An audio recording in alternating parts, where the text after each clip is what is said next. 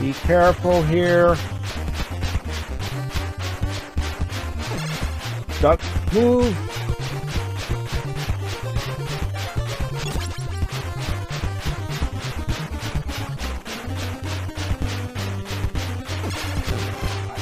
I didn't duck. Didn't move when I was supposed to. Move, move, move. Move. Switch turtles. Switch to Mikey. Keep going, keep going, keep going, keep going, keep going. Leo. Oh, crap. Knock him back. Knock him back.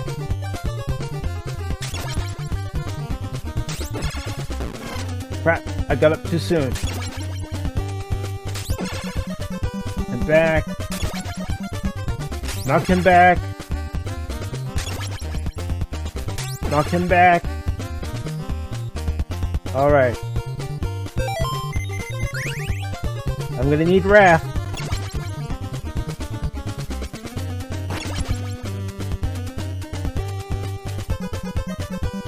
Look at the mini boss fight.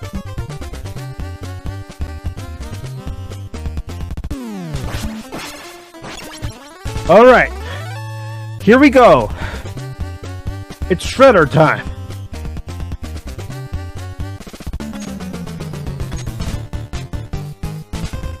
Come on. Come on, Shredder. Come down here, you son of a bitch. Yes!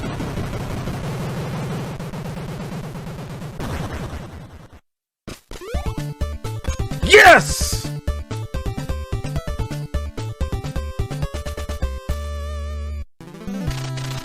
That is how you do it.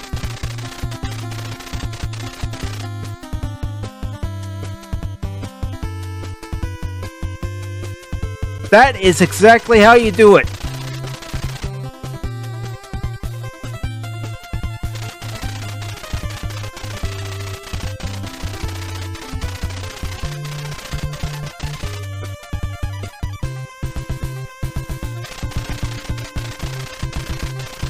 That is how you do it, ladies and gentlemen.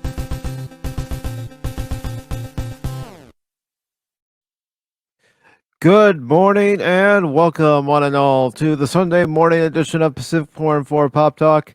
I am your Cowabunga host, Mike. That's right, I said Cowabunga host because I am still on that gamer high after doing that last night here on the channel.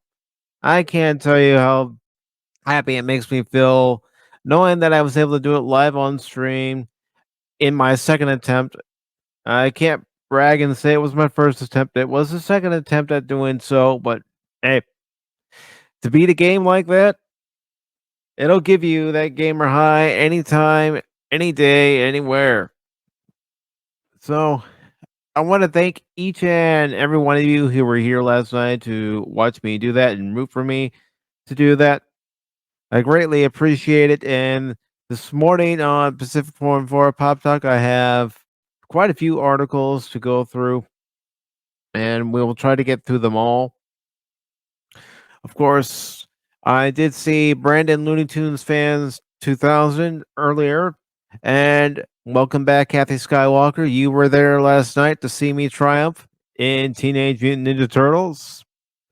And for some reason, StreamYards isn't showing any of the chat, so I will go ahead and fix that here in just a moment. Let me go ahead and hit the edit button here, and here we go. Now everybody can be seen. There we go. And if I have to, I will just keep referring to YouTube to see the chat, because now this stream should be public, but the articles I have in store for you this morning here on Pop Talk are as follows. There's a rumor that Henry Cavill filmed some scenes as Superman back in August for Black Adam. Also, from Superhero Hype, it says DC Fandom 2022 officially canceled by Warner Brothers Discovery. G4's president has stepped down, and they also removed Frost's video from her, calling male viewers, ist, obes, Yahtzees, misogynist. There is also going to be a new Xbox Game Pass tier and pricing info. SNK would like to get back to making Capcom and SNK versus games again. There's also a rumor, news, opinion from comicbook.com saying 4 House of the Dragon cast members are going to be replaced soon. And of course, news on the Rings of Power, and it's getting destroyed by fans on Rotten Tomatoes. Also, an article from IndieWire, and it talks about the Rings of Power. Well, Amazon removed some of the reviews. Basically, it made it for a 72-hour period that you couldn't review the show. What's up with that? Seems like some shenanigery going on right there. Yes, I just made up a word. Shenanigery. So let me go ahead. I gotta fix that last article there. For some reason, it doesn't want to appear for a lengthy period of time. So if I go to read it, I won't be able to. So let me get back to that article. I've got it here. Might as well just go ahead and lead off with that article. What do you guys say? And before I do want to acknowledge everybody who's currently here in the chat. I want to say good morning to Brandon Looney Tunes Fans 2000. Good morning to Kathy Skywalker. And good morning to Jet Sparks. It's going good. It's going good. I'm still on a gamer high. Gamer high after beating Teenage Mutant Ninja Turtles for the NES from the Cowabunga collection. And he says he's doing laundry at a family member's house at the moment, but I'll kind of be in the background. That's fine. Lurk if you need to lurk, brother. I understand. You got to get the laundry done sometime. You got to get house chores done sometime. And Kathy says, "What a coincidence! I did my laundry too." And Brandon Looney Tune Fans 2000 is saying he has 779 subs at the moment. So congratulations on that, Brandon. But of course, we're going to talk about Reigns of Power. Some of you were here while I was doing my live stream watching episode 1 and episode 2. You heard my reaction live. You heard my thoughts in the review portion for the show, but I made a couple of things. I basically took what Pops has previously made and made my own version. So,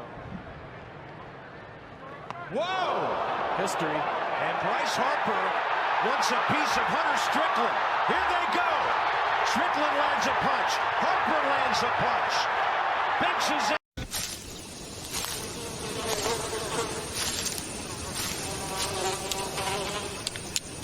That is one big pile of shit. That's actually what I do think of the show after 2 episodes. And I still invite folks to come on and talk about their opinions. It's perfectly fine, but that's my opinion on the show. And I've got one more episode to watch, and then I'll be done with it. I'll be glad. So the first article here from IndieWire will be posted into the chat here shortly. And yes, just like you had said Thursday night, Onion Rings of Power, because we started talking about onion rings. That's how bad the show was. When you start talking about food and other things, you start mocking the show. All right, so let's go ahead and get into this article. And then after I read this article, I will go ahead and put the invite link into the chat for anybody who wishes to join me this morning. And here it is, IndieWire. Amazon Prime Video suspends the Rings of Power user ratings after review bombing occurs. Or is it the fact that just like any product you get from Amazon, if it's unsatisfactory, you let other viewers, other buyers know that this product is no good? I've done it. I'm sure many of you have done it before on Amazon where you've gotten a product and it's not exactly what you thought it would be, especially when you ordered it and you write a bad review and you return it. You want your money back. Kathy is asking about why torture yourself watching a third episode. That is because a few weeks ago on this Sunday edition of Pop Talk, I had said, with Anonymous and Gap Stargate being there at the time, that I would watch up to 3 episodes of this.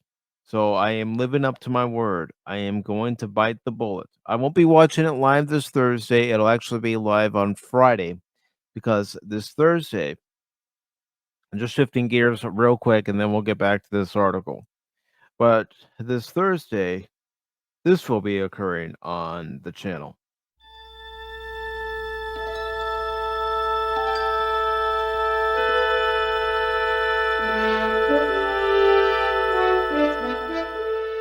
And that will be an open stream for anybody who wants to come on and talk about the original series, the movies, Next Generation, Deep Space Nine, Voyager, and Enterprise. And the reason why it's those particular shows, that particular era, is because that is the era that I fell in love with Star Trek.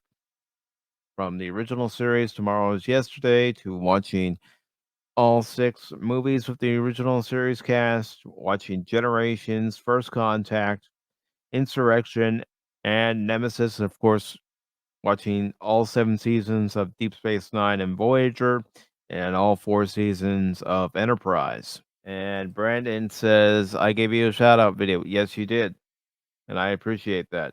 So the article says the Lord of the Rings series premiered September 2nd, but Prime Video still has 0 reviews listed. That is true. And I'm even going to show you something that I noticed this morning when I logged into my very own Amazon account.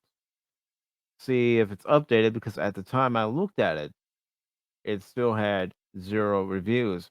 Oh, and what did you know? What didn't you know? Let me take away IndieWire real quick, and I will show you from my own Amazon account. And this is current. This isn't screen capture. This isn't me trying to do a narrative or anything. This is currently on my own Amazon account. Look, no reviews. I'll refresh it. I'll go to the episode again. And I will hit write a review. Nothing shows up.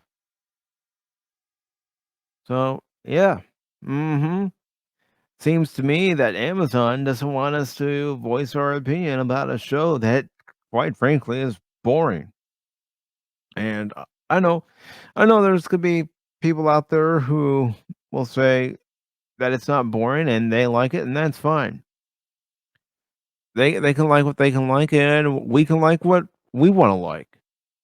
Before I get into this, I do want to welcome Cash Money. Welcome, Cash Money. And let me go ahead and put in the link. Kathy is saying, too bad we couldn't return a show because of how awful it is. It'd be nice. All right. Cash will be right back. So I'm going to go ahead and welcome in our next panelist. You know him. You love him. You love his theme song. So here we go. Anonymous. Anonymous. Anonymous.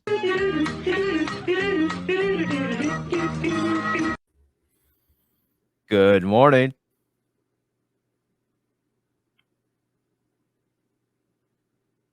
Okay. I'm getting the silent treatment. Yeah. Nobody wants to talk to you, Mike. You're mean. Oh, come on. I'm a nice guy. I just like to give my friends a hard time. Just like they give me a hard time. I didn't make some weird video about you. I might, though. I might now. I might do that. I'm just going to make a weird video about you. Fine. I look forward to it. I look forward to downvoting it, leaving a bad review saying this is not in any way, shape, or form reflects PACIFIC414 or its wonderful host. You can lie all you want, Mike. You can lie all you want. I know at this point I should run for a certain office. Yeah, really. So how's your morning going, brother? It's all right. Take you a little extra sleep this morning because usually that doesn't happen. So I'm happy about that. I'm alive and kicking, and I'm semi happy about that. I don't know. Well, it's always good to be on this side of the dirt. Yeah, I watched the Rings of Prime, and I wanted to die. All right, you missed it, but I'm going to go ahead and play a couple of videos that I made. One I did my version of the same one that Pops did, but here are the two that I made.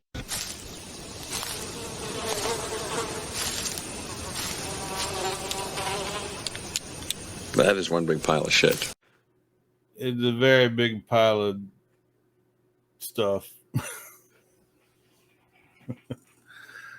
Oh, it's so bad. It was so bad. Yeah, it was. I mean, it got to a point where I'm talking to the chat. Kathy Skywalker was there, and a couple of other people were there. Becky Icom was there at the time, and Alan Copeland was there at the time.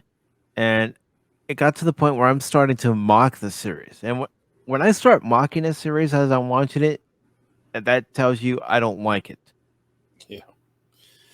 And there was plenty to mock. I mean, it was nonstop cringe and just disjointed weirdness. It was boring as all get out. It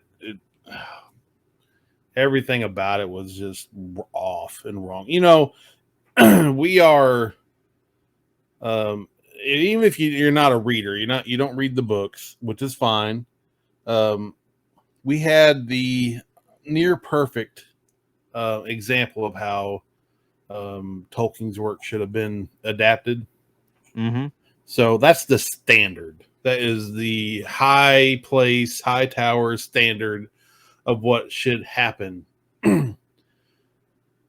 They didn't even come close. Not even a little bit. And Hold up. Yeah. I'm gonna get rid of that. The fucking ad. Knowing my luck, I'm probably gonna get hit because of that fucking ad. For that Tommy Lee and Pamela Anderson show. Oh, good. Didn't even see it. Maybe Mama Susan won't see it. I'll have to edit that part out. But yeah, when you have such a high bar that Peter Jackson set for making an adaptation of The Lord of the Rings, and then you get this turd, well, I'm sorry. Yeah, it's not even in the same ballpark. Mm-mm. It tries to be, but it fails. Did it try to be? I don't even think they tried. This is just the beginning. We got more to go, and all the stuff that we've seen in the promotional material. We obviously have more gripes about it that we didn't see in the first two shows. Mm-hmm. So it's you can't like you can't go to a really good pizza joint, get you a nice large cheesy pepperoni pizza that everybody loves. You love it. It's your favorite pizza. And then, you go home and you throw some bread in the oven with some ketchup on it and some ham or something, and it's expected to be even close to being the same or good, right? That's what they just did. Yeah, you give me some ham, Anonymous. Do. Anonymous, give me some ham. Coming out of the gate, you piece of crap. It's so great. It's so catchy, but no. Morning, Cash. Morning. Yeah. It's Hi, early, Cash. and I'm awake. Hey, buddy. Yeah, I don't know. This has been a problem. I haven't watched Amazon, but this whole thing about how let's censor people because we're afraid of what they're going to say. I mean, it's so silly to me. Take Petty. criticism.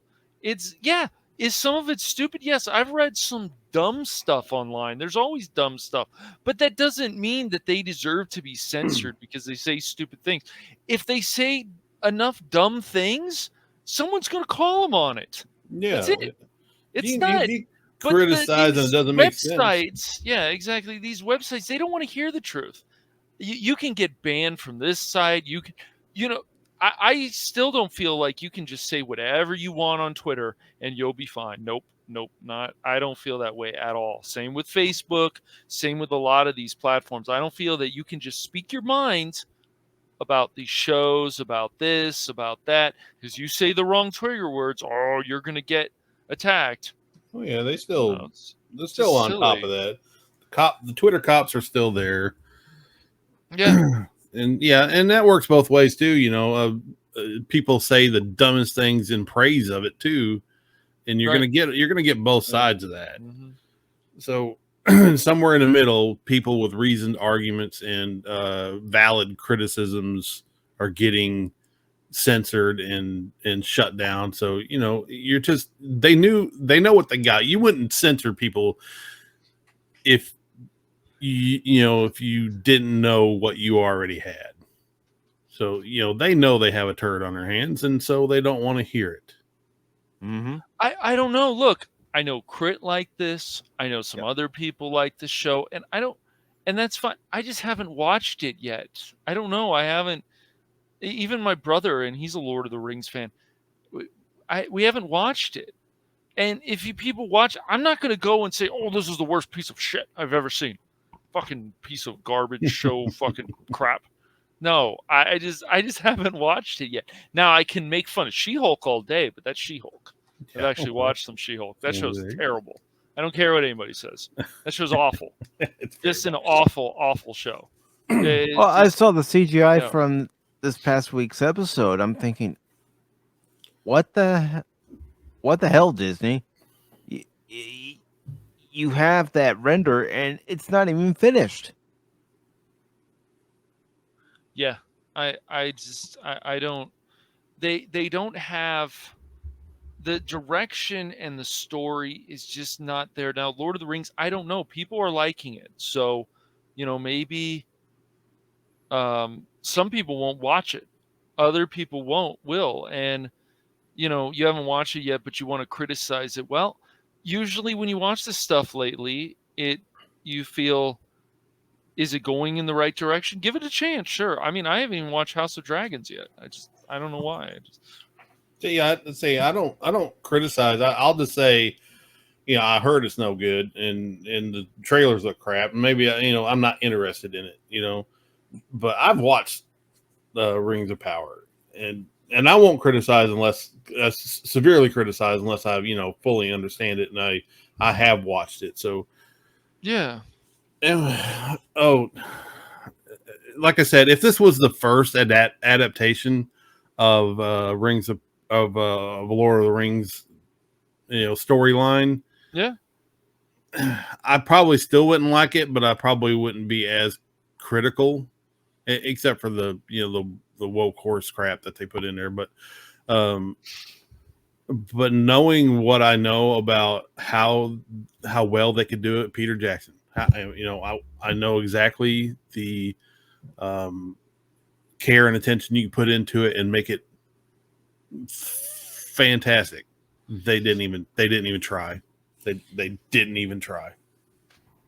Yeah, I just, I, I, I just haven't watched it yet, so I just really don't have much of an opinion. But hey, Mike, do you mind if I don't know? I know you had that one day you had the open stories because of the anniversary of Pop Talk or whatever I think it was. Do you still want people to bring stories with them? Because I would Yeah, love to talk about if that Borderlands Tales from the Borderlands 2 story. yeah, I'll go into the Discord group and I'll pull up that story Awesome. because I watched the trailer and I wasn't too thrilled with it. It wasn't appealing to me. It was appealing to a different audience. What I'm finding interesting, and that's why I'm hoping Zaslav is going to be one of the people to break this mold, is when we see something that looks awesome and not just the the layout, the design, but we actually see something that gets people excited. Um, that that's how they should always market this. Now, what they've shown from this Lord of the Rings, the trailers, they look pretty interesting. But I just haven't watched the show, and so I don't really have much of an opinion yet. But I will say, when it comes to blocking people and they don't want people to hear what they have to say, and yeah, there are people who are just going to crap on some to crap on some, like, oh, it's edgy to do that too. But most of these people do have constructive criticism, and these companies now, they don't want to hear it. Like, how dare you? How dare you insult something that we worked hard and put money into and so on? It's like, great, but Yeah, their crap don't stink anymore. just they're blocking. I mean, there's some websites that still allow comments, but there's a lot of sites that don't allow comments. And when they write these things, it's like, oh, and you feel I can't question you. Okay, well then I guess if I need to question you, I take your article, I put it, I paste it on Twitter or Facebook, and then I bash it that way, I guess, if I need to, or praise it. Yeah, just it's so funny. These companies now, websites, I guess they feel they deserve all this praise. And even when you're not cursing or saying stuff, and then they're not clear about their own rules, it's like, well, why are we even on this site? True. Crazy. Yeah, they can't stand criticism. They live in a bubble, obviously. So everybody they see in person will kiss their butt and tell them that everything was awesome and great and you guys are rocking. And but the real world comes through on these websites, and they're gonna let you know how bad or good your work is, and they can't stand that. They won't condescend to listen to the plebs because they don't know what's good. Yeah, I mean, we've talked about this before, man. There's people that just come out and say this is shit, and you're like, well, why do you think this is shit? Oh, it's just shit because it's shit. Well, that's a stupid reason too. So Yeah. why do you not like it? Well, It's just crap, Yeah. It's slow paced. That's one of the things I didn't like about it. It was slow paced, and all the acting was pretty much like this in a whisper. Cash, Is it anonymous? The only ones that actually had excitement were the dwarves. Did you have a set of skills, Mike? I have a very unique set of skills. Yeah, I know where to find you. People, a lot of people don't know how to articulate why they don't like something, and I get that. They don't, and they won't think about it for more than 5 minutes. They just, know they don't like it, for this reason or another. But they can't really, put that out there. But there are quite a few people who can. They especially if you're in it long enough to see what's wrong. I mean, I mean, I'm trying to write a script. It's basically a rant script. It's not going to be one of those funny videos where I, poke fun at everything. I didn't like it for a lot of reasons, but it's what they did here just seems evil to me. Maybe it's because I'm a Christian. Tolkien was a Christian. They just, and what Tolkien wanted for his property. The man spent a big part of his life building this world, and they just took a dump on it. And he didn't want that. He didn't like corporations. He didn't want fools and idiots taking his product or taking his world and destroying it, because he was deathly afraid of that happening. And this is exactly what they did. And it hurts. It hurts me. Mm-hmm. Have you watched this, Anonymous? Have you Yeah. watched the? Oh, you have. Yeah, You don't like it either. Just like Mike. Okay. Yeah, there's no heart to it. There's no love involved in this. The things that they do, story wise, what they do to Galadriel. That's not what she was about. That's not her. That's just a Mary Sue with the same name,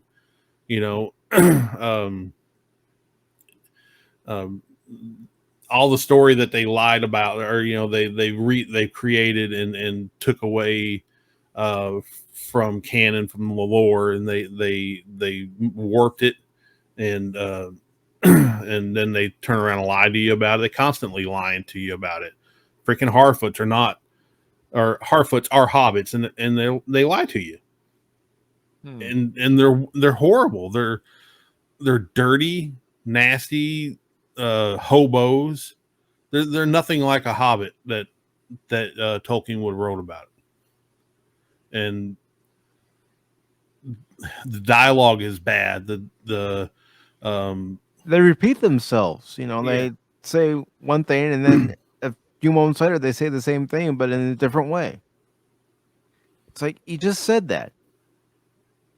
And there's no 2 hours of video, and we don't know what's going on. I mean, you kind of know what's going on, but it's so all over the place. It's so disjointed. It's just like here's the elves. Here's a little exposition about the elves. Why are they doing? What are they doing here? And then you go to the hobbits, and then you get a little bit of that. Then you go to the men, and you get a little bit of that, which are the southern racists, by the way. Then you go to the dwarves, and then you get a little bit of that, and it's just it's so weird paced. It's so weirdly put together. It's like they just, this happens, and now this happens, and now this happens, and it's not good storytelling at all. At all. Interesting. Well, when the Wendor Durin sees Elrond, when he goes to speak with him to ask for his assistance, and he's talking to Elrond, he's acting like they're lovers from the past. You never came when I got married. You never came to see me and my wife when we had our kids. It's like, guys don't act like that. Come on. No, that was kind of weird. It's like, why are you such a drama queen over this? I mean, it's not like you guys are on Facebook or Twitter and you can, you just didn't communicate. You guys live thousands of miles away. That's what you're doing here is ridiculous. Did you send word that you got married? Did you send a carrier pigeon to say you're having kids? Did he know about these things? No. Yeah. Could he have showed up somewhere between the 20-year time period just for a visit? Yeah, sure. That would have been nice. But he's a high-end elf who's got a lot on his plate. Maybe yeah, and yes, he lives for thousands of years, so 20 years is a blink of an eye to him. Mm-hmm. So the whole scenario there was just stupid. I mean, it was just like Twitter nonsense, social media nonsense. Oh my God, you didn't come see me. You hurt my feelings. Yeah. Yeah. Get The over dwarf it, got his please. feelings hurt.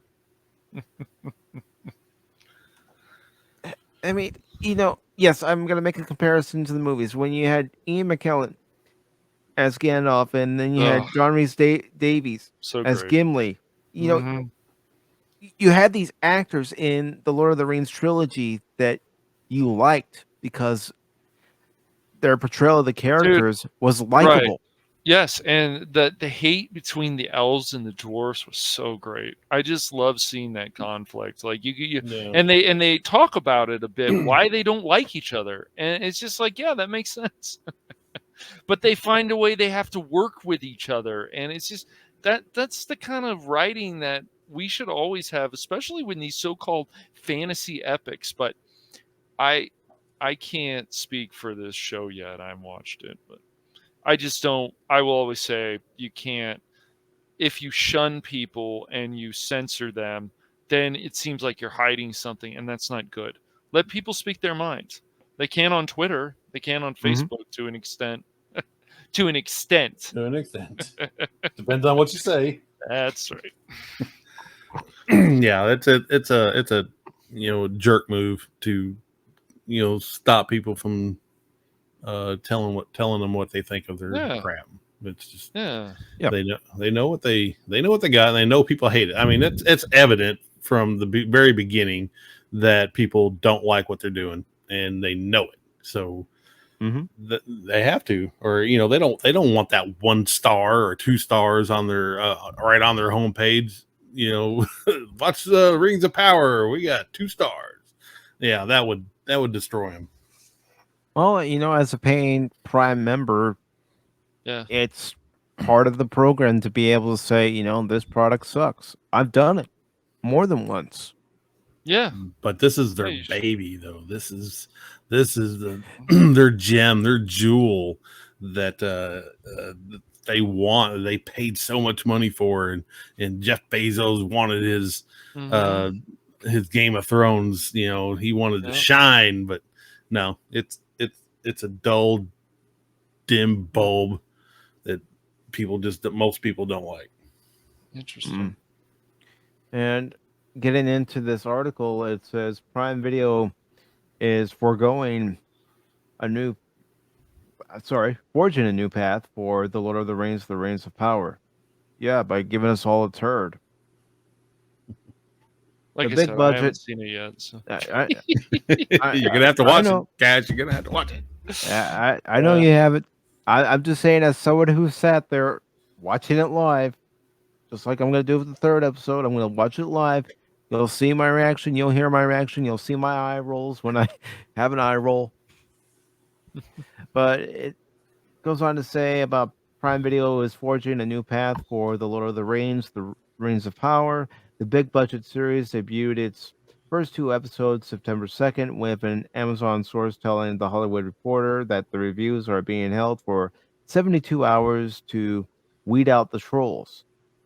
See, and that's another thing. They're calling Prime members, paying customers who don't like the product that they're being given, trolls.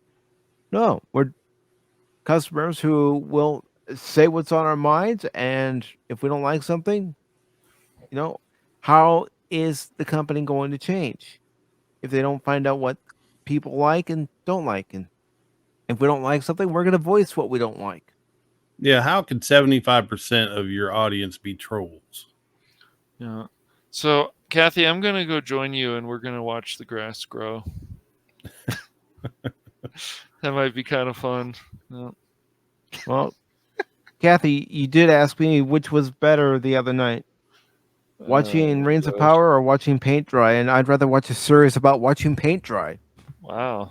It better be a fascinating series. Oh, trust me, you can make it fascinating. I wonder how quickly the paint's going to dry if I put it directly in the sun. Oh, pretty quick. Now in the shade. Not my hair dryer. What color, though? What color? All the colors. You have splotches. All the colors, just splotches. Yeah. Just splotch it up against the wall. And go, by Mike. Yes, me and Kathy, we're gonna pretend to be garden gnomes, and then we're gonna make a reality show called "We Were Garden Gnomes," right, Kathy? I'm kidding. It's not gonna happen. Keeping up with the garden gnomes. Gnoming for vegetables. It's just funny. Well, Yeah. but yeah, I'll have an opinion on this show after I watch it. So, but it's funny. Like I thought, my brother's like, "Yeah, I'm gonna watch this," and he still hasn't watched it. I know he's been busy, but it's just funny. I just don't think he's putting it. Each episode will be a different color paint. Exactly, Kathy. I agree. Yep. And to continue on with this article, All right. it says that they're weeding out the trolls for 72 hours and not of the bulking J.R.R. Tolkien variety, though possibly as witless. Racists have criticized the series' diverse casting.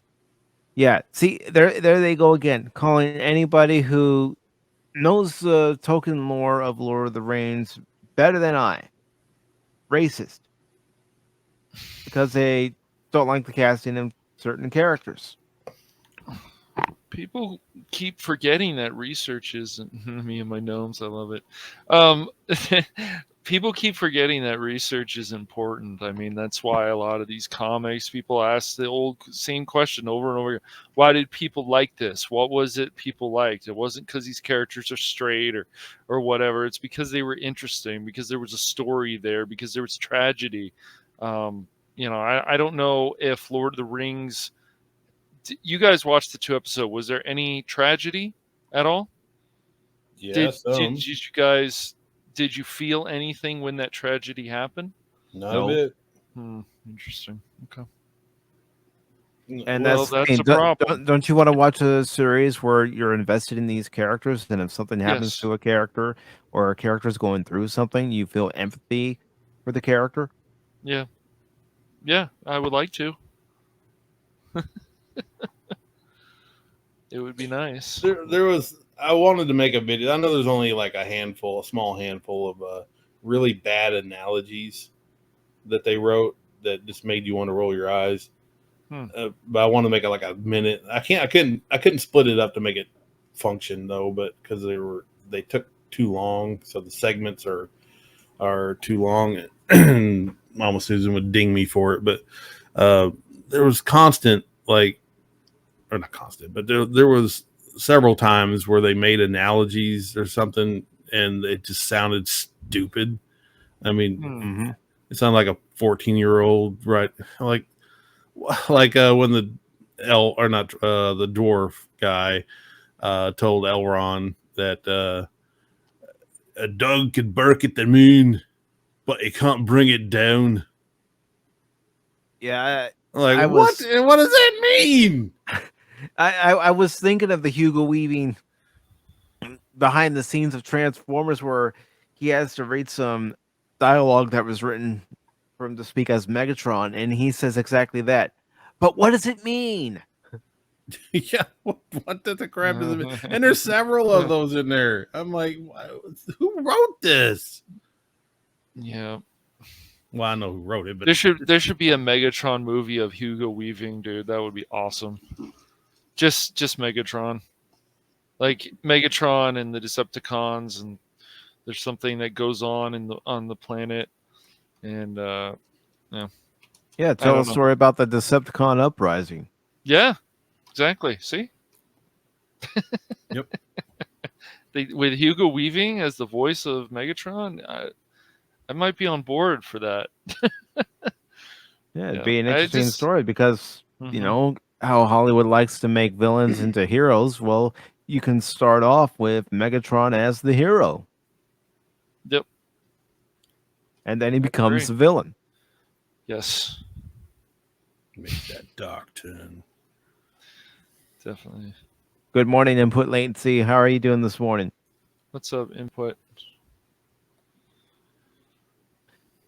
So the article continues to say the Rings of Power currently has a 34% average audience score on Rotten Tomatoes compared to an 87% critic score.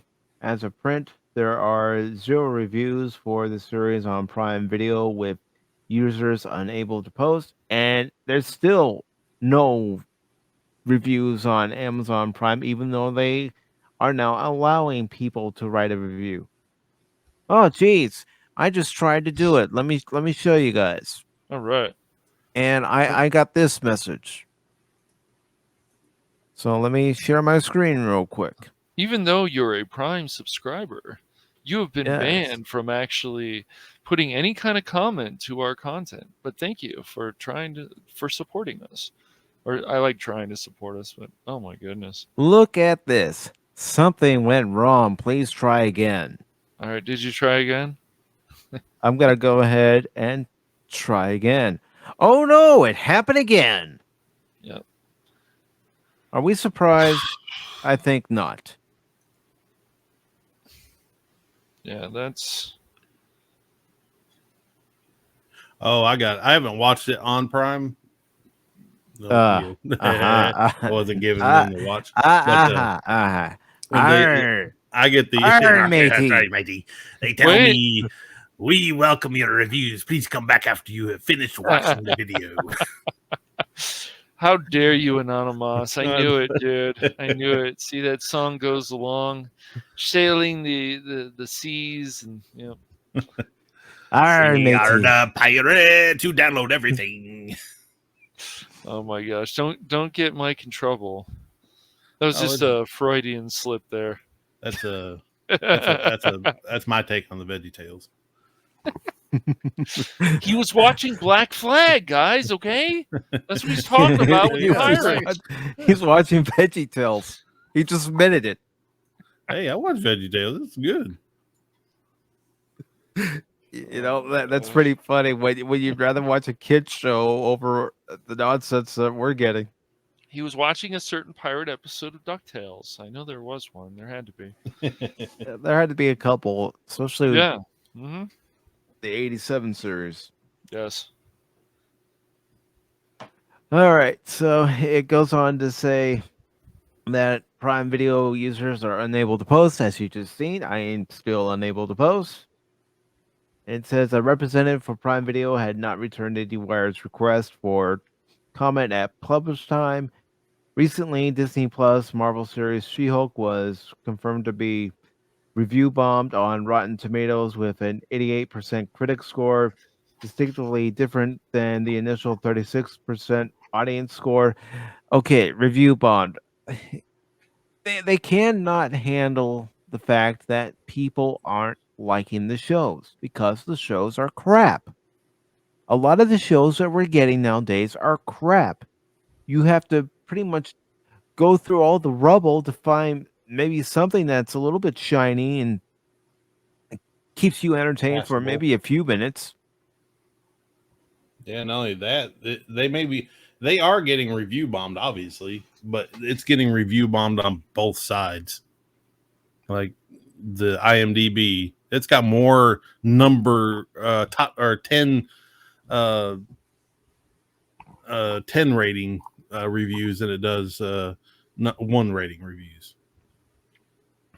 So you just take out the top 10 and you take out number 1, and the places in the middle, that's where your actual reviews are. Mm-hmm. Just like reading the news in the newspaper, if anybody still does that, or if you read it online or anywhere, regardless of who's printing the story, you know, take 50% of the story that you read, question that, take the other 50%, question that, and still question the entire story. Yep. Mm-hmm.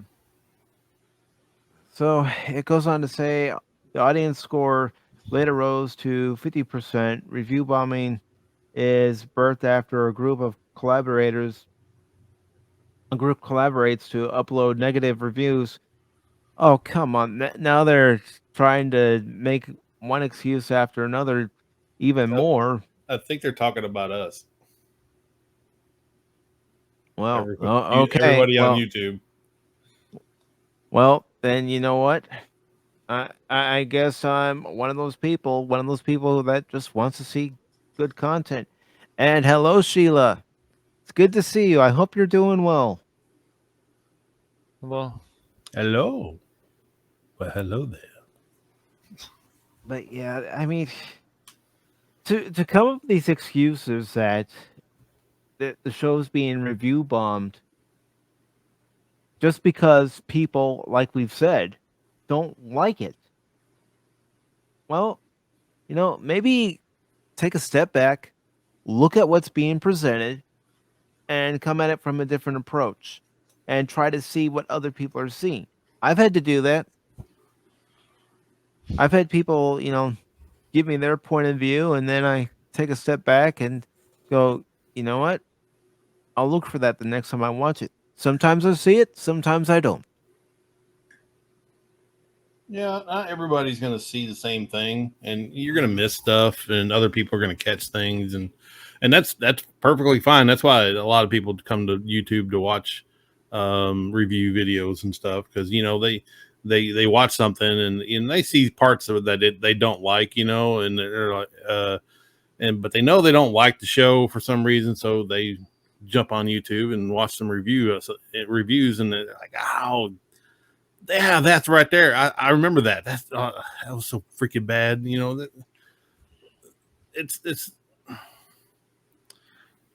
That's why YouTube reviews are so popular right now. Because it's stupid too, because like you can make a review about products, and some of those have been fake, and they found out to be fake. People are just bots or whatever putting some kind of reviews that are favorable to the product when it's not that good of a product. But this is a service people are paying for, so yes, there should be comments allowed. And if they're not allowing comments, then it's just, to me, they're hiding something. Yeah, and if you can't comment or give it a rating unless you paid for it, and one, and number two, unless you've actually watched it. There is no reason why they should have took that down. Yeah, exactly. Oh, by the way, Phil, Mussolini wants to give you a big kiss on the mouth. He said he misses you. Hey, Phil, what are you doing in the chat? You're always welcome on here.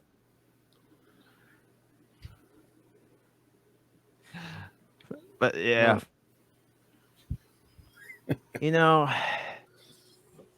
let's go into another article related to Reigns of Power and the fan reviews. Let's go ahead and do that, and I'll pull up the article here in a second. You want to get nuts? Yeah. Watching Reigns of Power, I did look at my Cubs flask a few times. I'm just thinking, damn, I didn't put anything in it. All right, so here we go. I've got it from Cosmic Book News. I'm going to go ahead and share it on screen, then I'll share it in the chat, like always. All right. Yeah, and they put comments back on, which is great. I guess they had some problems before when they updated their website. And see, websites should allow comments, the good and the bad. Just like on they YouTube. Should, but unfortunately, a lot of these websites, they make this article, and then you're going to get comments somewhere else, but not actually on the article, because how dare someone make a comment on there?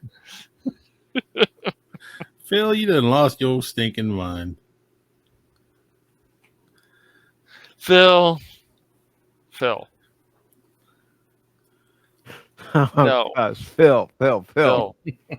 Phil, that is a blatant lie, and I will not have your slothfulness. Your slothfulness, Phil.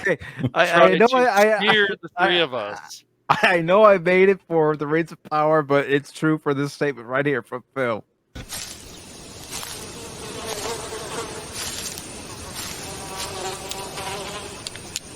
That is one big pile of shit. Oh my gosh.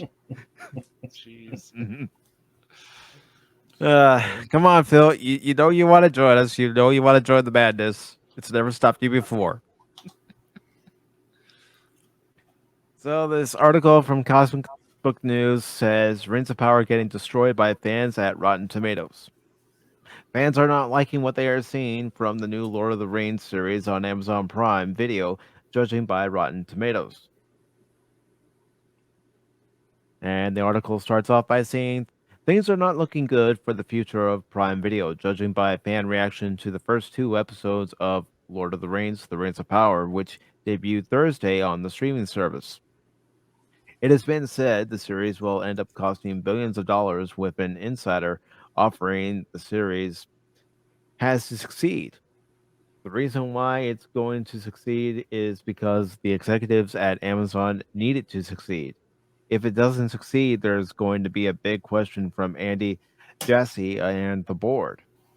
If we can't take this piece of IP and make it successful, why is Amazon Studios even here? It has to succeed. There's no option. Regarding the fan reaction to Lord of the Rings, The Rings of Power, see, I won't even give it the Lord of the Rings title. I'm just going to call it Rings of Power. The Rotten Tomatoes audience score is only at 45%, much lower than any of the Peter Jackson films, including the Hobbit trilogy. And of course, it says there's an update. The score has dropped to 34%, and on IMDb earlier it was around 7.1, but now is 6.1. With it also reported Amazon has suspended ratings. Yeah, that report that we previously covered. Of course, this was from Friday, and this is a screenshot for The Lord of the Rings, The Rings of Power. After we're done with this article, I will go to Rotten Tomatoes and we will look at the current score for the series. And it says, worth a mention is the score is a lot lower than HBO's new Game of Thrones series, House of the Dragon, which released the first episode for free at the same time as the Rings of Power premiere. Excuse me. That sorry. That after its own all right. Just gotta take a swig of water here. That after its own first 2 episodes has a much higher Rotten Tomatoes audience score of 85%, critic score of 84%. That's because people are liking it. What went wrong with Lord of the Rings and The Rings of Power? What went wrong with the show? Well, I found it to be really boring. See, here we go. The common consensus with this show is that it's boring. When you watch the Lord of the Rings trilogy, it's not boring. You get invested into it. Sure. Gosh. But when you watch this, I wanted to fall asleep. There's you can tell, like, in Peter Jackson's Fellowship of the Ring, you know, it starts out slow, obviously. It's supposed to be, yeah. There's a lot. Yeah, it's supposed to be. There's not a lot of not a lot of action going on, you know. Oh. But the dialogue and the world that they're in keeps you riveted. It keeps you, the story itself, knowing how things build up, or trying to figure out how things build up to where it's going. That stuff keeps you interested. You're not trying to fall asleep, you know, before Bilbo's party, you know, because not a lot happened before that. And the actors, they deliver their lines well. They're good actors. The dialogue is really good. The story starts off very interesting. So you're not bored. You weren't bored in and there's lots of areas in these movies where it's slowed down, and you could get bored if it wasn't such a good story, a well written story. I mean, Peter Jackson had, I will give it to this, Peter Jackson had his work already cut out. All he had to do was follow along with the story, as best he could. So, and that just goes to prove how great of a writer Tolkien was. Yes, he had to change some stuff. He had to move some dialogue around, blah blah blah. But still, the essence of the story was there, and he had good writers who wrote did a good adaptation. This arrogance of J.D. Payne and McKay, who said we wrote the story or wrote the novel Tolkien never wrote. They thought they were good enough. They were good enough to compete with Tolkien, his own world, his own works. They're not even on his level. No, they're not. They're so far beneath him. They're smaller than freaking hobbits.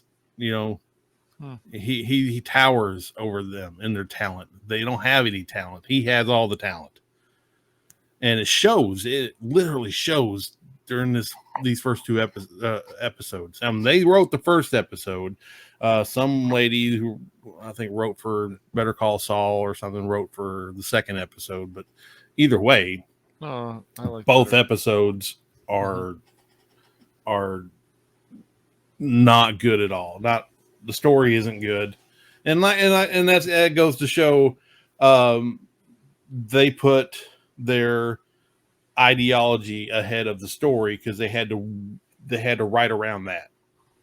They had to put all these elements in, and they had to write their story around that, which never works. It never freaking works. And you can't write a good story like that.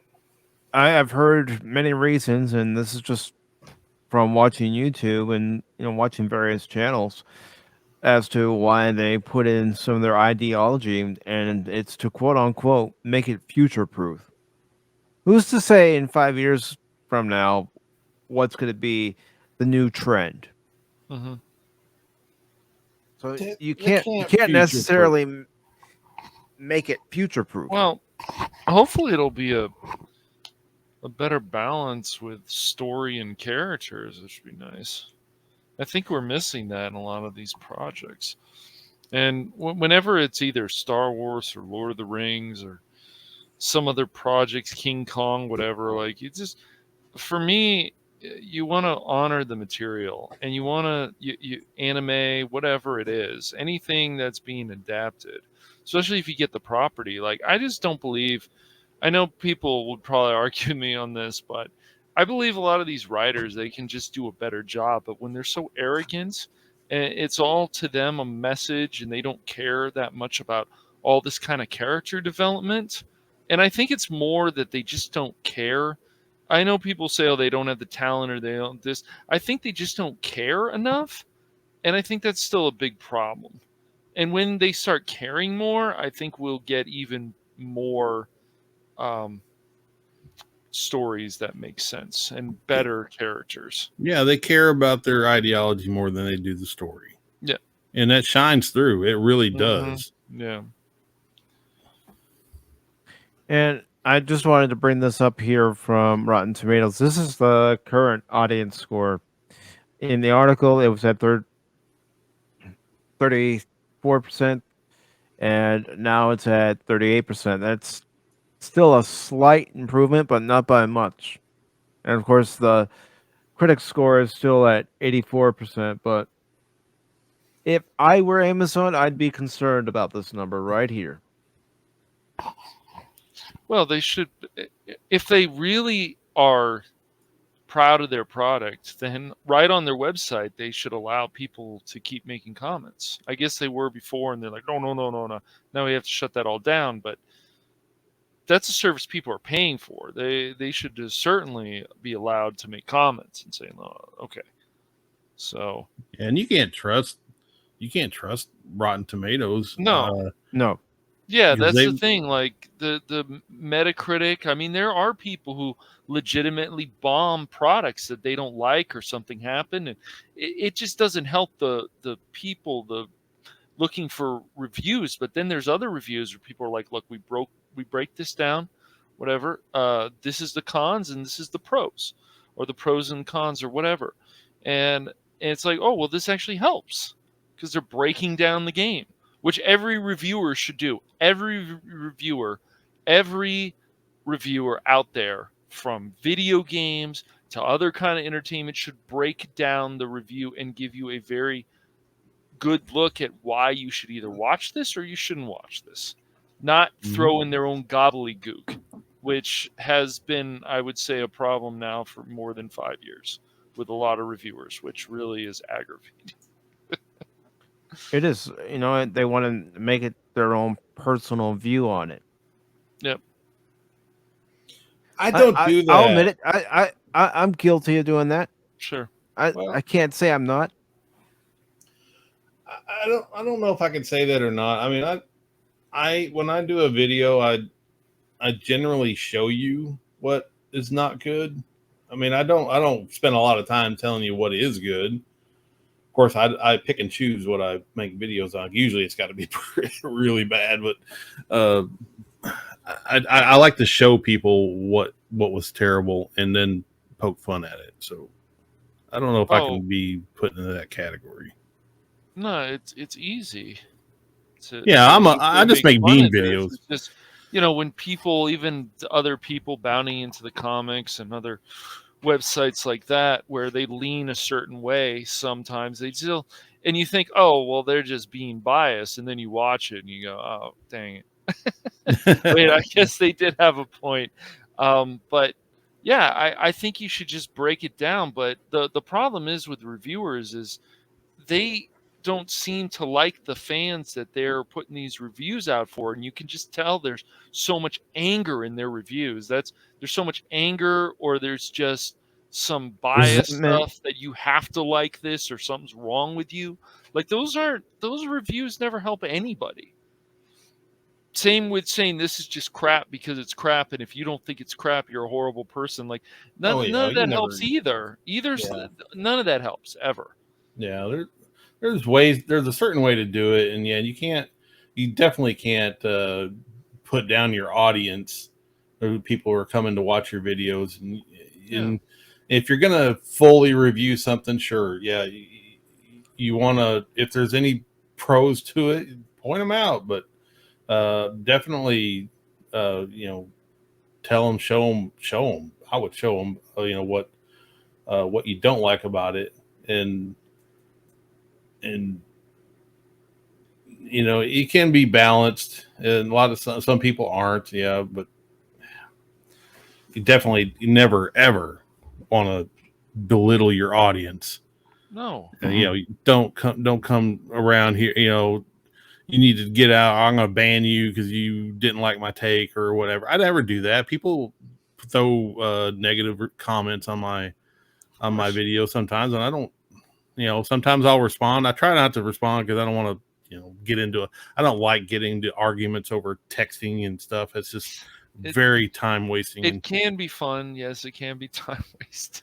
Oh, it's yeah. But every once in a while I'll respond and give my take back at them. But most of the time I ignore them. But I never ban them, and I don't block their stuff. You don't like what I say, then you got a right to make your peace. That's fine. Spam should only be.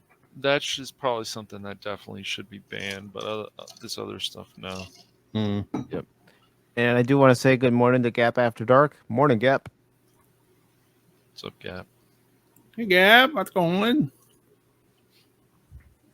So the article says, what went wrong with the show? Well, I found it to be really boring, and I didn't really find myself caring about any of the characters. Though the stranger, Daniel Wayman, does have me intrigued. Yeah, it's Gandalf. Intrigued. I'm not intrigued.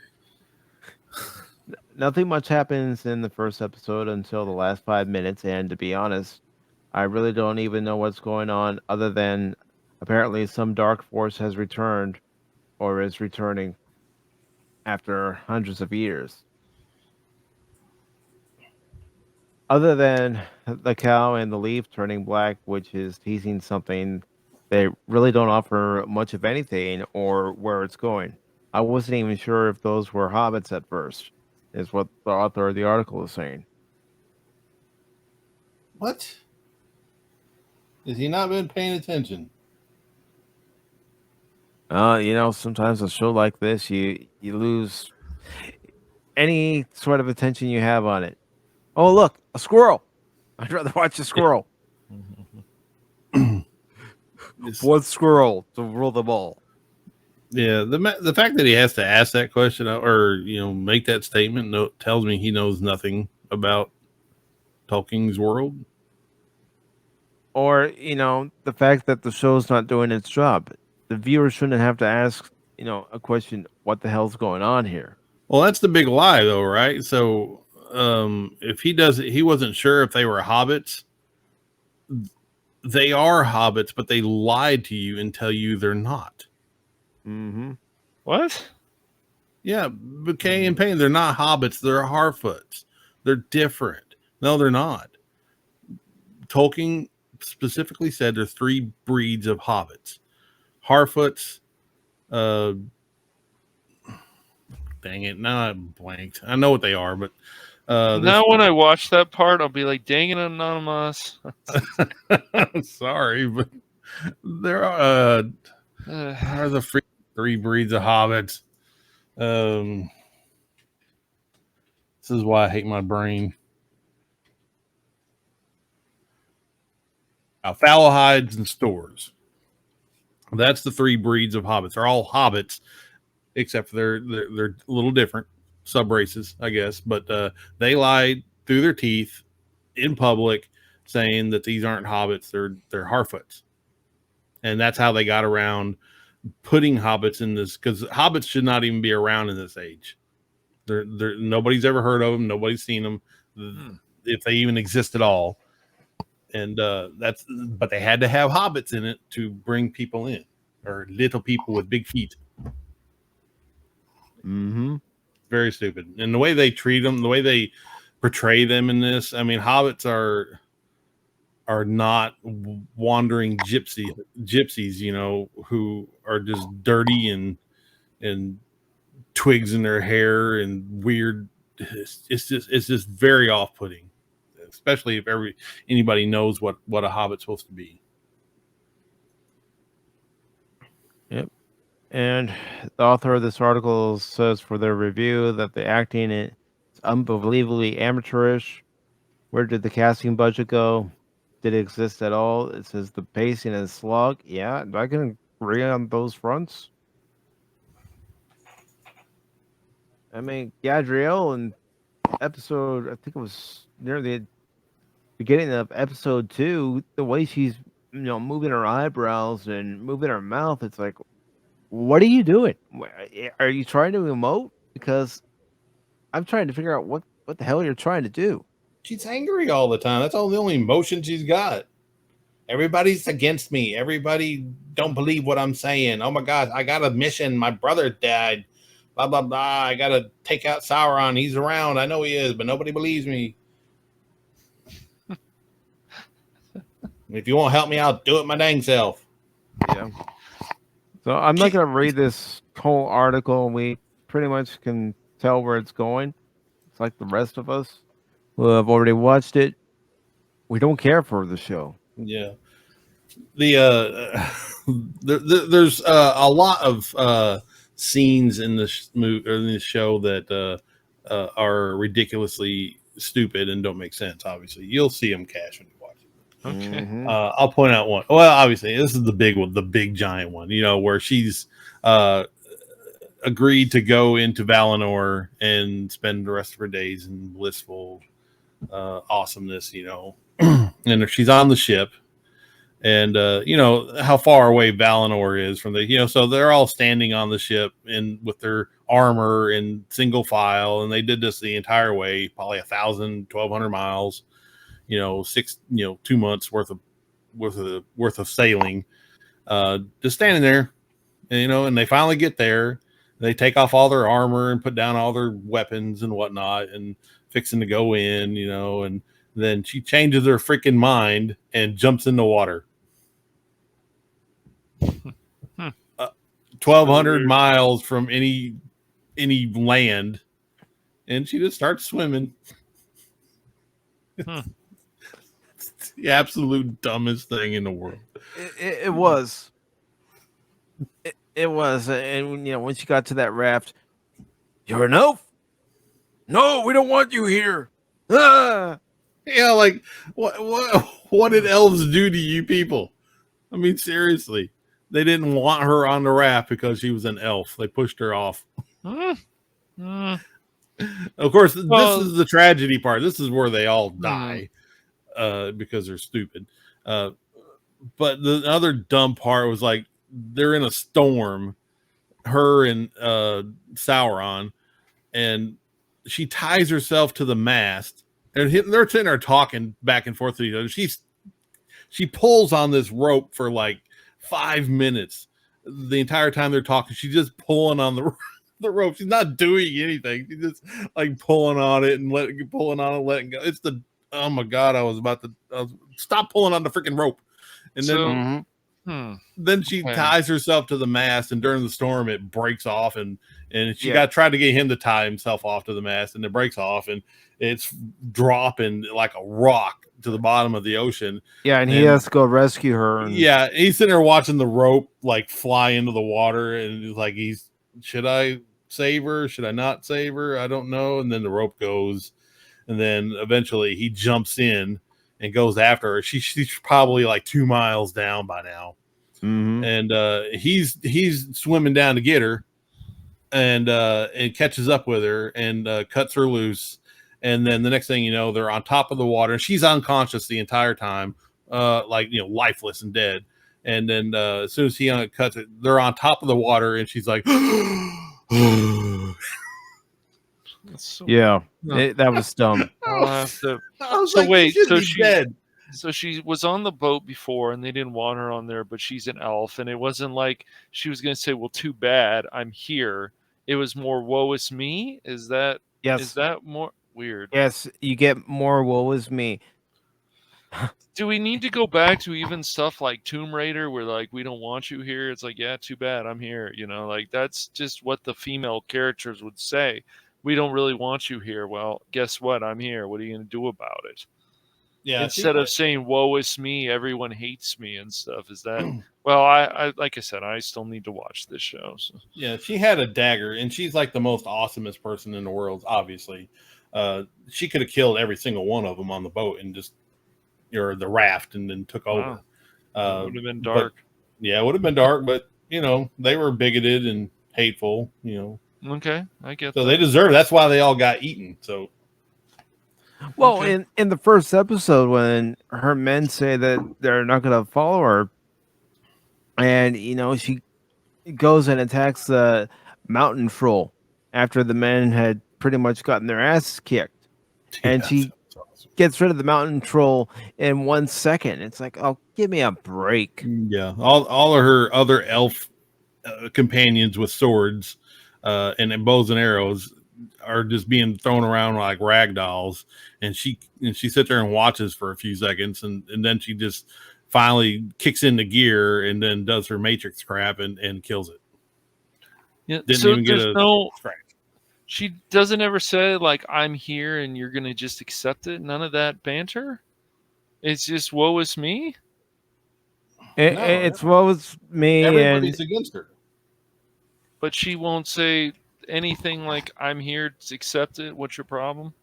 No. Nothing. None no, of that dialogue. nothing like that. Nothing like that. Hmm. It's good stuff, Cash.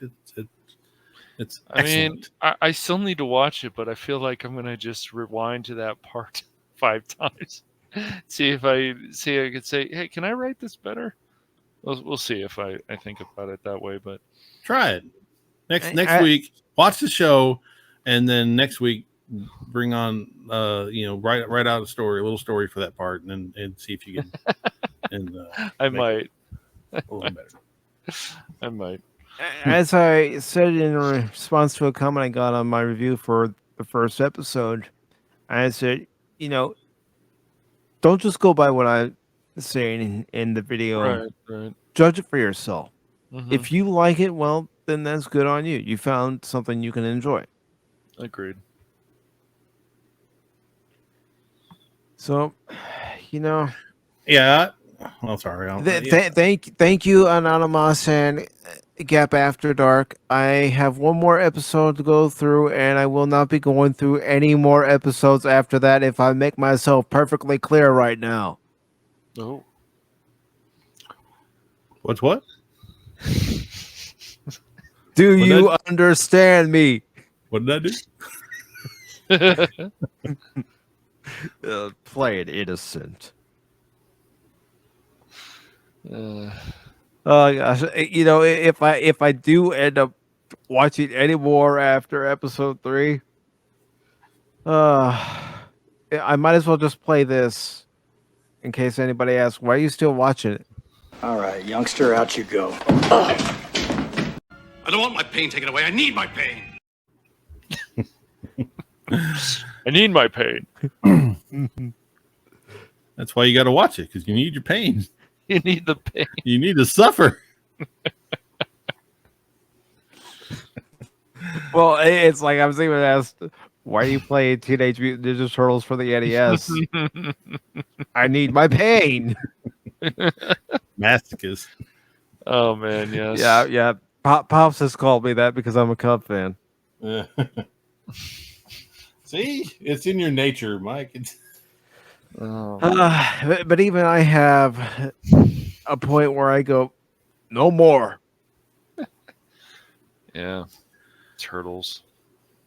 Yeah. I'll get back to that pain later. Well, you know, I could coach you. I could teach you. There's a right. video up from last night. I know. You can watch my triumphs and my tribulations, my failures, and my successions. All right, let's see. Gap is saying, so Mike, you're going to execute Order 66 on the reins of maxi pads. Might as well play that too, because yes, Gap. Gross. I mean, yeah, the analogy is a little disgusting, but hey, okay, Yeah, more than a little sure. disgusting. The time has come. Execute Order 66. The movie was on TNT yesterday. Another marathon. It was. It was, yes. And Phil McCracken says Anonymous can't understand Yankee talk. What are you talking about? I was born a Yankee. Man. Phil McCracken, Phil. dude. What are you doing in the chat, brother? Get in here. He's probably watching Conan the Destroyer or something. Or Red Sonja. Could because be. he says that you hate redheads, but I don't He think always that's true. says that. No, it's not. If I hated what says, redheads, I would hate Ariel, but he wants to talk about live action redheads. Well, unfortunately, there hasn't been that much, but there is Agent Carter. Agent Carter's a redhead. Just Is she? She is a redhead. Yes. But you're the brunette. No, her natural color is. Oh. Well, it doesn't help if they change it. That's true. The actress's natural color is a brunette, I think, or it's black, or she has black hair. Yep. When is she redhead? She's a redhead in Agent Carter. Oh, well, I didn't see Agent Carter. What? Oh, so freaking good, dude. Is it? Highly recommend it. Oh yeah. Before I got the notion to watch it, they like canceled it, and I was like, well, I ain't gonna. If you have Disney Plus, or you have other ways, whatever. I have the other ways. Yeah, watch Agent Carter season 1 and 2. Okay, I might do that. I did like Agents of S.H.I.E.L.D. I know some people don't, and I'm fine. No, yeah, dude. People were.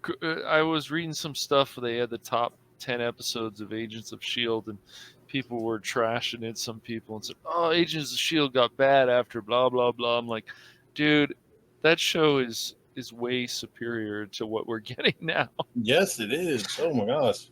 Yeah. Yeah, they did some things I didn't like, obviously, but and some of the later seasons were not as good, I guess.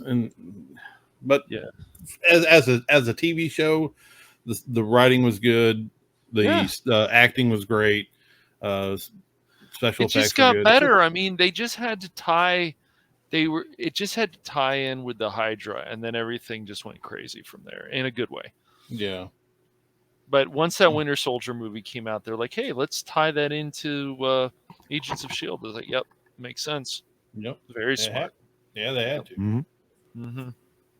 And input latency says, "Oh, hey, Mike, if you like retro games or retro style games, Mm-hmm. Crosscode is a beautiful game styled like Super Nintendo games, Yep. such as Link to the Past. Cannot recommend it enough."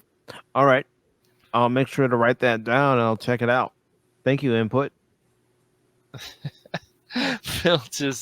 Phil, what have you been doing today? Phil. I love all these lies, man. Are you sure you're not a leftist, Phil? Be honest with us now. It's okay. Phil, you've got to be suffering from some sort of Emotional damage! Did I you don't know hit if your it's head emotional, today, it's more Phil? mental damage. Yeah. Yeah. He hit his head. Took one too many of his pain pills. Phil. I would love Phil Put to it the try rest, prove will you? these things. You know. Yeah, Also it had a does. demo on Steam. Okay, Mhm. I'll I've played the download it. demo. Yep. I'll play the demo. I'll try it out. I You might might even like play it, the dude. demo in a stream. Yeah, you might like it, bro. Yeah. Crosscode. Yep. Let me look here on my Steam and see what I can find. Okay, so we have this Might article even be on here. sale too. That game might be on sale because I think there is. Yeah, there is sales going on right now on Steam. So. $20. That's actually not bad. No, it depends on what you get. Yeah, true. But we have this article here from comicbook.com, and it says 4 House of the Dragon cast members are going to be replaced soon. Article starts off by saying a time jump coming in an upcoming episode of House of the Dragon is going to result in some young members of the cast being replaced by older actors to age them up in accordance with the storyline. The characters impacted. Okay, so I'm not going to read this whole article. It's just Hollywood doing its usual. Okay, we're aging up the kids and everything, but if you guys want to read the rest of this article about which actors are being replaced as far as their characters are concerned, you can go right ahead and do that. Of course, you don't need my permission to do so, but I thought this was actually a more interesting story than what it would be. You know, maybe 4 cast members decided they weren't going to come back, but apparently it's just to age up some kids. Yeah, I've heard that they were going to do that.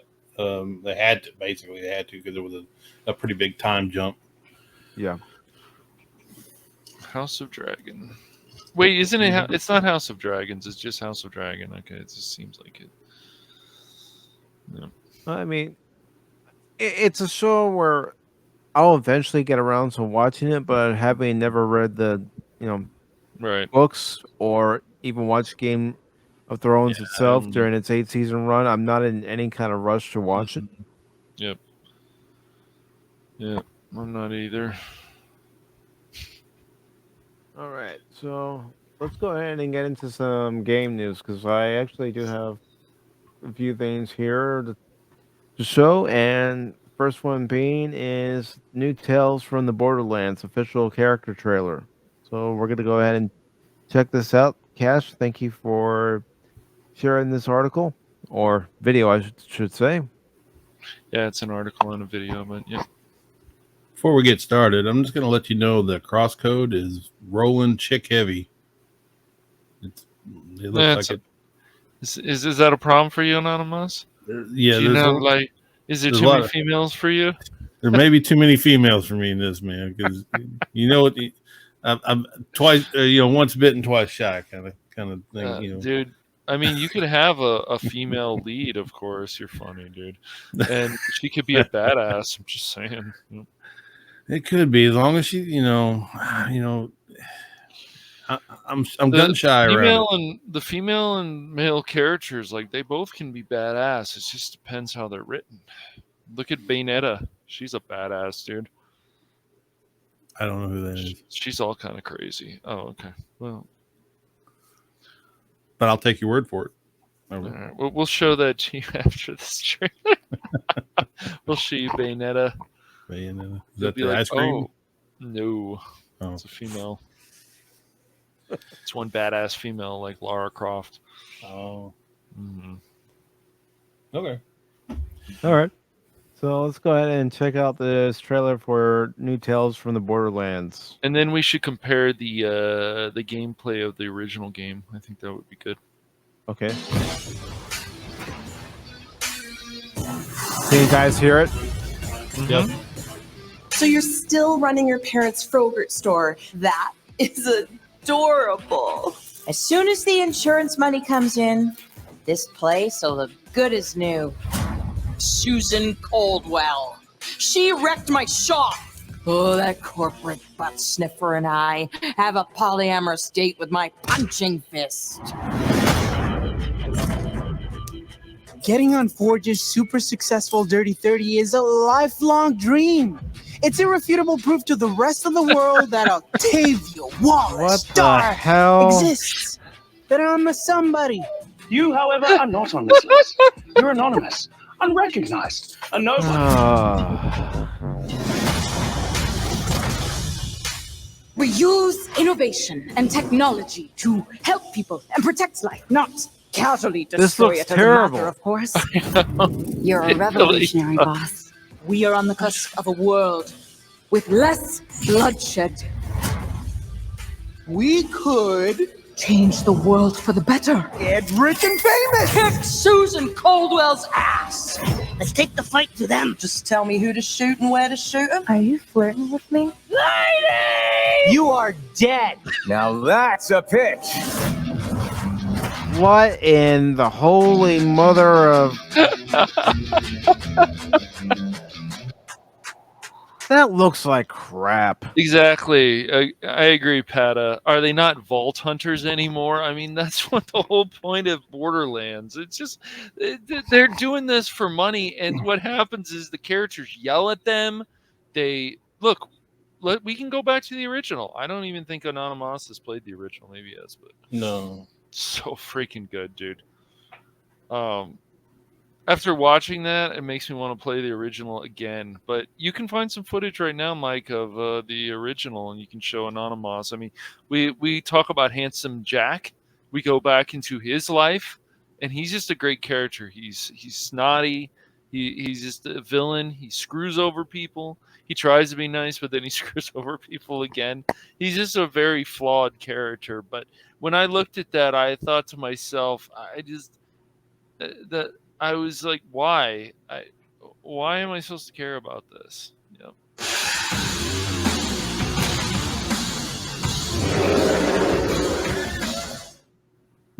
So, you want to hear a story, huh? Well, I have a story you may not believe, but I tell you it is true. Pandora. This is not a planet of peace and love. You woke the wrong dog. Sledge will punish you! Ah, yeah!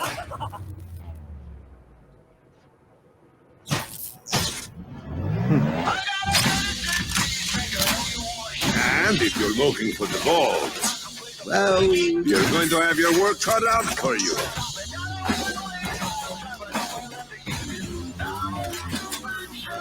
One more step and it'll be your last. You should have seen the look on your face.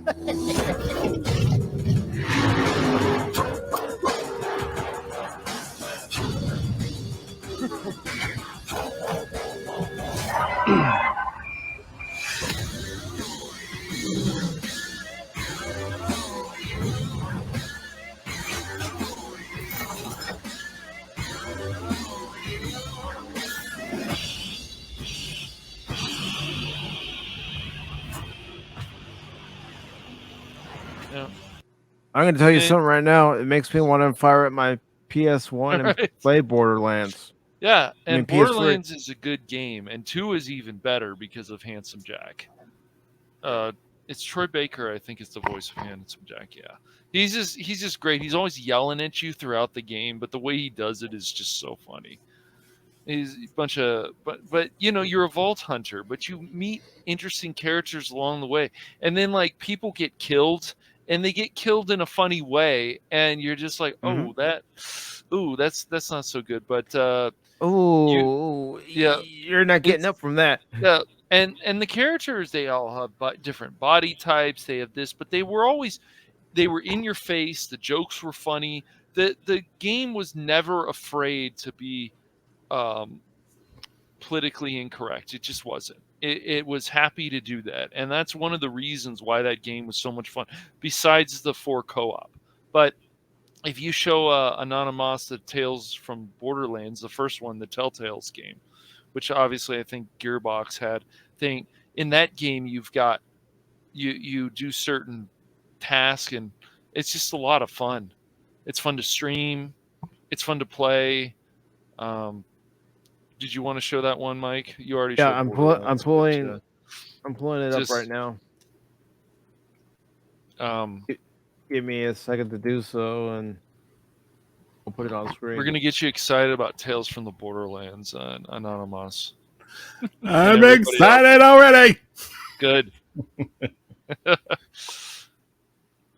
The game was just a lot of fun, and it just I'm gonna go ahead and play the launch trailer. Okay, here in a second. Awesome, yeah. And so you still had that same Borderlands style, and you don't like 3. There's some fun to be had in it, but it's just not the same as 2, because they watered down the dialogue, and it's the same kind of situation, unfortunately, like Saints Row. Saints Row is the reboot is a watered down.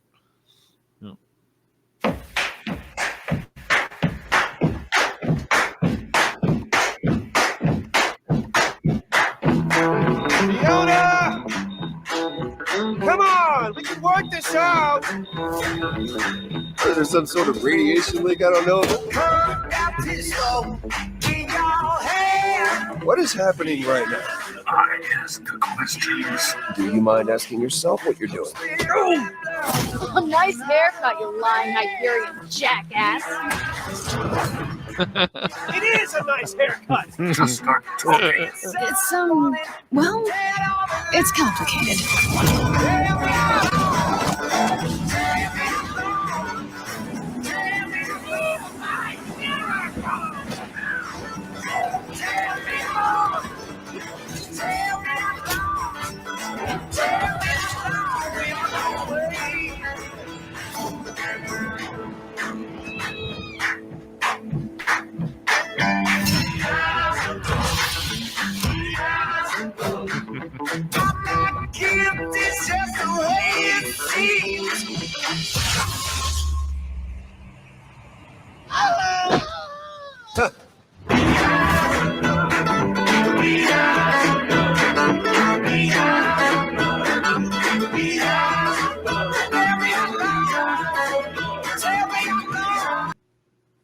So good.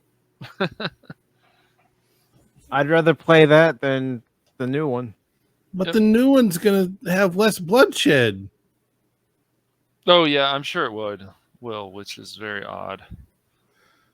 These games are violent, and these people are vault hunters, so people are going to die because you're going on terrible missions, but then you're meeting other people who screw up for other people to get what they want, and it just goes on and on. It's so much fun, because games are supposed to always be fun, and I look at that trailer from the new Tales from the Borderlands, and I just go, this just feels like some kind of PC nonsense to me. And it's like these characters I don't feel I care about. Reyes is back. Or is it Reeves? No, it's Reyes, right? Yeah. Who was in the first one? He's in this one too, but I don't know what they're going to do to him. He just doesn't. I'm pretty sure he's supposed to be more important than they make him. Octavio, is that the main character in the second one, I guess, or something Yeah. like that. I just it's just a mess. These characters, we've got to stop this woman from thing, and like Pata pointed out, why aren't they still vault hunters? What, they just gave that up? They had to retire. It's time to We had to retire, stop what we man. were doing because it wasn't correct. Yeah. Yep. Oh, look at those teeth. Oh boy. Yeah. Oh, they picked a good picture. West Virginia. Yeah, yeah. All right. So this article comes from Bounded in the Comics. It says G4 TV's post-Frost rant will continue as network president Russell Aarons jumps ship, leaves position after less than a year. Wonder why. Can't quite put my finger on it. Yeah, this has been the most beautiful decline I've ever seen in my life. It's and it could have been a glorious return. It's the craziest thing to me. Once again, entertainment. There's no the entertainment. Why did people like X Play? Because you got cheat codes, you've got people that actually look like they know what they're talking about, that they actually did some research, that Morgan Webb isn't bad to look at, but that's not why I watch X Play. I just feel that there was good information, but the show that I liked before on G4 was Attack of the Show. They were doing fun stuff, and they also had the best coverage of E3 that I had ever seen. Yeah, they didn't went take out of their themselves way. too serious. Exactly, they did not. There were cool giveaways. It was just fun, and so and Frosk, she's just one of these people, unfortunately. It's always usually unfortunate, that wants to talk about how you can't sexualize me. You can't do this.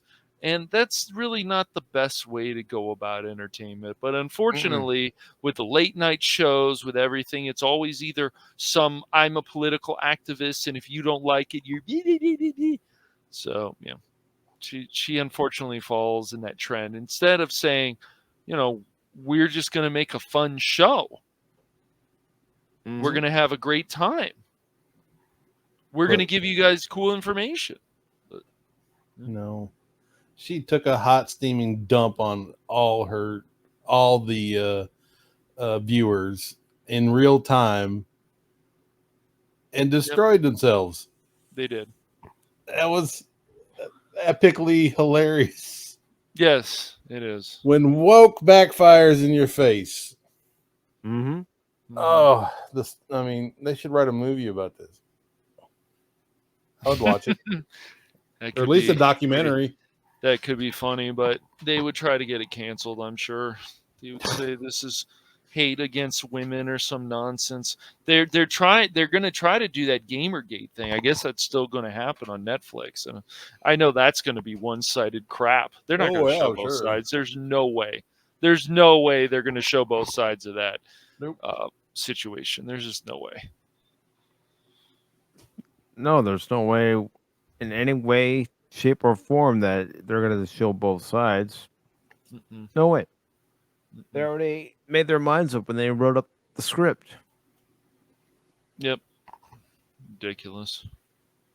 So this article says things continue to stay rocky for the network, who proudly promoted their host dismissal of fans' dissatisfaction with their host as sexist fanboys who should stop hoping for change and instead stop watching their offerings. Well, guess what? People did.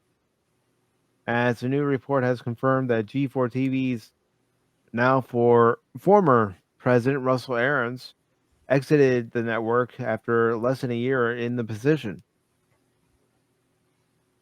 It's a sinking ship, and it's going down to the bottom of the ocean. And please welcome at this time Jet Sparks. Welcome, Jet Sparks, and congratulations on reaching 101 subscribers. Thank you so much, guys. Congrats, man. That's great. Woo-hoo. Yes, man. It was a long trip and a long journey to get here, and 10 years in the making. I think when I do my 100 subscriber milestone video inevitably soon, I think I'm gonna go back and just like do it EFAP style and just like look back at some of my oldest videos, which I've only like posted like at least over 270, I think, over the course of like from 2015 up to now. Mm-hmm. Yeah, man, just keep staying consistent. That's the thing that happens with a lot of streamers is once they aren't consistent, it can be a problem. But if you're consistent, the channel is definitely going to grow, man. Always. Stay consistent, and if there's more than one subject you want to talk about it. Mm-hmm. All right. Yeah, if Mike can get almost 300 subs, you can do it too. Yeah, and also because we already know how much YouTube likes to just like crap on its own creators and prop up all the corporate channels, which again, we are the people who try to put the U back in YouTube. But if it really goes down the tubes, again, people, there's always Odyssey. Mm-hmm. Yes, there's true. But Jet Yep. Sparks, YouTube loves us. Yeah. No, they want to shield us from criticism. No, criticism it should be what makes us grow as creators. Exactly. So we know what our audience wants and what they think we should do and what's the right decision to do. I know some things I still want to do my own way of doing things, and I say if everyone likes it, great, good. If you don't like it, that's fine. Mm-hmm.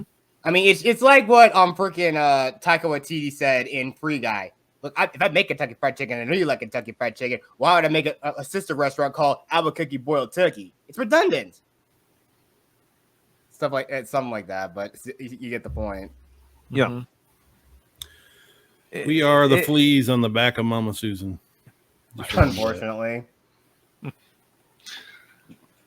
Well, I don't mind being a pain in the ass to some people. I'll admit that right here, right now.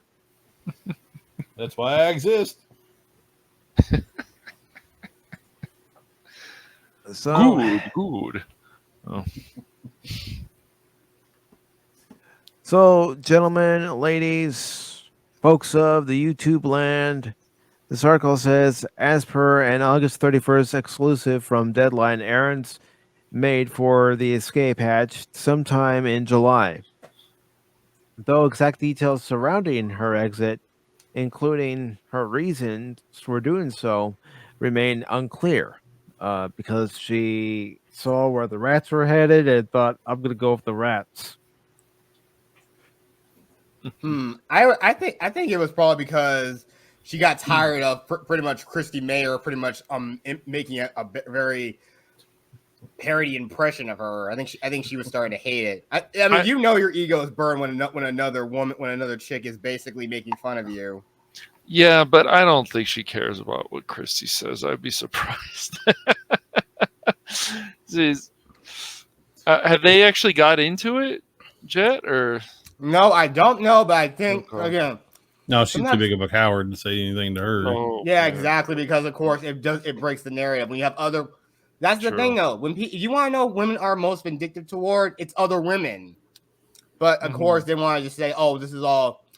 She'd only be like dunking on like people like all the F&T crew, except maybe Frost or any other ladies they have on it. Well, she started that. Yeah, go ahead. Or she thinks that anyone who works for them are just they're just submissive and they just don't, and they really are just like internalized misogynists or they're pick me girls or whatever. No, they're women who just do their own things. Heck, X-Men Girl's probably the chick who's doing all the stuff in the background mostly. And yeah, she's the one that's looking at all the chats from everybody in the chat section. She's probably trying to keep Gary, in the flow of things. This is what we're talking about next because she is a producer on Friday Night Tights. She's a Microsoft Excel warrior. And she does, and the same thing goes for Krista Nova on Geeks and Gamers as well. Mm-hmm. Mm-hmm. All right, who's eating? Oh, that is me. Sorry about that. If my wife was here, she would reach through the screen and punch your lights out. I'm just saying. So much violence. That's one of those. I don't know. There's a thing for what she has. I can't remember what it's called, but like noises annoy the ever loving bejesus out of her. Oh, like I'm so sorry. Just like it's, I know. Well, I was like I said when I was back earlier in the chat. I said I was doing I had to go do laundry at my dad's house because the laundry room in my own apartment is just like stuffed to the brim with like people with my neighbors forgetting their load. So I had to go down there and do my laundry there. And he gave me some stuff that he barbecued. So it was really nice. I actually ate a burger, a piece of spare rib, and I also got some chips and Mountain Dew Code Red at a convenience store right near my house, right near my apartment. So nice, yeah, there you go. Thanks, Dad. The chips and the drink I got myself. Well, I know you barbecue. Yeah. Well, it's a good thing, and I mean, it's kind of needed because pretty much most of all the other stuff I have in my fridge is pretty much all gone. All there's left is like a bottle of water I get from. I just pour into it from my tap. Go shopping, man. Yeah. But I know, like I said, though, this is like the early days of the month. I got the bigger stuff. I got rent, utilities, that kind of stuff. Life. Yep. Mm-hmm. So yeah, go mooch off your dad. That's good. That's how you do it. No, it's not really just mooch. I don't mooch off. I mean, I honestly do not like I sometimes don't like asking for help from family sometimes, but I often have to be put in that position, and I feel kind of just like dirty doing it at times. I mean, I'm just more of a person because I guess, whatever you want to say it, I've always been more of an independent or a solo act, and more of like, just like a lone wolf trying to do things on my own. So yes, Kitty Bear, she does hate listening to me talk. And how are you doing this morning, Kitty Bear? Good to see you again. So the article continues saying, notably, her departure earlier this summer came less than a year, about 8 or 9 months, give or take, after she joined the network in September 2021. In her absence, Comcast Spectator executive Joe Marsh will see his role as the president of the company's joint esports venture with Korea's SK Telecom expanded to take over many of Aaron's now former duties. According to Deadline, Aaron's duties at G4 included handling the network's key business functions, including advertising sales, programming, content, operations, marketing, finance, IT, and HR, as well as managing the launch, growth, and day-to-day operations of the network through content licensing, programming, and production, development of content, distribution, and partnership deals. Following in the footsteps of former G4 TV senior VP Blair Herter, Aaron's departure comes just several short months after G4 host Indiana Frost Black went on her aforementioned rant against viewers critical of her apparent lack of knowledge regarding the topics she was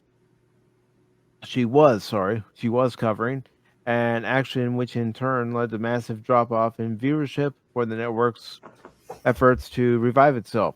Yeah, and Adam Sessler didn't help either. Yeah, he was totally woke, just clapping like an otter. Yeah, that was embarrassing. In January, the immediate aftermath of Frost's rant, which despite the network having once been so proud of it that they highlighted it on their own social media accounts and even uploaded the moment to YouTube as its own separate video, has now had the latter privated from the official X-Play channel. Saw the network lose 6,000 YouTube subscribers, with their total dropping from 498,000 to 492,000 over the course of just 1 week. Further, Frost Grant also ostensibly led to a staggering drop in the network's viewership numbers. Prior to her insulting of her audience, videos on the core G4 channel, which is now the official X-Play channel following a network restructuring in March, pulled in anywhere between 15,000 and 75,000 views, with content focusing on their host personalities doing significantly less well than reviews of widely known games. People don't really want to know about the hosts, they want to know about the games, whether they should actually fork over the money for them. As of April, the channel's uploads were only averaging 15,000 views, 20,000 viewers, with their best post-rant videos just barely glimpsing the 40,000 mark. Unfortunately for the network, things have only gotten worse from there. As of writing, according to social media metric tracker Social Blade, the official X-Play channel currently holds 489,000 subscribers, losing roughly 8,000 viewers since January. However, in what may be the one bright spot for the network, their viewership numbers have remained roughly the same, with their most recent uploads pulling in anywhere on average between 8,000 to 20,000 viewers. And those featuring particularly notable topics such as an exploration of Chinese bootleg video games or an interview with High on Life voice actor Justin Roiland, garnering anywhere between 45,000 to 65,000 viewers. And of course, this is the screenshot from Social Blade. So, yeah. You might as well just get rid of the network. Yeah, it's kind of ironic, though. I think I did an EFAP on Talking Pinheads weeks back about the original fall of G4, its rise, and yeah, they kind of just like messed up. The reason what killed G4 the last time was because they like the heads of the network were constantly like trying to get like, I think some of the people who worked for them were like NBC producers or people who worked at Fox Sports, and I know sure advertising was the biggest thing that would try to get the channel off the ground, but the only problem, one of the bigger problem was they kept spending money for syndication rights for shows like Cops, Cheaters, Lost, and they were focusing less and less on gaming. And then again, anything that was like slightly less gaming, they kind of maneuvered it a little toward just general pop culture. And also, they were trying to compete with Spike TV by creating like more midnight content, stuff like that. And it's just like, no, people came to G4 for knowing stuff about video games. I mean, the early days of G4, you even had the G4 forums on the internet, and of course, you already had. Of course, it was plagued with a bunch of incompetent producers, there was one show called Arena that was hosted by Will Wheaton and a guy named Travis Oates. They actually left the show because there was a very incompetent producer that left a bunch of people that were going to be playing on the show and paid them only in pizza and left them waiting in a green room for hours. So they said, you know, the hell with this, we're leaving. Goodbye. And it's also just that always stuff like this is just like what led to a lot of the problems. And of course, the main other more louder stuff I already mentioned, that they're trying to appeal to a more male demographic by just showing them tantalizing characters. And of course, like that's why we had people like Olivia Munn show up on like Attack of the Show, which originally was called the Screensavers from Tech TV. Yep. And of course, and even around 2004, they kind of merged the two channels together. So it became Tech TV. It became G4 Tech TV, and of course, like, X-Play was originally a Tech TV Tech TV show, but once they merged with G4, it actually sort of like kind of like mixed in with the bunch, and of course, I think obviously G4 viewers automatically also like really like warmed up to the X-Play crew with Adam Sessler and Morgan Webb, but again, it later just like grew over, and hell, we already know the story about Adam Sessler saying that he was gonna be fired. And even on one episode, he even noticed that the producer was off camera, and he said, so he basically knew right there that he was fired. So again, and also he went and started up Revision 3, which was made up of all the former X-Play and Tech TV people, or anyone who's worked at G4 prior. And of course, we already know that once like the ratings for G4 originally were declining, the guy who was in charge of it at the time actually had a meeting with the people at Esquire magazine, and it was turned into the Esquire network. So yes, so that's the original stuff about it. And again, shout out to Good Bad Flicks for coming up with that entire retrospective documentary on his channel, which he talks about like a whole bunch of B movies, horror films, a lot of stuff, just great movies, just a lot of movies in general. They're good, they're bad. He just talks about them all.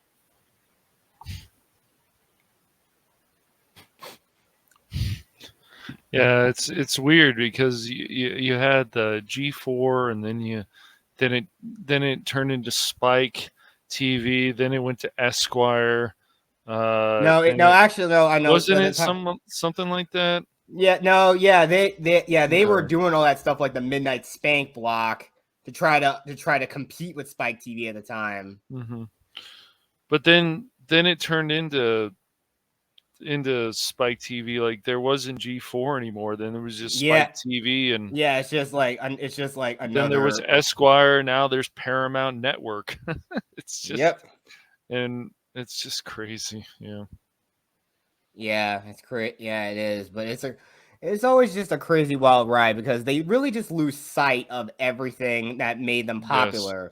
But it's because of stuff like internet stuff, like live streaming, Twitch TV. It's just like that really show that people just still love playing games.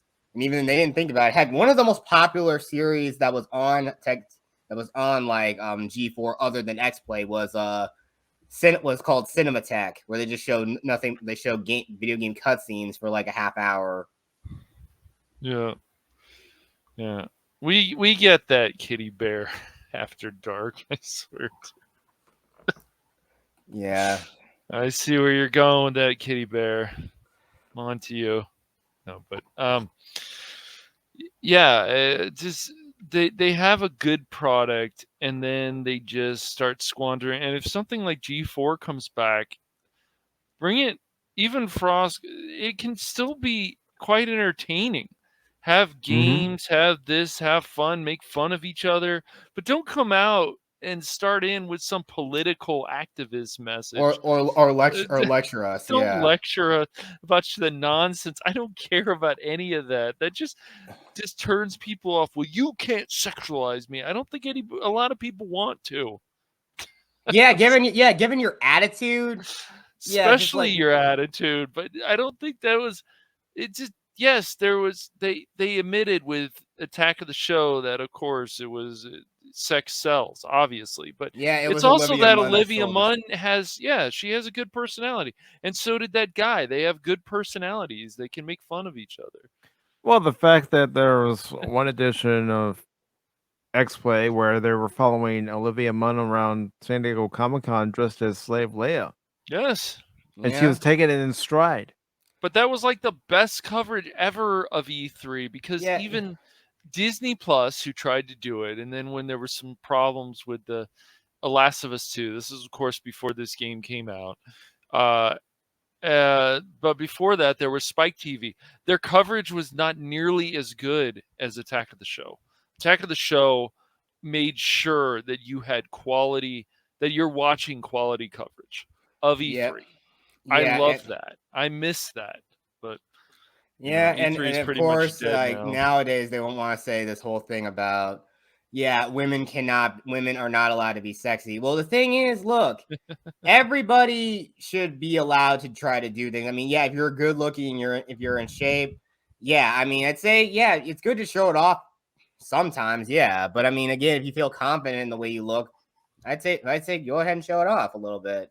Not completely always. Heck, you can still look good, and so you can still look great in something and not have to like bear everything. Nope. That's at least in my opinion. You could still wear something that looks very form fitting, but it doesn't like leave a lot to the imagination. When they say entertainment, these shows are supposed to be entertaining. So yes, informative and entertaining, definitely. X-Play before was informative. Yes, and sure, Attack at of the times Show it was was funny. both informative, yes, and entertaining. But Adam Sessler decided to lose his mind for some reason. Or he's always been like that. He's like, now this is my chance. Yeah, again. But I know one thing though, it's kind of crazy now that some of the people like on G4.com, I forgot one of the guys' name was Scott Rubin, another one was I forgot her name, but I think one of them started working for Microsoft, and of course like Morgan Webb started working for Activision. And I know it was really cool. It was really cool to see both Adam Sessler and Morgan Webb back together for the Bethesda 2015 E3 conference. That was just like, I was blown away when I saw them both again. That was amazing. Okay, I'll have to check that out again. Yeah, because it brought back good memories. Yeah, it did. Just the old days of G4 were back for a little bit. And I prefer modest beauty over barely qualifies as a bikini. Yeah, that's really true though. But that's kind of a thing though. It's kind of ironic that to try to recoup their losses, they basically brought that redhead chick. I'm not going to give her any more clout, but you probably already know who she is. Especially if they don't know her Simp Army will let you know. I am well aware of who she is. Yeah, and I think as they try to recoup that by saying, "Hey, look at us, look, boobs. Please come back to us. Please come back." Nope. Yeah, I heard about that. You guys, goodbye. You told us to piss off. We're gone. Goodbye. Yeah. It's just like you only resort to doing that kind of stuff, like showing attractive women just when you know you're desperate. I understand. It was a desperate move. Yeah, and Olivia Munn never apologized for anything, as far as I know, that she ever did on Attack of the Show. She enjoyed it. Yeah. But we should have to feel to apologize. It's supposed to be what it is, entertainment. Mm-hmm. Yeah, I mean, come on, you gotta understand. It's kind of ironic though, but some actors actually started out in doing the adult film industry to start out with. Oh, dude.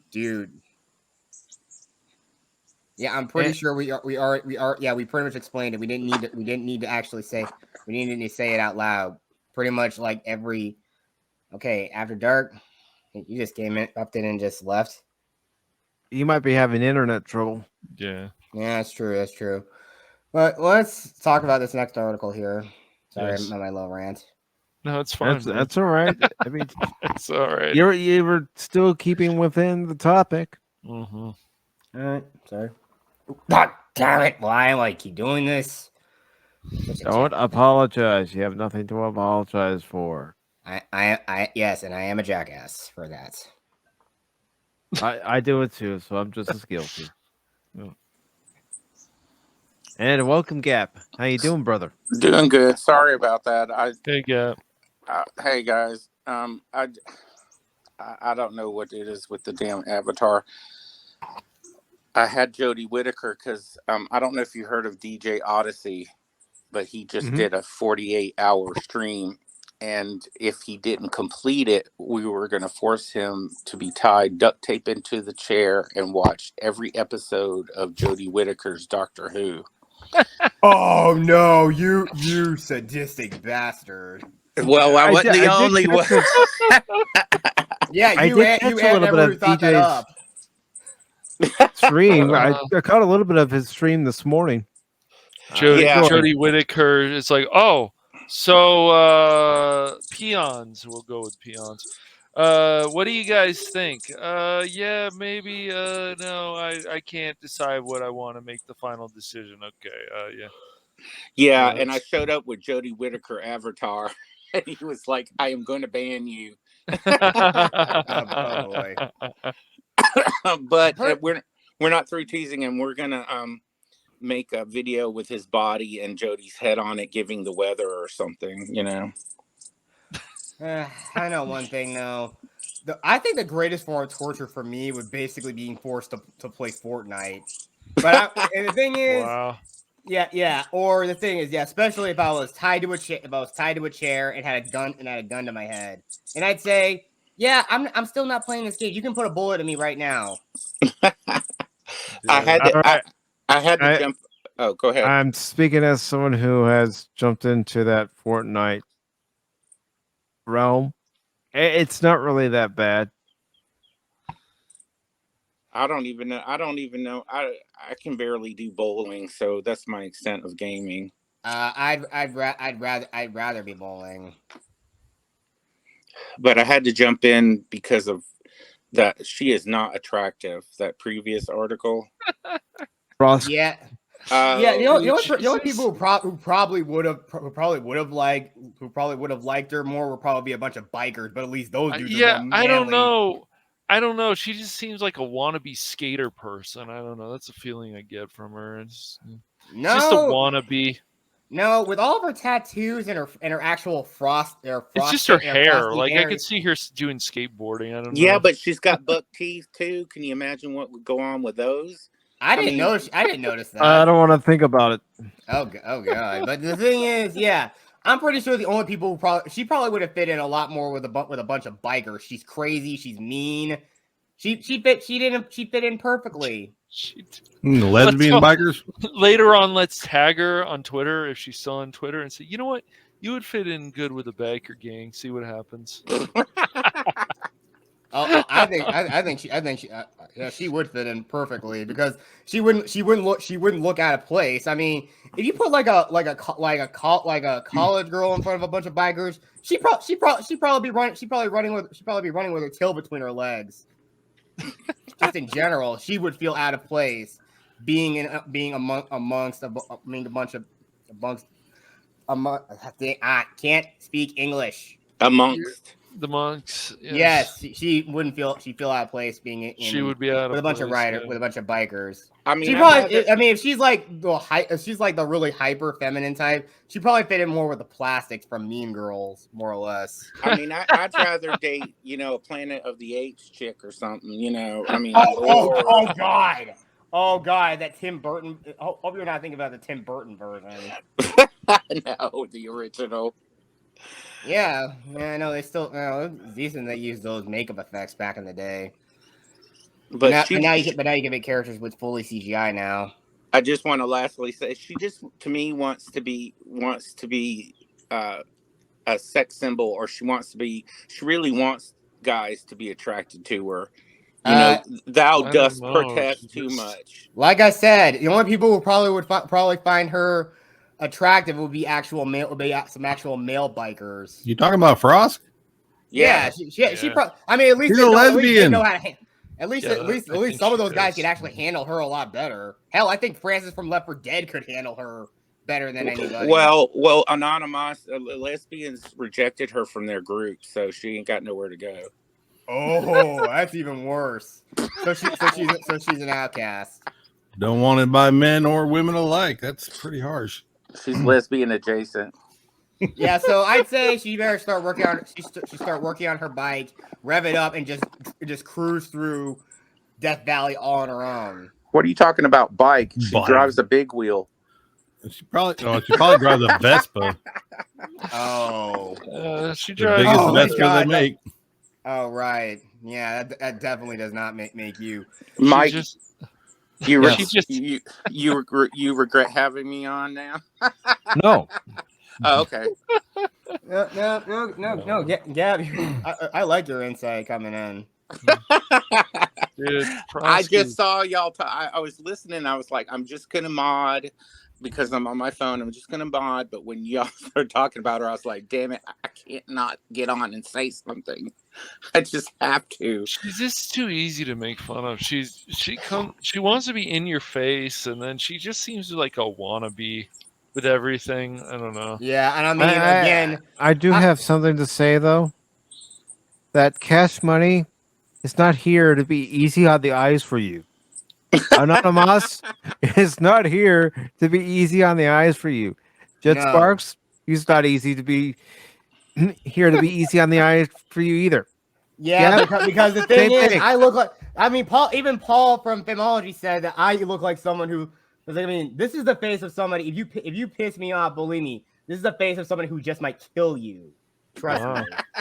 So much violence. Yes, I can be violent if I want to be. Yes.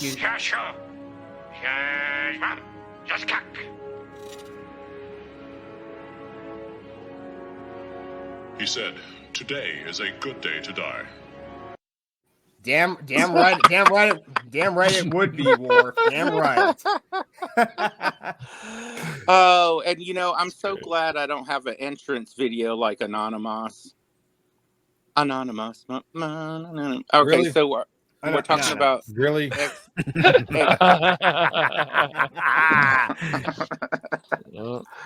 Kick him. You don't have Get him out one here. yet. No, don't do it. Okay, so we're going on to I can Xbox. think of something I can put in a video. Yeah. We're going on to Xbox. Mind the gap. That's right, mind the gap. And am I sorry about that maniacal laugh? Maybe, maybe not.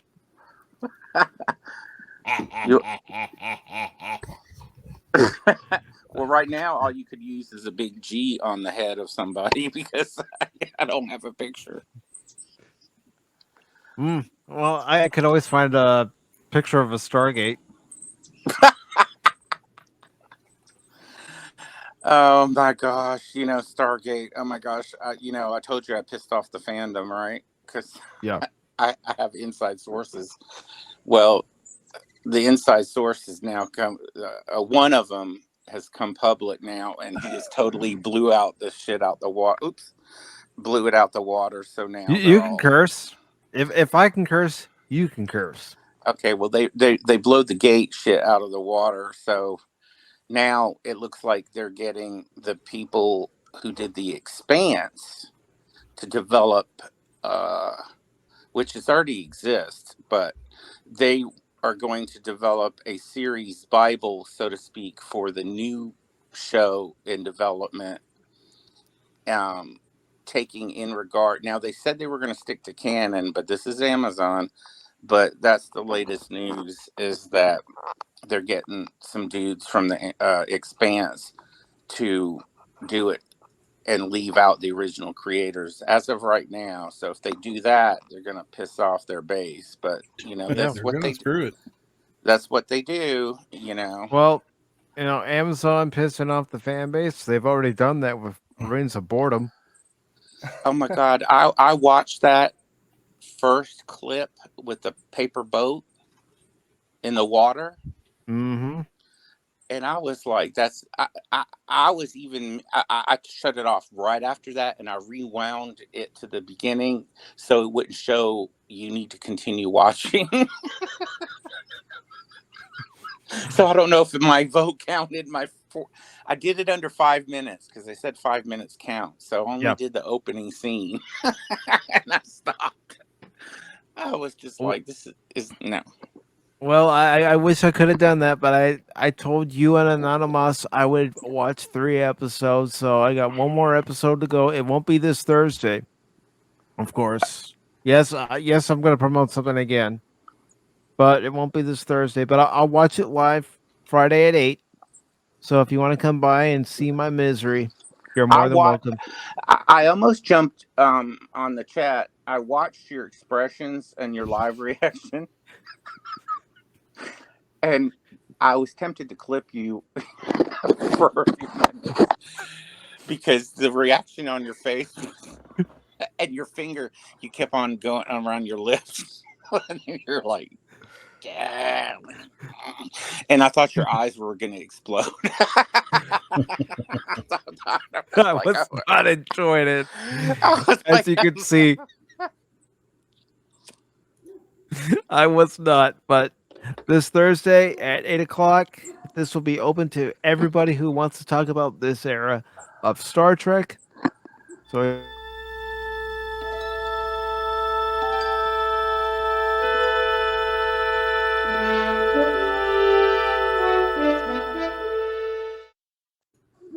Yes, everybody yes. is invited. Yes. We can Love talk the it. shows. We can talk the movies. You know, if you know any behind the scenes information, we can talk about that. We can talk about Star Trek games that came out during that time. You know, just have a good time talking about good Star Trek. Yeah, and something good to watch, period. I mean, I watch it every night, Sunday through Friday at 7 o'clock on Heroes and Icons Network. I mean, I've seen them, I don't know how many damn times, but I still always find something new. Yeah, you might hear a line of dialogue and something in that dialogue that you never heard before. You thought you were hearing something, but you couldn't make it out, and then you're finally able to make it out without the closed captions.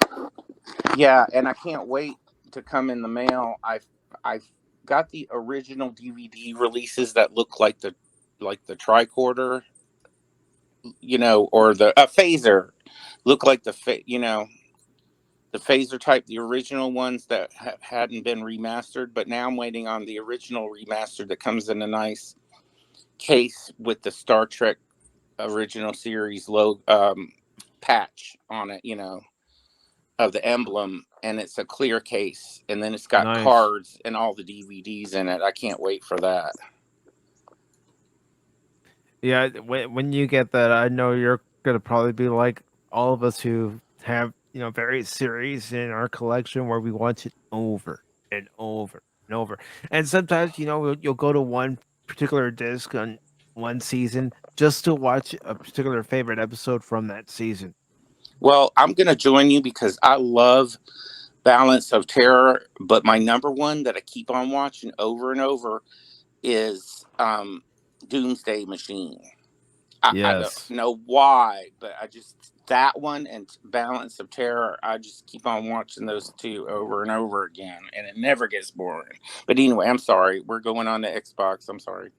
No, it's okay. I just want to address this comic by TKO, also known as DDOD, also known as Pit Viper, also known as How Many Frickin' Names Do You Need, Dude?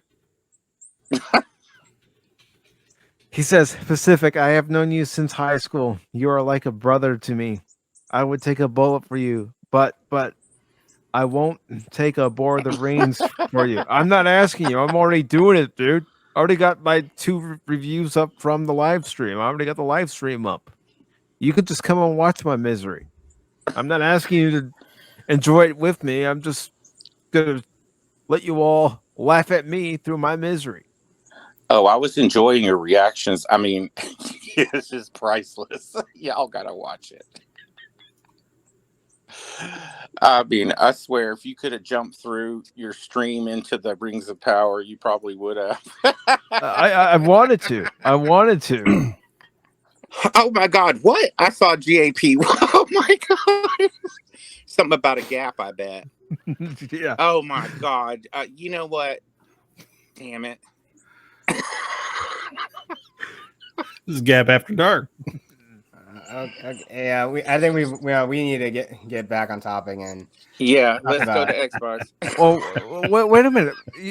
Input. You're making hamburger helper, and found out you were pouring water into cheese mix onto the noodles and meat. Come on, man. Come on. You know you got to use the milk, and you know if you're gonna have hamburger helper, well, bring some for the rest of us. Oh man, I haven't had a hamburger helper in years. I like the stroganoff kind. Yeah, but I think I've eaten beef stroganoff from scratch, and I think it tastes way better with meatballs. Overly dramatic.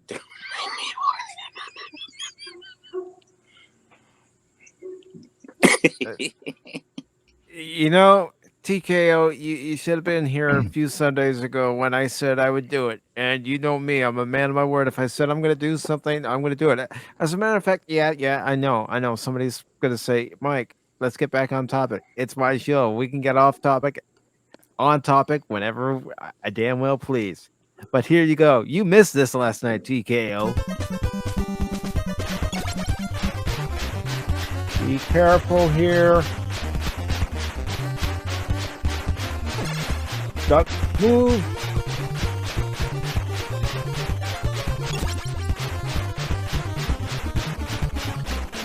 I'm unmuting you guys so you can make commentary. I didn't duck.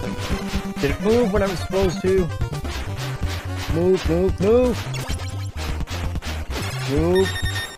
Switch turtles. Didn't move when I wanted. Switch to Mikey. Keep going.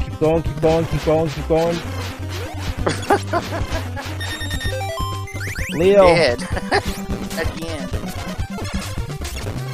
Oh, crap. Knock him back.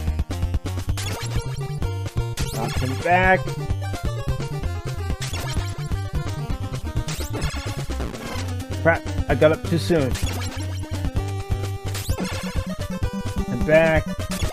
And I'll admit, I was nervous getting through this section, because any other time I've gotten through this section, I died. Knock him back. Alright. I'm gonna need Wrath.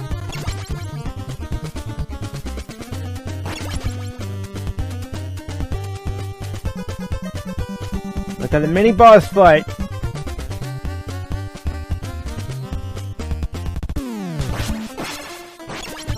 All right, here we go. It's Shredder time.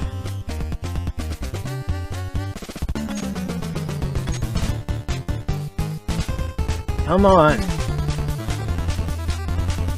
Come on, Shredder. Come down here, you son of a bitch. Yes! And why did I play this game after not being able to do it Friday night? There's one reason why I did it. I don't want my pain taken away. I need my pain. It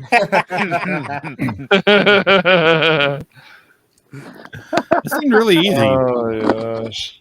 Yeah, it looked surprisingly. All you just did was wail on him. Well, you have to get the you have to get that special weapon. Okay. Now do it without the weapon. Oh no! That would be No. No. Go to hell. No. All right. So, yeah. No, I didn't. I was hello creeping. Oh, you should have said something. I even said last night, if you're lurking, say something. For some reason, Let's go into the comments here. Yeah, they don't like any of us, man. Nah. No, not really. Gap, if you can, or Padawannabe, go ahead and approve any of Kitty Bear's comments. Oh, I wish I could, but I'm on my phone. I can get off and go back modding if you want. No. You don't need to. I'm just saying if you can. If you can't, no big deal. I'm not gonna go. Oh my god, man! I'm not gonna be like the dwarf in Rings of Power, going, "You didn't come see me. You didn't come see me when I got married. You didn't come see me when my children were born." You didn't come watch my video? What are you gonna say to that, friend? I will you shut your damn mouth, woman. Yeah, some of the other channels are amazed that I can mod on my iPhone and post the links, but that's because I'm good. You have a very unique set of skills. He's very excited about that. All right, so we have this article here from comicbook.com talking about a new Xbox Game Pass tier and pricing info. So it starts off by saying, following a leak that suggested a new Xbox Game Pass tier was on the way, Microsoft has gone ahead and confirmed that news by unveiling Game Pass Friends and Family. This new tier effectively adds an expanded account sharing option for Xbox Game Pass subscribers, which allows up to 4 different people to be added to one subscription for a total of 5 Xbox Game Pass accounts, including your own. Pricing info has also been revealed for this new Xbox Game Pass tier, though its availability is currently limited. While Xbox Game Pass currently allows for multiple profiles on one console to use the subscription's games, so long as that device is set as a primary one. This new friends and family tier makes it so that people using the same subscription don't have to be on the same console or in the same home. And before I continue any further, let me go ahead and put the link back in the chat. And here we go. So it continues on by saying, though the Xbox Game Pass subscription itself will be shared, the accounts using it remain separate so that you're not getting conflicting game recommendations or other mix-ups involving someone else's usage. Goes on to say, add up to 4 friends and family members whether they live under the same roof or not, Microsoft said about this new Xbox Game Pass tier.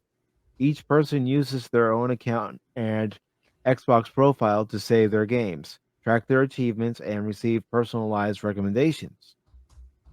What's even better about this deal is that it grants subscribers not just Xbox Game Pass, but Xbox Game Pass Ultimate.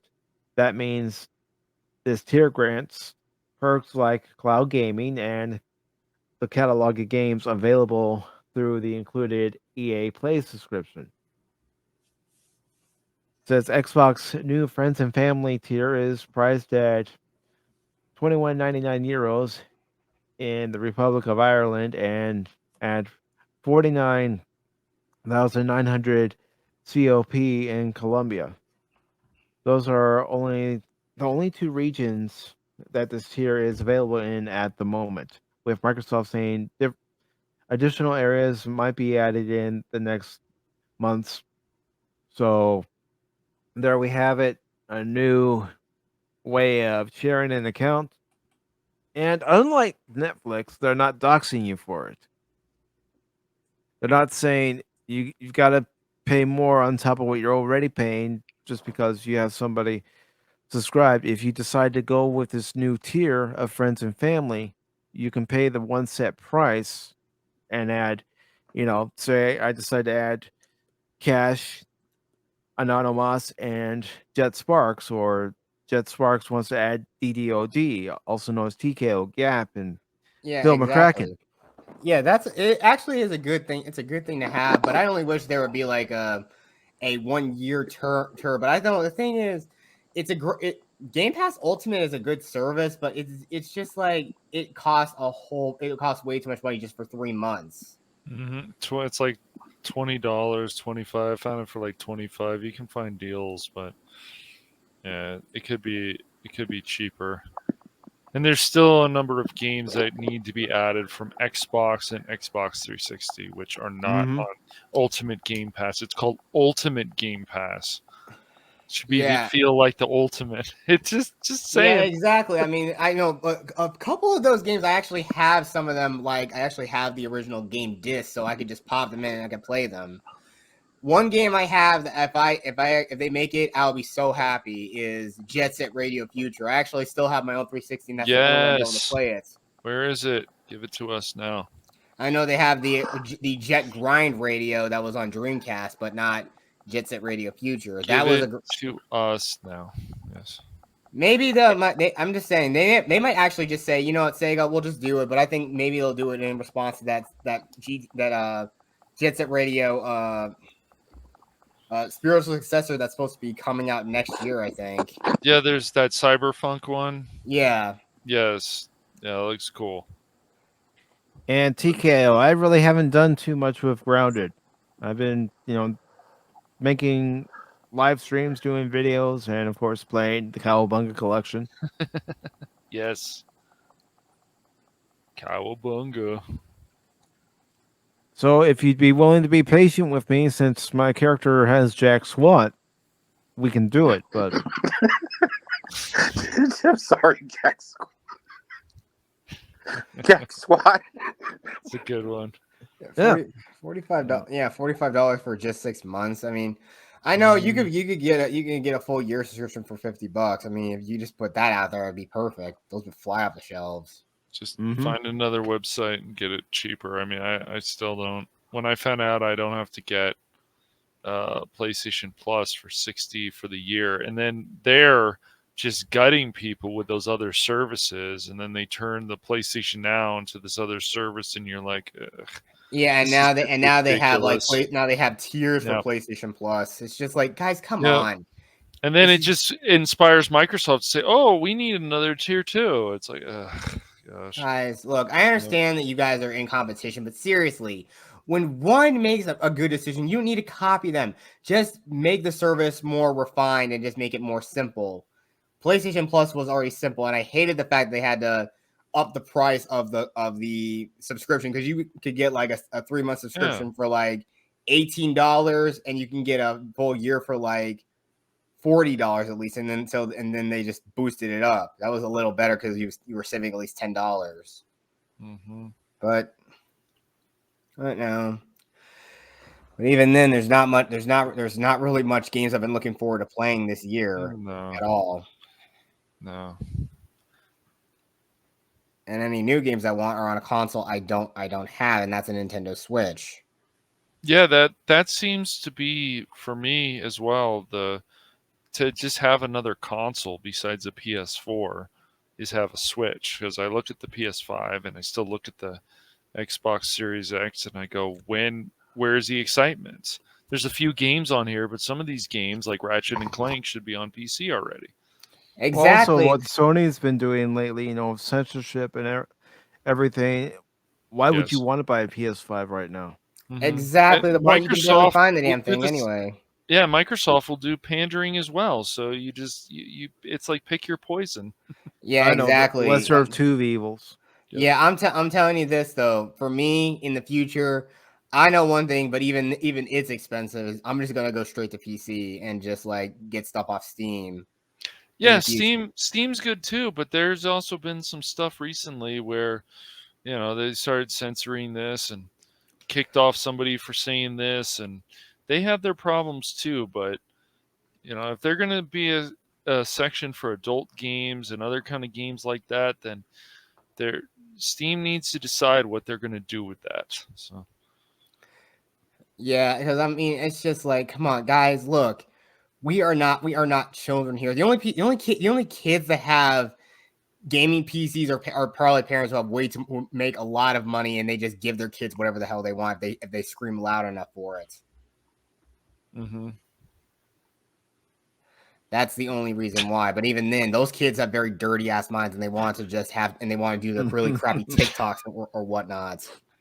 We're very happy for you, Kitty Bear. It's very, very good. I'm jealous. But can you turn them all? Can you flip them all at once, though? Can you without the circuit breaker going out? Yeah, exactly. You do it all at once, though, Kitty Bear. That's the question. Simultaneously. But yeah, depending on the pricing of this new tier, it may be a good thing, or it may be one of those things where you're gonna look at Microsoft and say, "Go back to the drawing board." Yeah. Because I mean, the same thing with like you said about Netflix. I mean, all this stuff they're doing. This is what's killing their business, and it's why a lot of people are unsubscribing to them, and why it seems like. And also, they know that a lot of other streaming services are catching up to them now, and they're not the only kid on the block anymore. They were like the go-to to get a lot of streaming stuff, but now they're one of several. Yeah.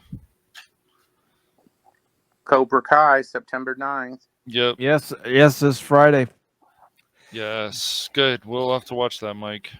Yeah, the only thing I'm looking forward to seeing is the second half of Power Rangers Dino Fury, and that's about it. I don't care about anything else. But I have to probably mooch off my sister's Netflix maybe. But it's like what's going on in the second half? I think one of the things that's gonna happen is that we already know that like the guy who plays Void Knight has been corrupted by the Sporks and turned into a monster named Void King, and we also know Lord Zed is back too. I mean, he was set up at like near the end of season 1, so we're gonna get some resolve. And I think like the next season of Power Rangers is gonna be called Cosmic Fury, but we don't know what suits they're going to be using. We don't know if they're going to use the Kira Major suits or the Q Ranger suits. We just don't know exactly. How are they going to do Lord Zed's voice unless they can find someone that sounds a little bit like Axelrod, who they pretty much like they're just using some other stand-in actor to voice Lord Zed. I know it's hard because I know Robert Axelrod, who could never replace any Ranger fans' hearts. He is Lord Zed, no doubt. But again, he's no longer among us now, so it's kind of hard. But the only thing that was kind of irksome is that one thing is like when they did that thing for Beast Morphers the last season with thing where Jason comes back and we have all the Dino themed Ranger teams all come together. They didn't get the original actor for Goldar back to do this new one called Goldar Maximus. They should have. Yeah, I mean, it's like seriously, like were certain actors not available to voice these characters? Like again, voice actors don't really have to do much work. I mean, unless they're actively very active in doing voice acting, like. I don't like. Also, the same thing is, you know who Richard Horvitz is? No, I'm not really familiar with that name. If you played the Destroy All Humans games, he's Orthopox, and he's also Billy from the Grim Adventures of Billy and Mandy. And he was Alpha. Yes, he was Alpha 5. Yes, he voiced him. The only time we've ever seen him come back was for Forever Red. But for some strange reason, he did not reprise his role in Operation Overdrive, which is by far one of the worst seasons of the series. The Rangers were pretty much like crap. We're just like all crappy people. They were selfish and ridiculous. Hell, when a few legendary Rangers like Adam, Tori, Xander, Kira all. Like were given their powers back to help stop them after the Rangers were defeated by the 4 main villains, and of course Rita and Zed's son Thrax. They just said, you know what, the heck with it. Yeah, we're not Rangers anymore. Bye. No, you guys, Power Rangers never give up. Even if they lose their powers, they're still gonna keep fighting no matter what. It's just that simple, and that's why it proves all the other Ranger teams that they're worthy to be Rangers, because one, they have to be good people and selfless people first. And sure, the powers are just a tool to fight the forces of evil, but it's you as a Ranger at your heart is what makes you really special. But those Overdrive jackasses didn't get the memo of that. Hell, even in the very first episode, the future Pink Ranger says, "You're rich, buy an army." Yeah.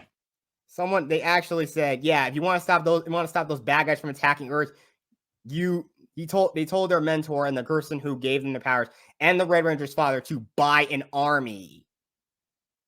Yeah, mercenaries don't care. They're only just doing it to be paid because they're being paid to do it. That's so stupid. All right, real quick, Gap has to go. Gap, is there anything you'd like to plug? No, apparently I not. guess not. Yeah, I went, looked into the private, saw that he had to go, and didn't even realize when I looked that he had already left, but he's back. He's back. I'm sorry. I don't know what the hell I thought I was typing in the private chat. I'm sorry. Lord. It's a little rude, man. Yeah, it is. Be careful or Mike will show you my gap again. Oh, yeah. Behave. No. Threat. I, I don't have anything right now. I can't talk. He's broken. That's I it. am broken. I just do toy shorts and I mod for a lot of channels, and that's about it. But thanks for having me, Mike. Always. Good to be on with all you guys. It's always fun. So have a good rest of the show. I've got to go feed the McDonald farms and kids and all kinds of crap. Alrighty. All right. You See have a ya. good rest of your Sunday, and I'll Yep. see you Thursday. All right. Have a good one, dude. All right. Bye. All right. So our next story here comes from Anime News Network, and it says SNK producer, and yes, Bill, if you're still here, yes, go ahead and laugh. Yes, Yasuki Oda, Capcom, SNK, both interested in crossover revival. So I thought that was pretty interesting. You know, the Capcom versus SNK games were pretty popular. The other day, I was actually watching Brandon the Anime Guy. And yes, this is a quick little plug for Brandon the Anime Guy. But he was playing one of the Capcom versus SNK games. And, you know, it brought back some memories of, you know, the crossover games, you know, Capcom versus Marvel, Capcom versus SNK. So, you know, if they want to bring the series back, do it, but do it right.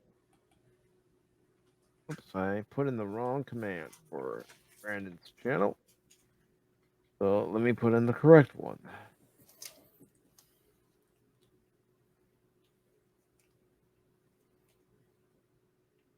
Yes, Brandon the Anime Guy, I am here. And yes, My Hero Academia is coming up in the fall. I think it's in October, if I'm not mistaken. Season 6. Can't wait.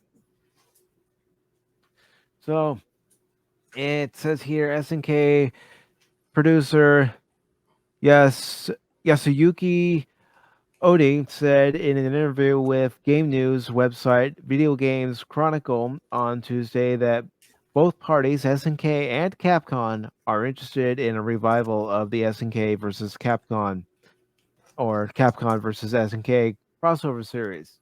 He highlighted the positive fan reaction to the crossover art that Capcom illustrator Shinkiro and SNK illustrator Isuka Ogura drew for the recent Evolution Championship Series event.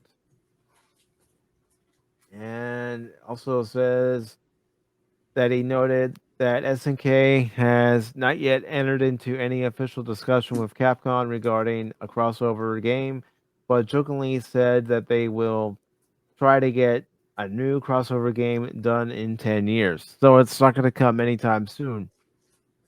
Capcom and SNK once collaborated on a series of crossover games consisting of 3 card-based video games and 3 fighting games. The fighting games include Capcom vs. SNK in 1999, Capcom vs. SNK 2 in 2001, and Capcom SNK vs. Capcom.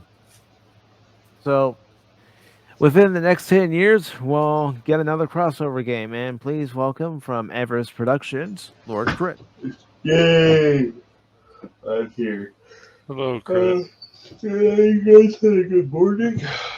Yes, we have. We have talked about the Reigns of Power, and you know my point of view. You Yep, I've see my seen reviews. Oh yeah, I You was said getting.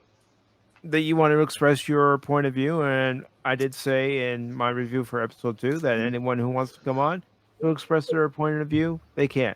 So Oh well, I can get that out of the way. The Rings of Power. I liked it. Have you seen one episode? Yeah, I've only seen one episode. I haven't seen the second episode. Dad keeps bothering me about it. Did I hate it? No. I thought it was actually good. There were some issues with it. I did have some issues with it. I didn't like really the Black Elf romance. That was kind of my big issue. But to me, it's just like it starts off and it's really just world building. I think people. It starts off. Maybe the reason why it's so slow is it's trying to introduce everything to everyone. Reminds me a lot of Lord of the Rings, where you kind of like the first 2 hours are kind of slow till they get to the Council of Elrond. Mm-hmm. It remains to be seen if like the whole show's this slow, but you know, it to me it's just the stepping stone.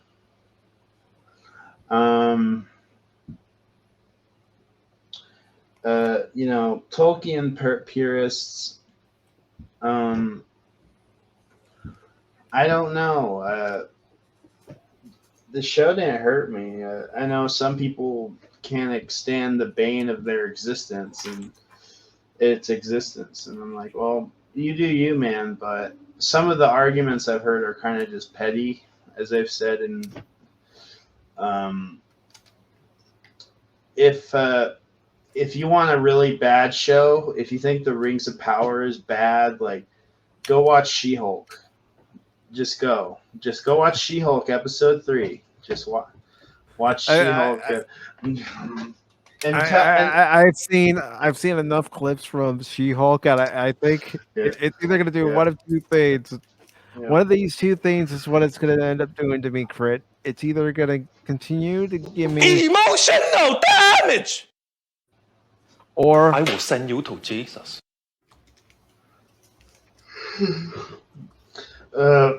Yeah, so if people think the Rings of Power is the worst thing in the world, then they really need to go to their Disney Plus app and turn on that Eternity at Law. Because that show is bottom of the barrel as far as I know. But yeah, so I have no problems. I've had arguments, but just it's not the show. I would say the show has not hurt me in a way like say something like Kenobi did, where it starts off really great and then episode 2 it kind of just sucks. It didn't feel soulless. I felt like there was stuff in it that was, you know, that makes it lively and, you know, passions for. And I had arguments about, I like the music for this show. It's off-brand. It isn't Lord of the Rings music, but it's good. Compare that to Kenobi, where the sound is like dun dun dun dun, and that. True there, because I will admit, I even said it during the live stream when episode 2 was starting. I did like some parts of the theme. Oh yeah, I thought the music was pretty cool, but that's that's my thoughts. I give it a 7 out of 10. First episode. And I respect that because that's your opinion. Everybody has a different opinion. I know someone is probably thinking, Mike, come on, don't be that easy. No. When I say come on, express your opinion and let me know how you feel about it, I mean it. Seriously? Hold on, I got these comments. They're like, there's negative. Rings of Power is negative 5 stars. Have you seen She-Hulk when she twerks? I'd rather watch elves and dwarves like jibber jabber than watch She-Hulk twerk. That is like one of the worst things I've ever seen. Yes. So, yeah. You're comparing apples to oranges, though. Really, I mean, we're comparing Tolkien's work to Rings of Power, or Amazon's work. That's where you have to make the comparisons. Okay, well, if you guys want to go that, I went back in time to the year of 2001, shortly before the release of the Peter Jackson films, a Tolkien forum, and guess what?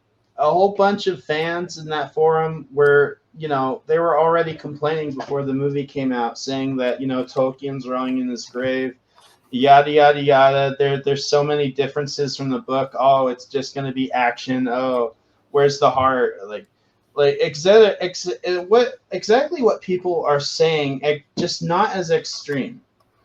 And the Peter Jackson films do make a lot of deviation from the books. So for people to go out and just like complain about this Rings of Power, for one, there's not a lot of source material, so they're kind of like, you know, filling in those gaps with what they can. And to me, it wasn't really disrespectful. I didn't feel any disrespect from it. Again, like, if you guys want to complain about, oh, well, it's not accurate to Tolkien, well, where was Tom Bombadil in fucking Fellowship of the Ring? Please. Where do we really need to see Tom Bombadil? I mean, you know, maybe he'll be Rings of Power. Yeah, sometimes I often think to myself, yeah, it's kind of the same thing with Star Wars. Like, we know about like the Kessel Run in like A New Hope, but again, that was something that was more left up to the imagination. But we didn't need to actually see it because Solo kind of like made it like a big deal. Like, sometimes some stories are just better left up to the imagination. Mhm. You as a fan can fill in the gaps yourself. And not only that, real quick, everyone, please welcome our next guest. Oh no, it's over now. Yes, hello there. McCracken. Yes. And Chuckin would be proud of that music. He would be very proud of that music. That was a nice entrance music. Thank you, Mike. You're welcome. How you doing we're today, discussing the rings of someone trying to make or recreate. Phil, as far as I know, you've not seen it. Did you read any of the books? Did you read the I did Children read of the Huron? books. Okay, guys, let's keep this civil. Let's keep this civil. Correct. Hold on. Did you read the Children of Huron? You sat here and said there's no source material. They're trying to fill in the blanks. Did you read the Children of Huron written by Tolkien? Children of Huron? Yes. I guess you didn't. So you didn't read all Tolkien. Yes, Tolkien wrote what he needed to fill in on his story. The Children of Huron is set in the Second Age. Perfectly fills in the First Age. Goes even fills in this some of the Third Age. His son even went backwards and filled in the First Age. He put in the Lost Tales. So yes, there is plenty of source material.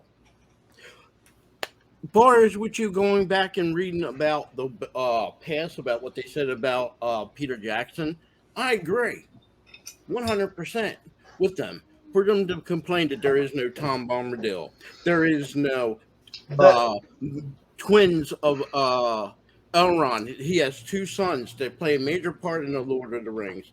Gilead is in there, and Peter Jackson left them out. But I understand why he left them out. Because if you were to put everything in, we would have the very first movie would be 4 or 5 hours long. So I understand some of that. You know, we can't put all the characters in. It's understandable. That's why they always said after they came out with the cartoon by Baskins, when they did the cartoons in the 70s, they always said if we were ever to do a Tolkien movie, it probably could never be done because there's too much material. Isn't less material? There's too much material. You also need to know, Phil, that when it came to the Lord of the Rings, they can't use those books. I know they only bought certain parts. They only have the Lord of the Rings appendices to rely Small on. part of it, and that tells you right there that maybe they shouldn't even have tried it. I'm with you on that, Anonymous. But their problem is not just that. Again, Tolkien wrote these books based upon the people of England, mainly, and upon the British Isles because they lack what you would call folklore. Okay? The only thing they had was King Arthur. That's it. So he decided, and he took his whole entire life, to create a whole entire folklore based upon things and events that happened to the people of the British Isles, the Saxons. That's historical. If you look at the Saxons, they're the same as the people of Rohan. The only difference is there's a reversal. Yet in the Rohan, the people of Rohan, they're horse people. In history, the Saxons were not horse people. They were what you would call, during Roman times, they were bounty people. They would go into the Roman army for money. They were infantry. That's the difference. He did a lot of switching in that.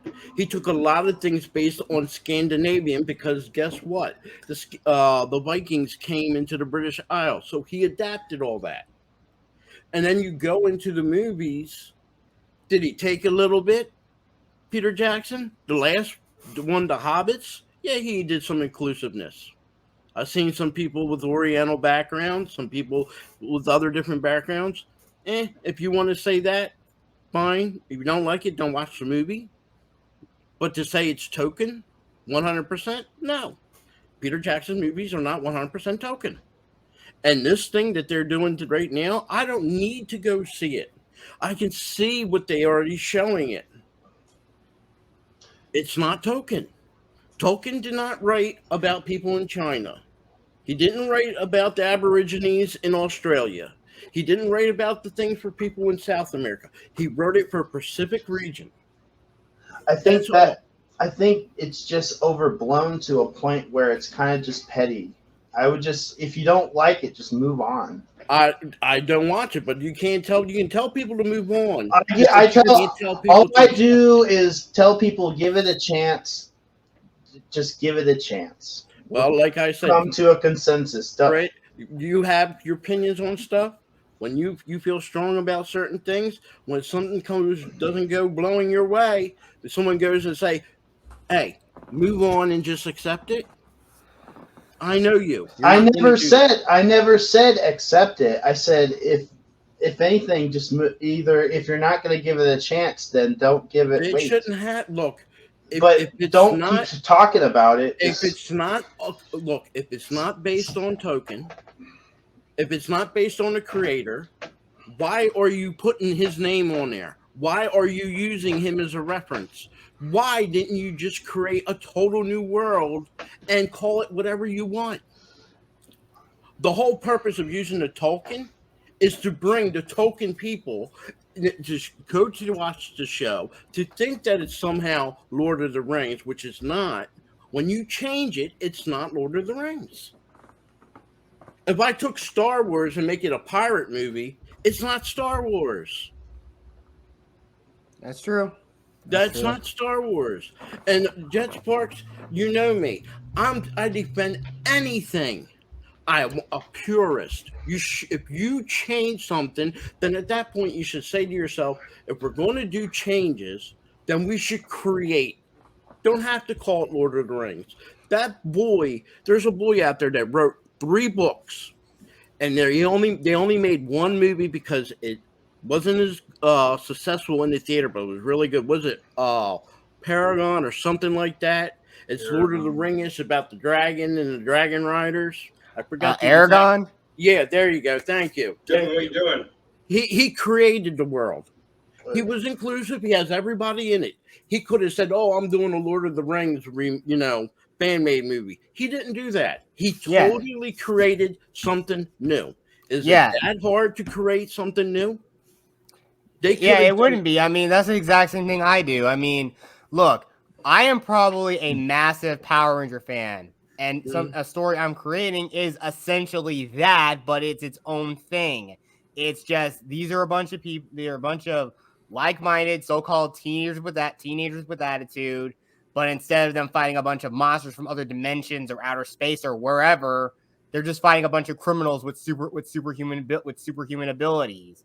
They just have like the kind of suits that the Rangers would have, but again, it's like all their power comes from their suits. They have martial arts skills, but the suits they wear are just a tool they have to fight crime and fight evil. That's all they use it for.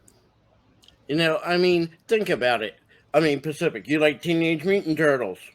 What happens if someone takes the turtles and make a 5th turtle? They did. They did. Like I said, I'm just saying, for example, or even a sixth turtle. Let's just say the six did. turtles. They have. Okay, added they additional must be turtles. reading my mind here. Yeah, but like- I'm just saying, and let's change all the turtles, and half of them become octopuses. You know, Teenage Mutant Ninja Octopuses. You never know, in the man. world. You You're never know. Teenage Mutant Ninja Octopi. And instead of Shredder Battletoads being Japanese and a teacher and all that, he's now what they call him, a Hare Krishna from out there in the middle of nowhere in Oregon. You know, if someone did that at that point, you say to yourself, if you're going to change what the turtles are, what the storyline is, or what they're supposed to be, at that point, you say to yourself, I should be creating something totally new. Well, here's the thing when it comes to show. Ninja Turtles, Phil. Huh? With some of the changes, like adding a fifth turtle or adding several new turtle characters, either Kevin Eastman or Peter Laird have had their say in it. Right.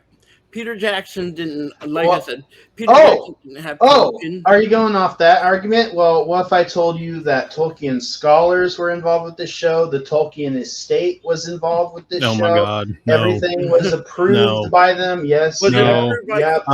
Have you even heard Tolkien estate? That's his grandson who doesn't give a rat's anus about the freaking the story or his property. I know, and the Tolkien scholars are wasn't a happy joke. with Animals, am I right? Christopher Tolkien, the son of Tolkien, who wrote some stuff for his father's work and finished up work, wasn't really happy with Peter Jackson's. No, he didn't like Jackson's films. And, look, Christopher Tolkien was like-minded as his father, and he knew better than to trust corporations and with his work. He was afraid of what they might do. He hated Disney and what they do. I know for a fact when you watch The Hobbit and you're sitting there and you're watching them ride the little ponies and Bobo asks Gandalf, are there any other wizards? He can only say 3 because he's only allowed to say 3. He couldn't mention the name of the 2 blue wizards, not because he really forgot, because they didn't have the rights to say anything about the blue wizards. New Line couldn't use it, but they didn't stop them from mentioning the blue wizards, did it? See? Christopher Tolkien was very protective of his father's work. He finished a lot of his father's work, wrote 3 additional books about his father's work. He was very protective, and he did not like Peter Jackson's work. So, hey, just like any family, everybody, you know, they ain't going to agree. I'm with you with the Animals. The grandson and the family at this point, they're just looking for a paycheck. Go ahead and do whatever you want. You know? Yeah. It's sad. It's sad. And that's probably what people should think about a lot with George Lucas. And he even said, his grandson even said that they needed to make Lord of the Rings change it more, make it more different than what the books were. So that dude is not on board with his grandfather's vision at all. And let's just say this. We knew way before even the first episode hit, when it was in and out Prime's hand to do this show, just when they released photograph of what they were putting out, we knew it wasn't Tolkien. And you can justify whatever you want. None of them images, and I'm not just talking about black elves or black dwarfs. I'm not talking just about that. I'm talking about all the other images they were showing. It's not Tolkien. I'm sorry, and anybody can call it what they want. You know, it may have the name Lord of the Rings in there or whatever they want to call it. Say Tolkien is, but it's not Tolkien. It's not. You know, like I said, I wouldn't have a problem with this show, and I probably would be watching it if it was just totally invented, something new. Call it whatever they want. A fantasy world. You know, I would have been happy. I'm 100% agreement with Phil on this one because same thing applies when it comes to STD. I'm like giant planets in space that you travel through warp. This is stupid. Call it something else, and it could have been just fine. The problem is, as we know, welcome DDOD, TKO, Pitbuster, whatever you want to call yourself today to the panel. The channel is called DDOD. I am General TKO. Okay, Commander-in-Chief of the Digital Department of Defense. Okay. Yeah. And my spiel is whatever you want to call yourself today. Anyways, so as I spoke before, which I've said this, there's the people who are creating these shows and these properties now. It's no longer about the fans. It's no longer about the show. We have an agenda to push. How do we get our agenda in as many ears as possible? We're going to take something a lot of people love, and we're going to fuck with it and put our stupid agenda into it. What if we don't make money? We don't care about money. All we care about is the message. Okay? That is it. Boom! So you say agenda. I never felt agenda from this show. Maybe the fact that elves are maybe racist towards men because they were used by Morgoth, because that's referenced a couple times. Okay, you do know. It looks like the white people are racist against elves. So you do understand that there are multiple kinds of propaganda. Two of the main most used ones are visual propaganda and audio propaganda. People, saying certain things. Other things is people just flashing a bunch of stuff in front of you, trying to program your brain to go, that's cool.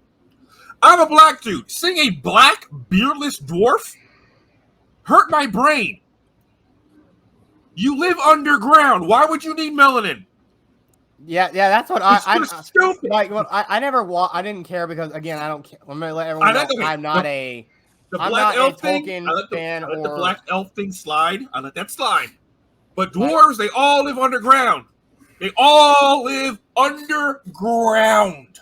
Yeah. So basically, that means they have no access to sunlight. So there's no way exactly they're dark. There's no it doesn't make sense. And number two, they literally state dwarven chicks have beards too. Other races go, we didn't know you guys had females. Yeah, females have nice beard. I mean, holy crap! And then they go, nope, we're gonna get rid of the beards. And I saw another female in there that didn't have a beard. And I'm not even a Tolkien knight, okay? I watch the movies. What my anger comes from, what they've done to my franchises that I love, such as Star Trek, Doctor Who. It's like I go, they're doing the same thing to this franchise that they did to my franchise. And as a fan, I understand. Like, there's this one saying, like this one guy was, it dates back to like the Holocaust. He's like, this happened and I didn't say anything, and then this happened and then I didn't say anything, and now that's not. For me, it's like I will fight equally for people's franchises that I don't know about than I would my own, because it's not right. Taking someone's friend and fucking it up for your own purposes instead of making your own shit is not acceptable. Go ahead, Crit. Go ahead. I'm wrong on Lord of the Rings. I was just giving my opinion. As you said, like everyone, as Input said, everyone's right to opinion. Oh yeah, I didn't get into a rambling debate. Like all of a sudden, it became a rant. I don't want to talk on people. Like your opinion. There's not a problem with your opinion. Hold on. The whole point is to let folks express their opinion on the show, whether you agree with it or not. It's their opinion. Let them express it. Understood. Lord, I'm not with his opinion, but if you like it, that's it's totally fine. The problem was when you're like, just ignore it, don't say anything. If you don't, it's like no, because you have to let the people know that this is not okay to do to our franchises. Yes, if you watch it and you enjoy it, you like it, more power to you. Go ahead and enjoy it. But the other people that are true fans, they need to fight because they need to tell other corporations, other companies with other IPs, do not take our shit and fuck with it. You took Ghostbusters and you fuck with it. What happened? This happened. You took Star Wars. What happened? You took Star Trek. What happened? What makes them think, we're going to take Lord of the Rings and do the same exact thing? There should be proof right now. They don't care. All they care about is trying to push Virginia, trying to take over other people's IPs and twist them to their own purposes. And by ignoring it and just saying, I'm just not going to watch it, and then don't say anything about it, you're giving them more power. You're letting them win. Even with Ghostbusters, Sony had to walk that one back and give us because of the backlash. So yes, if you enjoyed it, that's cool. But don't tell other people who don't enjoy, who are actually fans, to sit on their hands, bite their tongues and say nothing. Oh, well, I had a similar argument about Jurassic Park because I thought Dominion was ass, and I've been called names because I don't give Dominion a chance because I watched Fallen Kingdom. I gave Jurassic World a chance twice. I gave Jurassic World 1 a chance. I gave Fallen Kingdom. I gave that a chance, and I'm like, no. But now people say, oh, you're not going to go see Dominion and give that a chance? Oh, nostalgia. No. Now you get it. See, that's the same thing with the Lord. What my thing is, people are just looking. So far, before this show even came out, there was an angle against it, and it made you think that this show was the devil, like it was going to be the Balrog. It was going to be the Balrog of wokeness, but the Balrog of wokeness. But anything, it's a tiny speck of wokeness because watching it didn't affect me or it didn't hurt me like She-Hulk or shit like that. And I can understand Tolkien people getting mad, but me and my dad,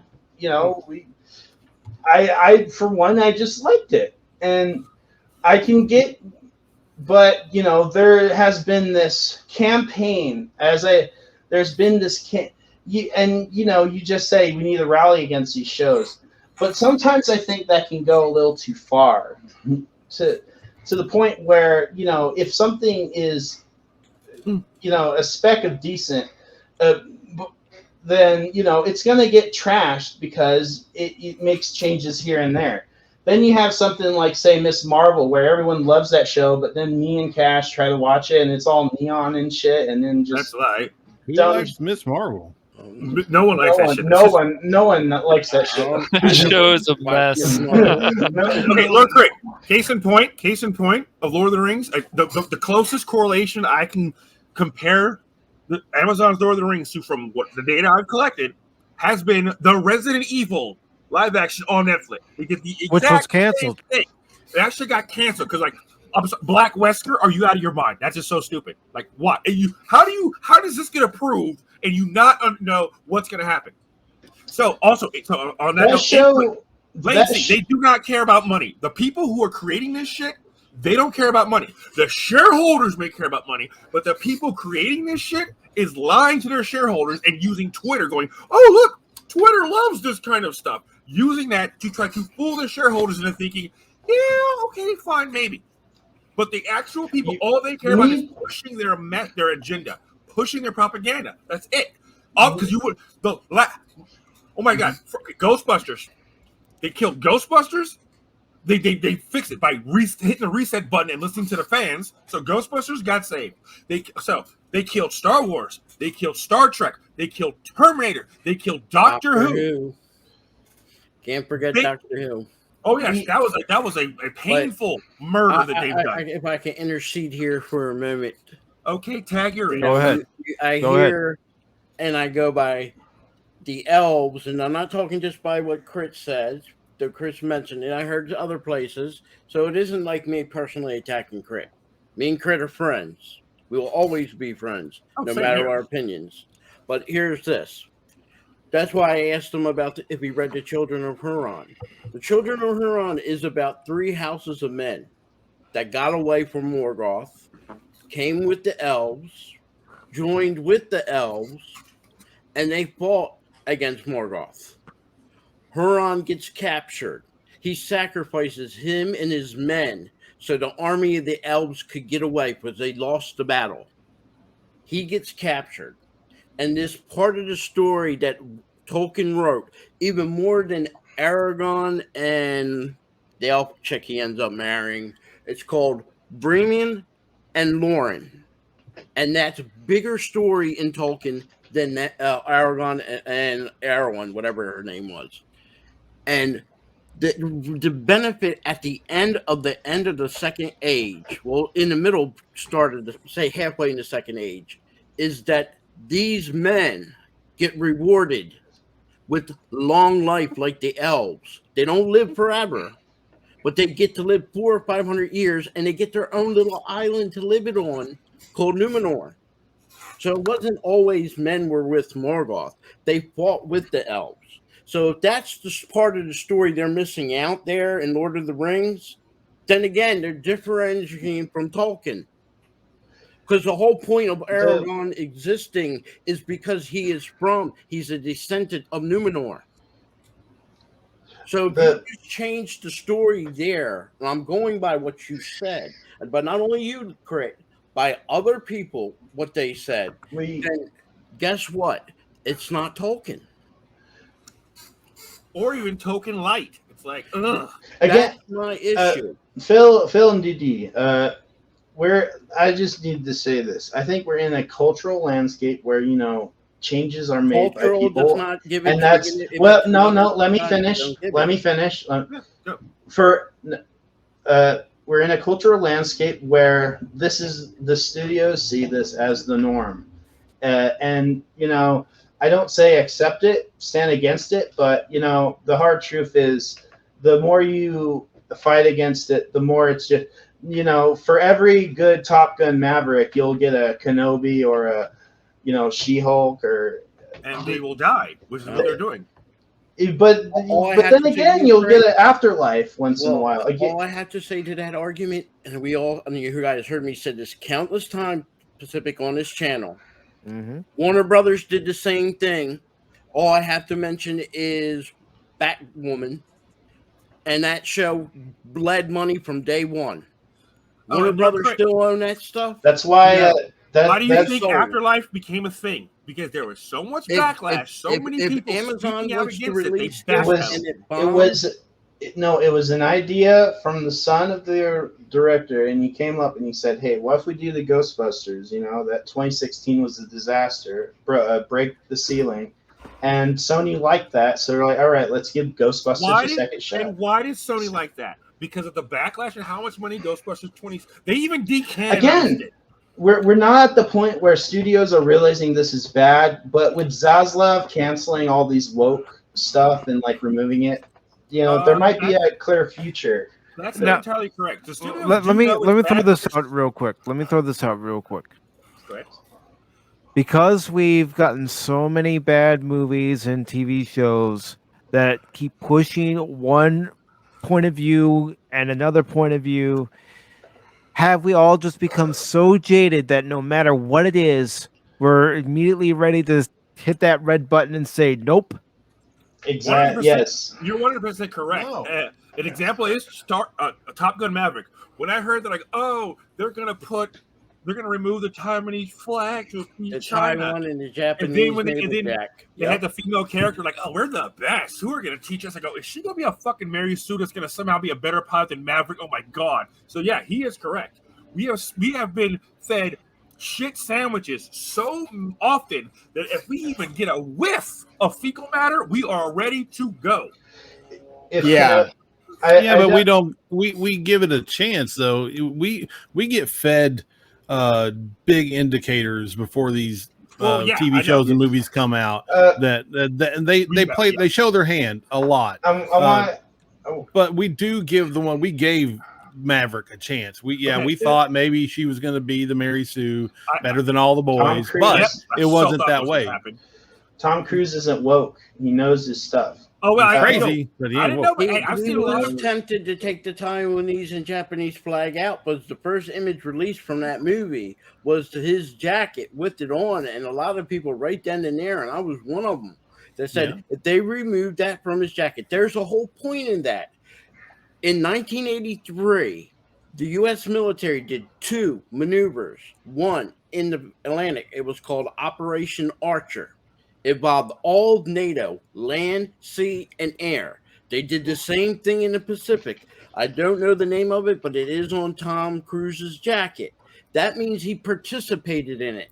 And the participating naval powers were the United States, Taiwan, Japan, and the Japanese Defense Navy, and that's why their flags are on his jacket.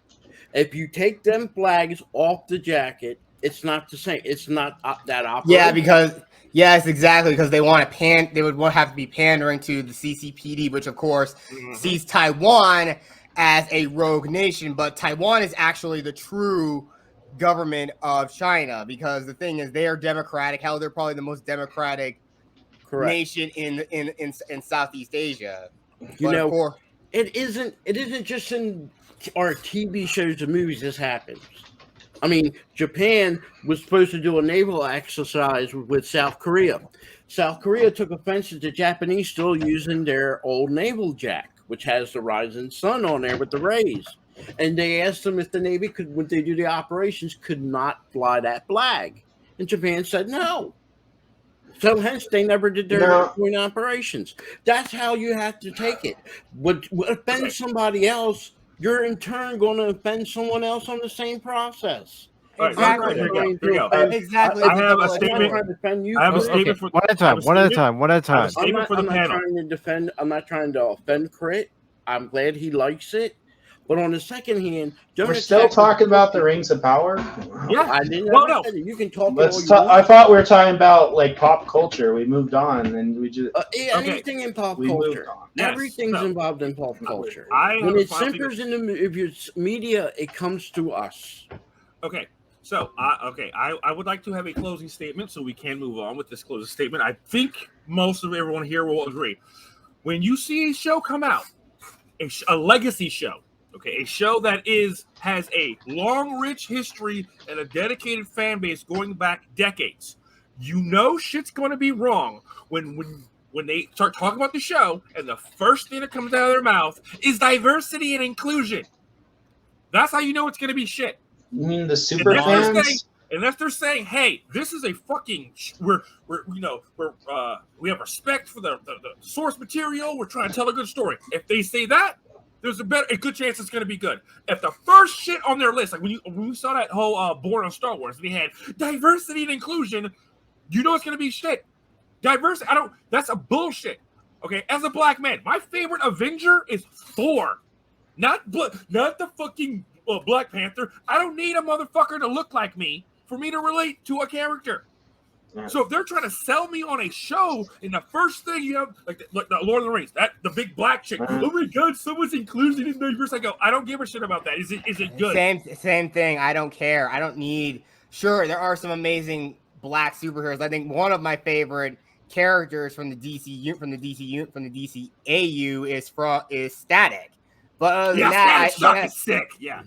But other than that, I don't really care. I mean, everybody. And same thing goes with Power Rangers. I don't really care about Zack the Black Ranger. I don't care, and it doesn't even matter. The characters. It doesn't matter the actual character or the actor is black. It's only a matter about his character, and the Sparks. There's this new restaurant over there. You know what I'm saying? There's a new restaurant. They have a black DJ. Okay, is the food good? Is the food fucking good? No, they have a black DJ and a black hostess. I don't give a fuck. Can I eat the food without having to have diarrhea? Like, is the food good? I don't give a shit who's having the food. Exactly the point. I mean, the big debate with Power Rangers was like, who is the better Ranger, Jason or Tommy? Who is the better Ranger? Those were the debates everybody got into. Like, I'll be worried if the restaurant on this review. Not color of the Rangers. Come to our restaurant and try out our food. We have black hostesses and DJs. I'm like, you're not advertising how delicious and flavorful your food is. You're advertising to me that the waiters and the cooks are black or Mexican. That gives me concerns that you're not, advertising how delicious and wholesome the food is. Huh? Okay. I hold on. I'm trying to remember what I was gonna say. Oh yeah. I don't. Okay. So Top Gun Maverick. Input says Top Gun Maverick made more money than or made money than Kenobi. I disagree. If Kenobi was a movie, I think that would have made more money because Darth Vader. Let's be real. If Darth Vader was in a movie, would you go see it? Come on. Even though it might not have been good. How much money did Solo make? But But here, I want to Darth say Vader wasn't in it. I want to say this for one thing. When you have the actors in your shows and your movies coming out, blurting things that know that's totally false. And since you brought up Obi-Wan, thank you for that, Lord Kurt. The lady that played Reva came out with a statement and said, "I am the first black character that was ever in Star Wars." Mace Windu wants to know your location. And everybody blew Yeah, up. and Lando Calrissian. Billy D. Billy D. How can Billy D. anybody Williams. look? I was there when in '77 to see Star Wars. I was there in '81 to see Empire Strikes Back, and I never heard. And this is 1981, mind you. Never did I ever hear anybody, not anywhere, before, after, even in forums, ever complain about the character of Lando. No. Another question for you. Did you know that Black Panther was the first black superhero? Apparently, Wesley Snipes and Blade needs to know someone's location. Exactly the point. That's what I've been saying. Same thing they said about Deadpool, the first R-rated superhero. Did they forget about Spawn? Oh, yeah, and Spawn. Did they forget one version of the Green Lantern is black? John Stewart. Yeah, and he's the better Green Lantern. When they say God. stupid stuff like And what this, about Stung this Chi, opens the the door. first Asian movie star? Jet Li and Jackie Chan both want to take turns whipping yo ass. And Bruce Lee, too. Hey, they get a triple team. They get a triple team. What about They have Storm? a WWF Shaolin style cage ass whooping match up in here. I just want to say this. I believe Cash Money started this. Yes. That was okay. Whatever that is, I need to make some clips with that. Hold on, I need to go get a chair. By the way, Cash Money doesn't like oranges or orange ice cream dreamsicles. Who in this world does not like orange dreamsicle? The nonsense. All right, guys, let's go ahead and move on to the last two articles. It's all gone to shit. We're on the rails. We're on the rails. I don't know. They exploded 15 minutes ago. Move along. Let's go. What are rails? But you know, sometimes, and I'm playing this again. All I don't right, care. youngster, out you go. Don't come back. Ever. That's how you need to move on to another topic. Yes. Goodbye. In this world, justify the violence is okay. And I know the audience has probably been waiting for a while, and they've been saying this. Well, we're waiting. Caddyshack 2 is much better. No. No more. Oh, No God. more debating. Let's get into the article, please. How about no? Stop it. Admiral Pacific, All right. engage. You're damn right I'm engaged. I'm firing all of my weapons. Okay, so this article comes from About It in the Comics. It says, rumor, keyword, rumor. Henry Cavill filmed scenes as Superman for Black Adam in early August. It goes on to say, this rumor comes from noted DC scooper Seal Abdul, and it goes on to say whose sources claim that not only did Cavill film new scenes as Superman this past month, but these scenes were done for the blockbuster starring Dwayne Johnson as the title Strawman. Abdul states Cavill will show up in a post-credit stinger at the end, comparing it to the one in Venom, Let There Be Carnage, that placed Eddie Brock and Tom Holland in the same Spider-Verse, although they did not ultimately interact.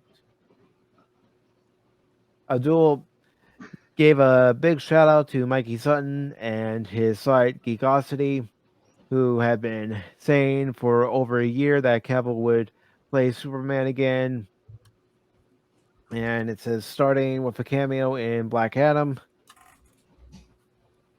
There was some dispute over who was going to play Superman or if we would even see the actor's face, but Sutton corroborates Abdul's scoop that it will be Cavill, and he filmed the scene that will be used in early August. Abdul added in a longer commentary about the story that Cavill started the process for his return in June when he met with the studio in the UK to iron out the contract details and partake in a costume fitting.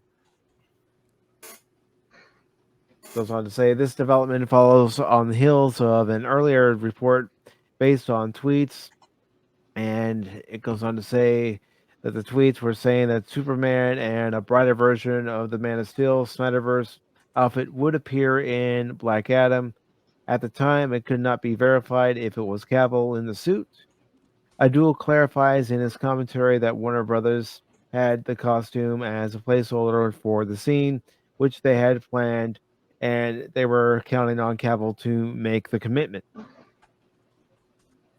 This update is a far cry from the reports Cavill wanted too much money to play the big blue Boy Scout, although it lends a little credence to the idea of being Superman was up to him all along.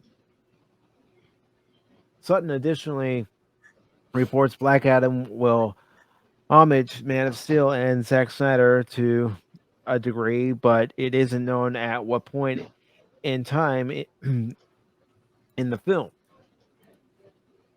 So that's pretty much the article. So we got another rumor about Henry Cavill possibly back as Superman, but again, until we actually see it on screen, we won't know.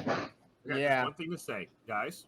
I believe you all will agree with me when I say, all hail the nerd king, Henry Cavill. Yes, even that Star Wars girl, like literally worships him. Will gladly simp for him. Oh yeah, I posted on Facebook. I was like, "Oh, hail the nerd king!" Yes, he plays. Darn it, World of Warcraft. He's built a gaming PC that literally made that Star Wars girl. Yes, we know. Yeah, or I know. We know. Wait, guys, I have a question. Yeah. We know Henry Cavill's the nerd king, but who's that fake ass? I can't remember his name. I'm so pissed. He fucked up He-Man. Who thought he was the Kevin nerd king? Smith. How could you forget his name? How could you forget his name? My brain deleted him. A cuck is what he is. He's a cuck. Yes, my brain was like, "Who's that bastard? He in thinks him. he's the nerd king. He's like the pretender to the throne." He's changed so much. It's Mainlining ridiculous. soy. Oh my god! Yes.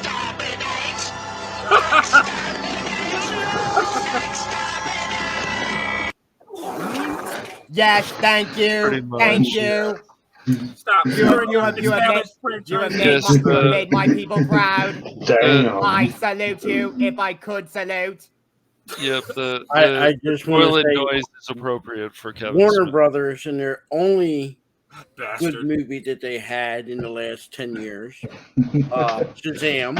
That was one of their best. Yeah, that was pretty good. I personally I liked didn't it. have at the end of the movie. You see Superman walk to sit with the tray, but you notice they don't show his face because it wasn't Mr. Cavill. That was his stunt double, which would have been a lot better had they had him there. That being said, I do have hope for Black Adam because of Shazam.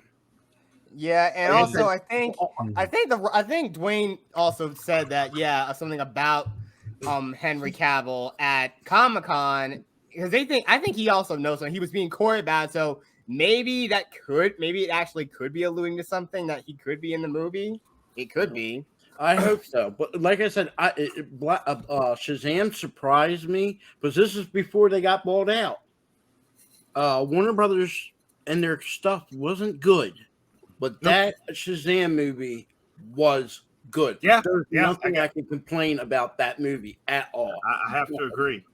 So they nailed it. They nailed it. And I hope to God that they, even with the new management, new owners, and everything, whoever was involved in Shazam, that's who the people that are making Black Adam. They should be looking at what they did. And Chuck did some good acting. And here's something I want to ask you guys. Whether it be DC, what Warner Brothers is doing. We were talking about Reigns of Power earlier. When it comes to different opinions, I want to ask you guys: is it this with some people? It doesn't matter what you Yes, definitely. Well, Yeah. let me throw this out there. I know we've moved on from Lord of the Rings, but I've been watching Rotten Tomatoes, and they've gained about 3, 4, maybe 500 new audience scores, and they brought it up 3.5% or 3%.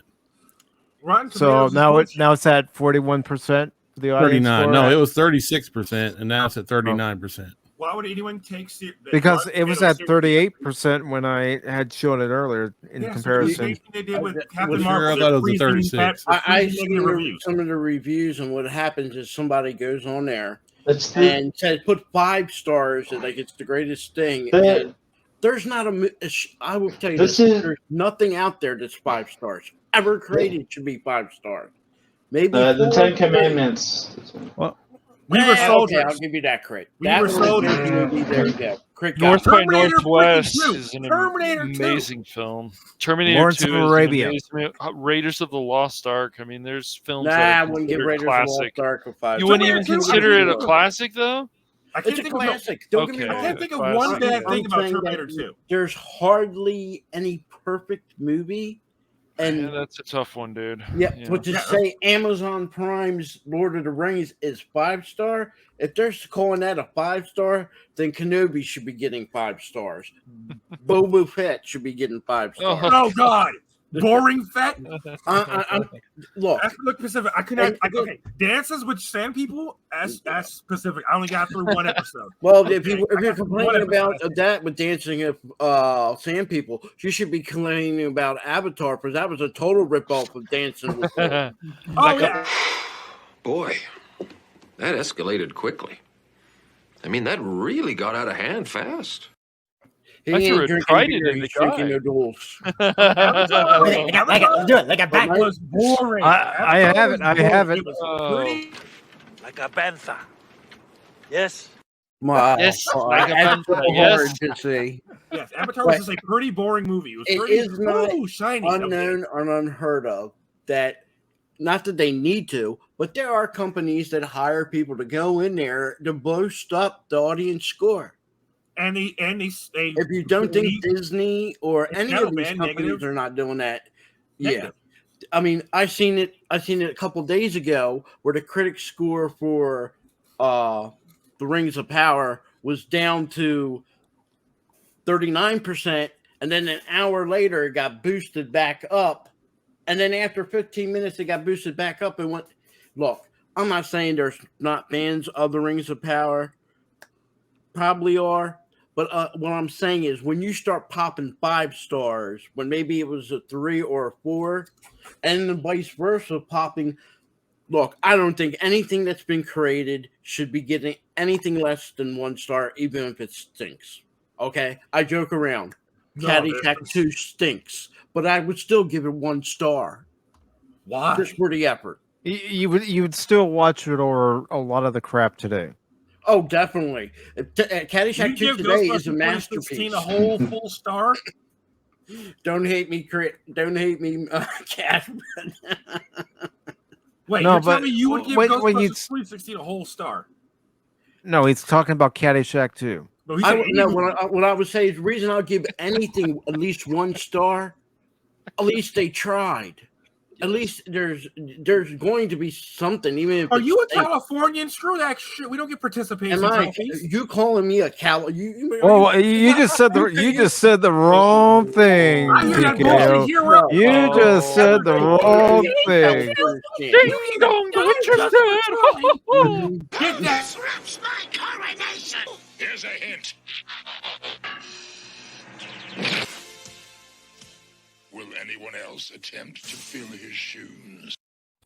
Play that again. That's what you get Pacific. for You get a calling me a star just for California the effort. stan. Drag that out the saloon. Get that out the California saloon. stand. Okay, yeah, I'm stuck in Like, did you really California. say Okay? I'm from California stand? Okay, I am stuck in California. Hearing that you get a star just for the effort gives me flashbacks of stupidity. Look, anybody that takes the time to create something should at least, I would even, like I said, I'll give Ring of Power a star. At least they tried.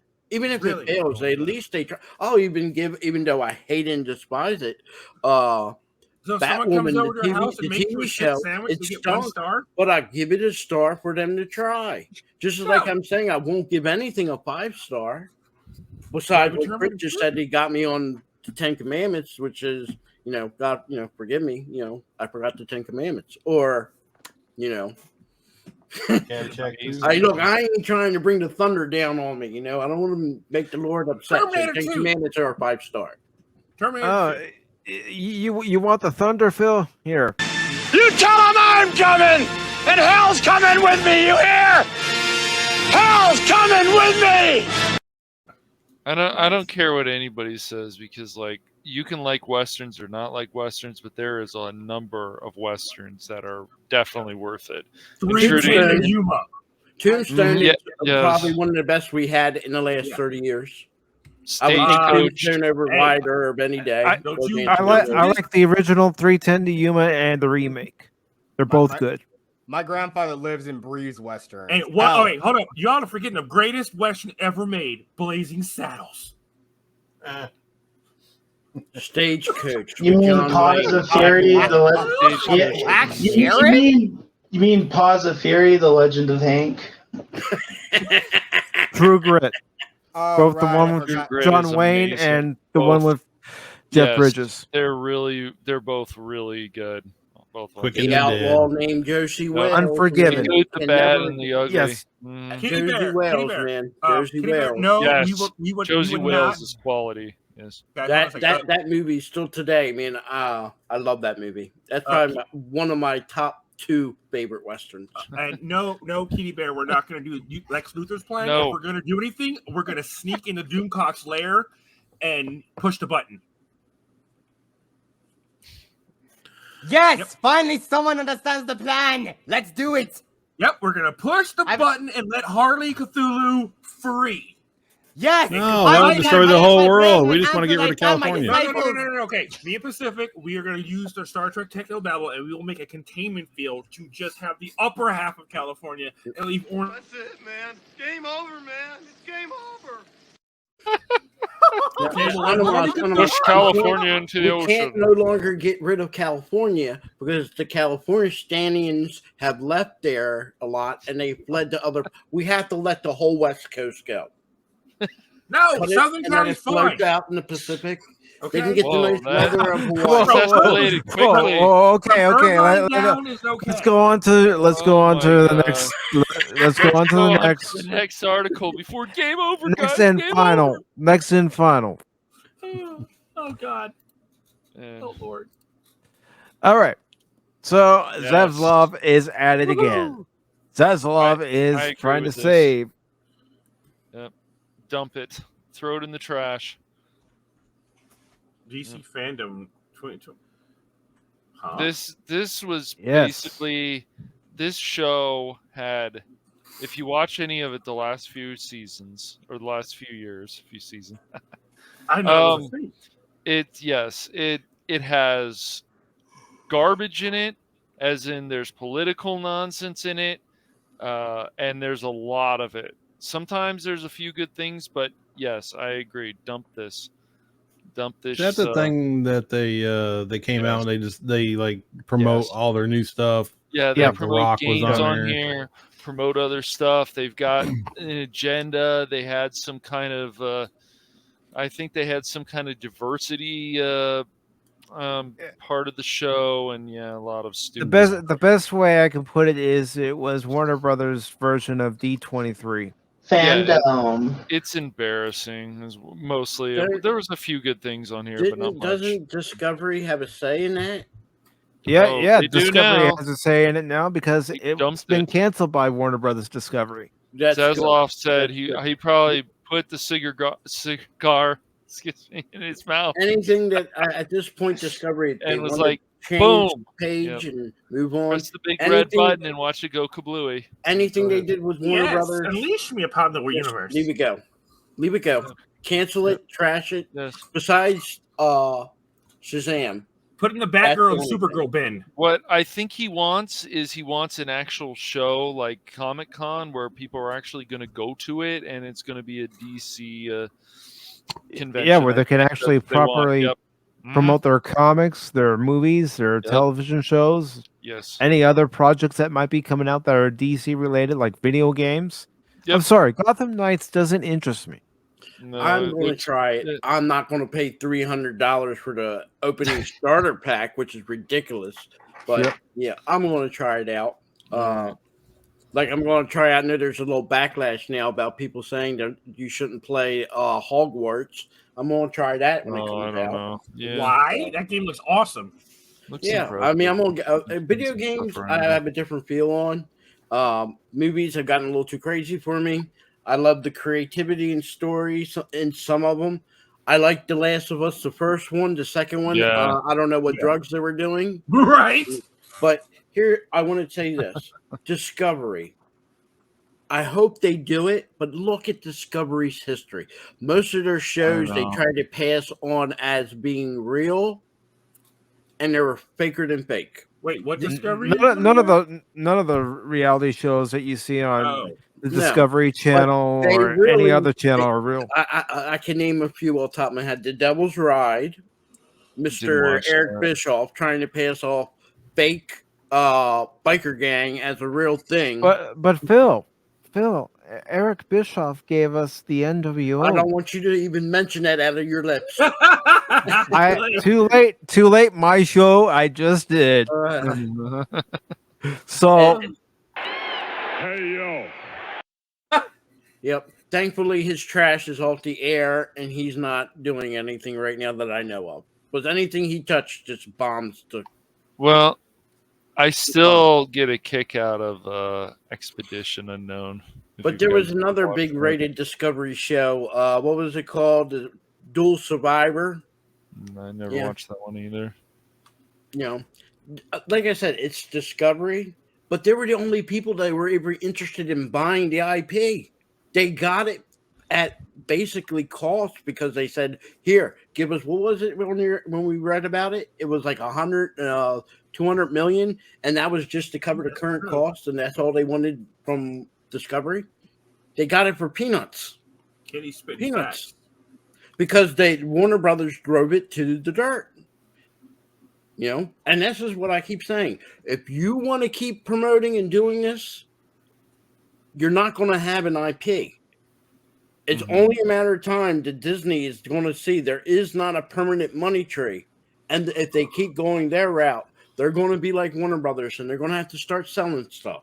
It's going to happen. Right. Universal seems a little calmer on it, but Warner Brothers bought into this modern age hand over fist, and Disney was right behind them. So Disney's the next one to pay the price. Amazon, I used to think they were borderline, but now it's just showing me a lot of their shows are off to the deep end. Netflix, I'm sorry, after that one show that they had and everybody did, I'm not going to mention the name, but you know what I'm talking about. After that little show with the children, I was done. That was it. You'll never see me pay for anything for Netflix. Never. I just wouldn't watch that show. You know, no, I canceled the whole thing because I'm telling you, if they were stupid enough to put it up there, then they knew what they were doing. They defended it. And they defended it. That's even worse. I know. My Oh, yeah. They lost my money and they lost a lot of other people's money too. They took a big hit. The only thing that gave me mixed emotions is how they stood by Dave Chappelle. I was like, damn. Huh. Because Dave Chappelle makes them money. Yeah. Well, I mean, They can't. That's their that other golden garbage goose. They made can't. them money too from a certain group of individuals that we will not talk about. No. Like I say, it's a shame that just today in our pop culture that this is what's been an infection of the last 20 years. More than that, but yeah. I'm all for everybody. You know, we have inclusiveness. We had it before the 2020s, if you want to call it that. We had it back then. Like I said, you can go watch a cartoon of the Super Friends. There was more inclusive there than there was in anything that Warner Brothers DC ever put in. Yeah. G.I. Joe, a real American hero, was more diverse.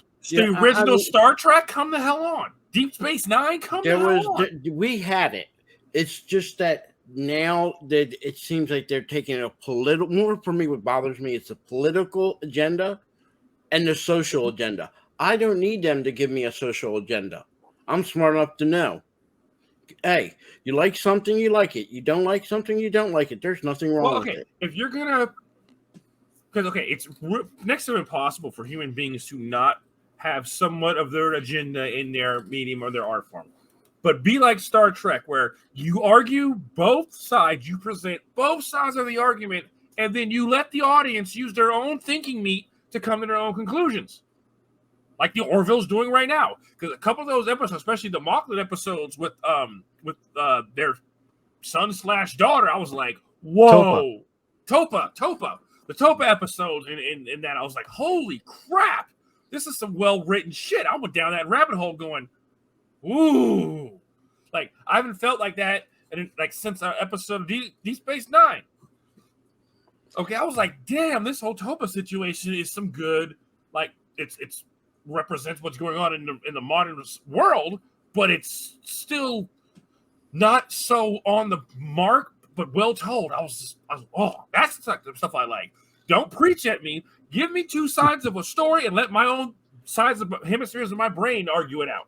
Yeah. Although what sucks for the Orville is that they preached at you a little. Orville didn't preach. Gently Falling Rain. They had some moments where they were a little preachy. Well, the whole episode was. The whole thing was an allegory for abortion, against capitalism, abortion, the Orange Man bad. The whole show, which one was Orange Man bad? From what episode? Look at it this way. Gently Falling Rain was the episode where we found out that Ed and Talea had a daughter, Anaya.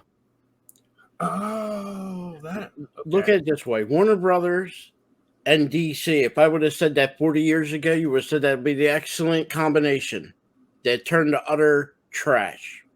Yeah, if I would have told you 30 or 40 years ago that the BBC would be in the same predicament as Warner Brothers because they followed the same strategy and they trashed Doctor Who and other shows. Yeah, Doctor Who, I did not see that train wreck coming that hard. Like that they bought into the same thing. And granted, that's over in England, but they bought into the same thing as Warner Brothers. And both of them, let's just tell you this, 2 more years, they probably would be bankrupt. Both of them. And I'm telling you, I'm willing to give Discovery a chance, but I look and see one thing that I don't like. I'm never touching Discovery or DC again. As far as over there in BBC, what they did to Doctor Who, they'll never get me back. And I hope the BBC crashes. I'm glad that the British people are thinking about taking their specialty status off. Oh, they're not. The British are already canceling their TV licenses by like the tens of thousands. Like that shit's hemorrhaging money. It's getting ridiculous. If they don't course correct, they're done. And they won't. Well, that's the problem, though. And also, we already know, not to get extremely political, we already know a lot of stuff is like there's a bit of a crisis about people flooding into the British Isles. Heck, they're being ferried in by warships, apparently, by their own fleet. From where? From the Middle East. Oh, okay. I thought it was something different. Never mind. Well, let's just say, with the difference between us and the BBC gets public financing, backing, support, where most of these, besides our PBS, nobody else is getting public money. That's not correct. Where do you think? All right, let's move on. Let's get into this article real quick. A large portion of the COVID relief funds was going to bailing out these woke companies. Moving on. All right, so this article from Superhero Hype says DC Fandom 2022 officially canceled by Warner Brothers Discovery. Warner Brothers Discovery trigger-happy new CEO has struck again, this time bringing the hammer down on DC Fandom. According to Popverse, the virtual convention, which launched in 2020 and returned for a second time last fall, will not be returning for another live stream later this year. DC released a new statement regarding the event's cancellation this year. With the return of in-person events, Warner Brothers Discovery is excited to be able to engage with our fans live at numerous Comic-Cons around the world and will not be scheduling DC Fandom for 2022. To be fair, this news isn't all that surprising. If another fandom live stream were happening this year, WB would have announced it months in advance. And given the studio's strategic shift regarding the future of its DC slate, the studio likely wants to hold off on promotional events until they have all their projects in a row. Plus, if DC did have new footage from one of its upcoming film or TV projects to screen, they would have done so in Hall H at San Diego Comic Con last month, alongside the new trailers for Black Adam and Shazam: Fury of the Gods. Says fandom was organized 2 years ago, and at the height of the Koof outbreak, which famously canceled all in person, fan gatherings scheduled for 2020.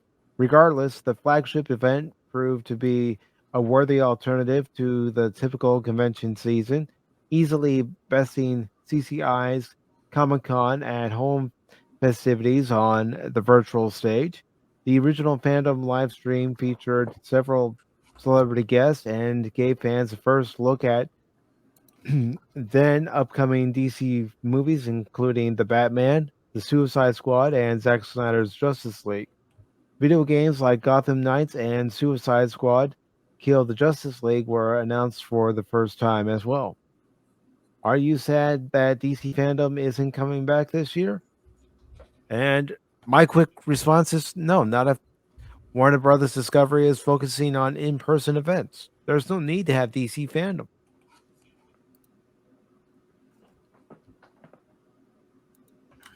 Yeah, wasn't a thing. It wasn't. It's a nothing burger. What I mean, if it goes away, who cares? I kind of really hope, and I think Discovery day one should just wash the board with DC. And what I mean by washing the board, just totally start over. Don't use anything that use a reference to Warner Brothers. Nothing in what they touched or created. Nothing. Because there's nothing there. So they would do themselves a favor. I would have done day one first thing, canceled any promotions like this or anything. Done. Wipe the board. Start fresh. You don't want someone else's mistakes. True. Nope. You know, I'm going to make a sports reference, but any sports team that's failing and that sports team wants to succeed, what do? They fire the front office personnel. They'll fire the manager, the coaches, the agents and stuff and all that. You have to people. Well, as far as the agents are concerned, that's up to the individual player whether they want to keep. I'm talking about the ones that work for the actual team, the ones that go scouting and doing. They'll fire the scouts. Yep. For the various you have teams. to cut it. And I know people make fun of teams when they do that or they say, but the truth of the matter is you got to start all over. Everything has to be scrapped. You barely keep anybody from the previous regime because you don't want to make the same mistakes. And if you have somebody from the previous regime, he could be part of the mistake, and you're going to have it over. So I always like when a team scraps from the top to the bottom. And yes, because it's not just at the. I know what you mean, because it's not just at the major league level. You have to start at the minor league level. You're talking your rookie ball. You're talking A ball, double A, triple A, where you have to get rid of anybody who isn't helping your organization succeed. If they're not scouting the right players, if you're, getting scouting reports saying that this player has this potential and that player never works out, well, you don't necessarily have to look at the player themselves. Yes, they're a part of it, but you have to look at your scouting department. Were they actually scouting the guy properly? Was he, doing the charts as far as hitting? Because in baseball, you have to be able to hit in all fields. Also in baseball, you have to be able to get guys out. Well, unfortunately, guys, some of that magnitude would be very, very, very difficult. It's not difficult. Well, I'll tell you why it's not difficult. So, case in point. Hold on. I'm speaking. So, I'm giving you my example. 2011, Cubs hired Theo Epstein after the season. After all was said and done, the Cubs cleaned house. They hired a new manager, new coaches, new scouts, new staff. It took a while, but because of the new staff, coaches, and everybody, the Cubs were able to actually draft players that could play. Granted, a lot of them aren't there anymore, but they were able to draft players that could play and get the job done, and that's win the 2016 World Series because that was the main goal. Yes, that's one team. What you're talking about? There have been other teams that have done it too, Chaos. There have been other teams that have done it too. What you're talking the Cubs followed. Hold on, I'm speaking. Other teams have done it too. The Braves have done it. Multiple other teams. Have they done it the exact same time? No, it doesn't happen all at the same time in baseball. It takes time. To fix Warner Brothers, you would literally need to Just have like every just team like in Warner at the Brothers. same time. It's not happening all at the same time. You first had to get out the old regime.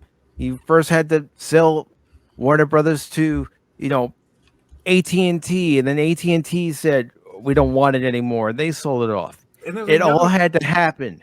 And it happens in the corporate sector the same way it's done in sports. They have done it. The first thing they do is when they buy a company, they investigate, then they buy. And once they buy, let's say I've started a company, we call it the A company, and I'm buying the B company. First thing, day one, they go in there, they call everybody to a meeting, and they say, unfortunately, after a purchase or anything, business management here, you're gone. Your walking papers. And they do it. The intellectual department here, you're gone. I'm sorry, we don't need you anymore. Your service is no longer required. Corporates do that all the time when they acquire new businesses. If they're not up to their standard after a review, they're gone. So I have a question then. Explain Kathleen Kennedy. Kathleen Kennedy is because what I've been telling you about Warner Brothers and the BBC. They're determined to keep what they're going until they're financially at a point where they can't keep that idea anymore. But you better believe it, if somebody goes in there and was to buy Disney, if they bought Lucasfilm, she would be gone. Day one.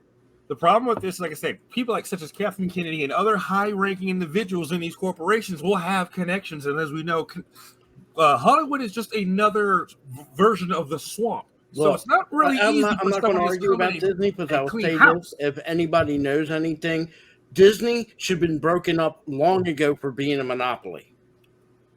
That's not a truth. That's a fact. Yes, they should not have been allowed to acquire Marvel. Well, they shouldn't. I see what you mean. They were too many.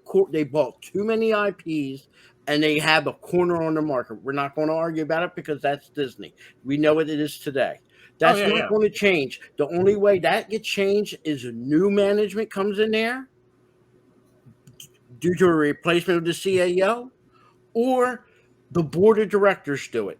And if they don't do it, then when you get an office of people elected into your government, and they finally look at Disney and say, guess what? You're a monopoly. They did it 40 years ago to the Bell Corporation. If you don't know what the Bell Corporation is, telephone companies were owned all by Bell. And they broke them up because they were a monopoly. When you get a certain person in office that can do that and want to do that, Disney will be broken up. And what they would do is they'll make two departments, or they'll make three. What they did with the Bell, government intervention, like the company itself, there's no freaking way, because they're all snakes. They all have dirt on each other. They can't do that. Yeah, exactly. That violates antitrust laws. Yeah, let's just put it to you this way. Right now, Disney is overboard. They're not the only one. Microsoft should have been broken up years ago. But I'm just saying, like Mike was saying, when they buy into a corporation or a new owner buys a company, they always gut it. That's a fact. You can name the team. They've done it in sports. You can name businesses. They've done it in business. They always gut it. and then they start over. If it's because guess what? Their philosophy from day one when buying it, we're buying a failing company, so we're seeing if we can turn it around. And turning around requires eliminating the previous management. Yep. That's day one. And just like in sports, change doesn't happen overnight. No, it takes time. I don't see Bob Chapek or whatever, the CEO of Disney. To me, it was handpicked. So no, until the board of directors actually can sit down and have an actual vote on a new CEO, you're not going to see change in Disney. And it's the board of directors, not the people that own shares in its stock that have the say. It is the board of directors. They're the people that make. Look, tomorrow the board of directors don't like Chapek or don't like Feige or don't like Kathleen Kennedy. They will eliminate her in a heartbeat. I don't know. That's how that works. Dirt, man. For her to be still around, she must have some dirt on somebody. That's what I figured. Because I mean, you look at her. Like I said, people don't know what George Lucas signed. George Lucas could have signed. Look, I want Kathleen Kennedy to be the person in charge. He handpicked her. That's the thing. When the show was probably put in there, she can stay there as long as she wants until she decides to leave.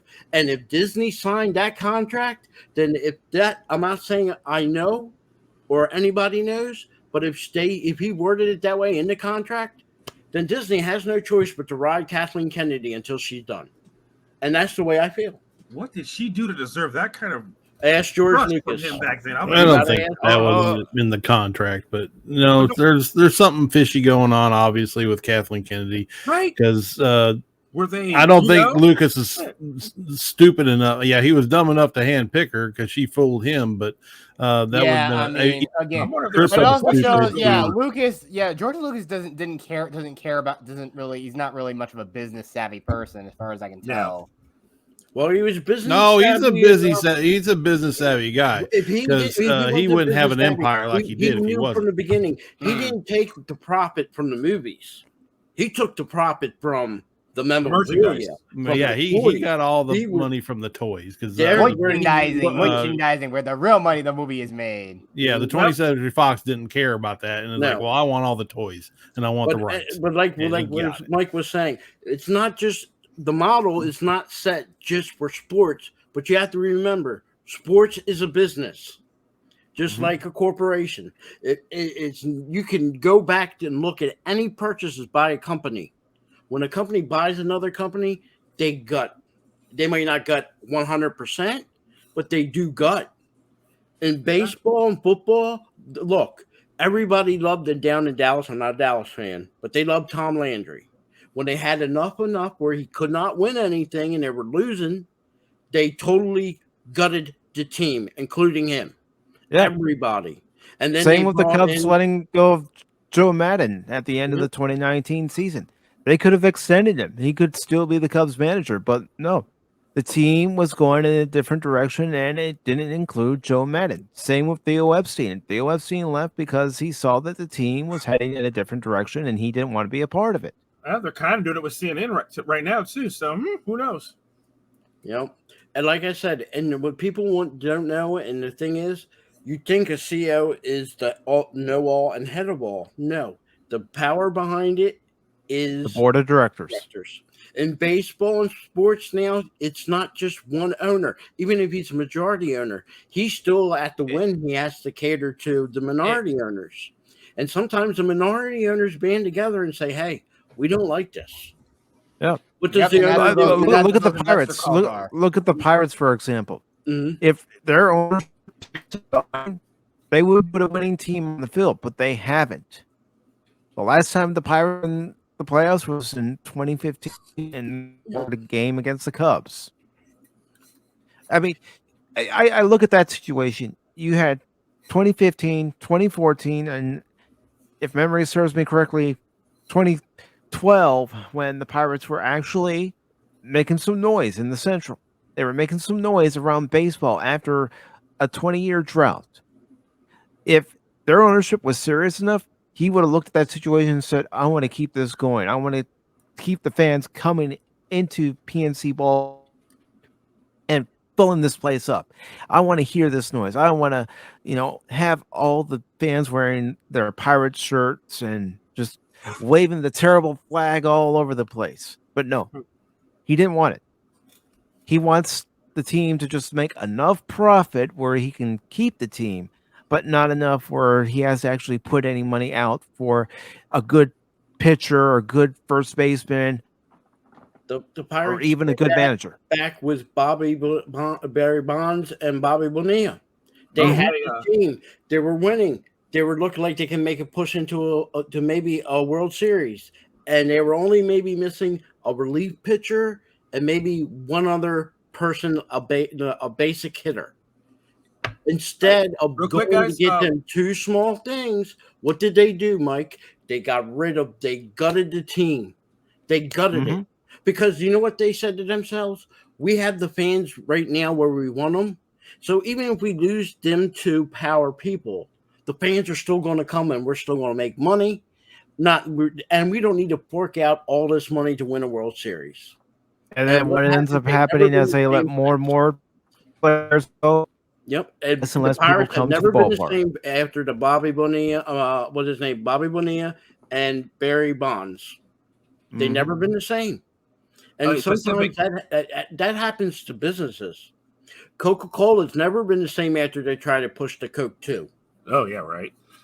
Kitty Bear has a question on. It said just a question about the Orville episode. Who are the people talking about being a Trump thing, and was it the lady taking control? Because personally, I would think it was Biden if I had to pick. No, she won on populism and xenophobia. That's everything they accused Trump of doing. So she was Trump in essence. That's ironic. It's a woman. I'm like, okay. I mean, I didn't get that connection. I didn't get. I always say this, and this is, I'm a middle type person. Look at what a person does. For a man that ran to be president, and I don't want to get off track here, but I'm going to make it quick. He didn't get paid. He didn't accept the money for being paid to be president. No other president done that, ever. So whatever you want to say about the man was honest. He didn't need the money. He didn't want to stay in the White House. He didn't want to fly. What's the jet the presidents fly? Air Force One. He had his own helicopters. He had his own airplanes. He had his own place to stay. He said, I could save the American people by not staying. They didn't want it. Politics, John. Well, okay, just kidding. Me personally, that episode reminded me more of when the Ayatollah took over Iran than Trump, because they took over Iran, broke their previous alliances, and then all hell broke loose. So, I mean... Well, trust me, Ayatollah Iran is not on their brain when they wrote this. Well, I'm saying the situation was more like that. I'm like, oh, we're allies. We're going to fight this common enemy. Okay. Then there's a populist uprising in Iran. The Ayatollah takes over, destroys the previous alliances, and now, holy shit, what's going on? I'm like, yeah. Sex dolls. Stephen Paul said. I bring in the chat and I see Ray sex dolls. Daisy Ridley likeness? I don't know. I was convinced. Yeah. They actually make those. They have one for Siri from The Witcher. They have one from Tifa, and they're like Disney? Not Disney. Like some company. I don't know. Just probably Japan. I think we talked about before when Mike was away on Pop Talk. I was showing off Ellie from The Last of Us. Yeah, it was a couple of weeks ago. My internet crapped out, so Pop Talk was still going, and I had to wait for my internet to come back on so I could shut down the show. Hey, I'm talking if something goes wrong, right? No, that's Frontiers. My bad. Nothing like that had ever happened while I was streaming here on StreamYards, because I'm the only one that can shut it down. Wow, so we'll just keep going, huh? That's funny. I mean, that's pretty much what I told them. I popped in the chat. I said, I'll get back on, but keep it going. And if they decide to leave, well, you know what? Then people would be staring at a picture. the whole time. Technical difficulties. I gotta go, Mike. So thank you for having me on. Everybody else, take care. Everyone, just enjoy life. Life is too short. And Dig it, Phil. I agree just with you. remember, I just want to state this for the record: Cash Money doesn't like redheads or orange soda or orange pickles. You don't like redheads? Phil's a nut. It's propaganda. It's more propaganda from Philly boys. So don't listen to it. Excuse me, I'd just like to ask a question. What does God need with a starship? Best clip. Why would anybody in their right mind hate redheads? Seriously. What? They're sexy. Well, Castle? Yeah, exactly. But I know Castle's one daughter? thing, some people still believe that ridiculous notion that they don't have souls. Tell me Ariel doesn't have a soul. Well, I don't care about them. They are just characters. They were written. They were drawn. Yeah. I had this argument with a friend of mine. That's funny you guys bring that up. Yeah, but I know one thing that I think that Star Wars girl basically is the type of person that still believes that notion that characters have a soul. No, that gingers have no souls. No, she can, no. Oh no. She ain't gonna listen. She's stuck in her ways. Hell, she wouldn't listen to me. She wouldn't care about what I got to say anyway. If I so much as speak to her, if I ever had a chance to speak to her, she wouldn't want to talk to me because if she subscribes to astrology, she would hate me because apparently I'm an Aquarius. She would hate me. I don't know about that. She might. But she was cool. She doesn't. I don't think she. Yeah, well, we don't know. People. Didn't she cosplay Mary Jane with the red hair and all? Yeah, but look, I don't understand. People who basically believe that astrology is the gospel are just probably the most insane people. And believe me, there's like tons of those people on the West Coast. Yeah, that's true. Just ask Cash.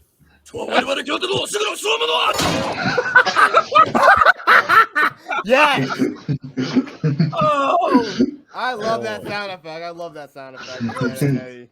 I'm still tripping over the fact that I got Pacific addicted to anime. That's like one of my crowning achievements in life. Only took a couple decades. Well, I have found one that I'm liking right now. It's called Black Lagoon. Black Lagoon is freaking awesome. Fucking good. Damn it! I'm trying to compile as a list. Oh yeah. Also, Black Clover. Warning: the initial season, the main character is like Naruto, annoying as hell, but then he starts getting chill. Man, Black Lagoon's so good. I need to rewatch that. So fucking good. That's one of the most rawest animes ever. Yes. The first few moments got me hooked. It didn't take 2 episodes. It didn't take 3 episodes. The first few moments of the first episode got me hooked. And my anime nerds, there was something that I was watching back in the day. I can't remember what it was, but it was like it took place in like 1920s or something, and it was one of those episodes on a train, and it was really fucking fucked up. What is it called? Was it like Numbers? Or is it in the title? Was it Go-Go 13? No. It was like looks like the art style would be probably early to mid 2000s. It was really like Mafia. Cowboy Bebop? No, American Mafia around like the 1920s, I would think. Oh yeah, that's different. And like each episode was like a different set of characters. I was good, but I like something else came up and it used to run on like Adult Swim, and then I couldn't remember what it was. I've been trying to fucking find it ever since. Well, the only thing I can think of when you have an anime that's on Adult Swim, the only thing I can think of is Cowboy Bebop. No, this was like realistic. So there was no like magic powers or anything crazy. It was like a realistic mafia type, bunch of people's stories, and one of the character stories was on a train. And I don't know, but we can talk about this off stream. Oh, okay. Yeah. Hoping one of y'all. Oh, it's that. Okay, fuck. Okay. All right, so I do want to thank everybody for tuning in today. Of course, I want to thank After Dark for being here. Jet Sparks, thank you for being here. Crit, thank you for being here. TKO, thank you for being here. Anonymous, thank you for being here. Phil, thank you for being here. Always a pleasure. And of course, Phil was here in the chat as well. And also Kitty Bear, Stephen Paul. And yes, I'm highlighting you because you were in the chat. Very active. TKO. Yep. Yeah. Judd Sparks.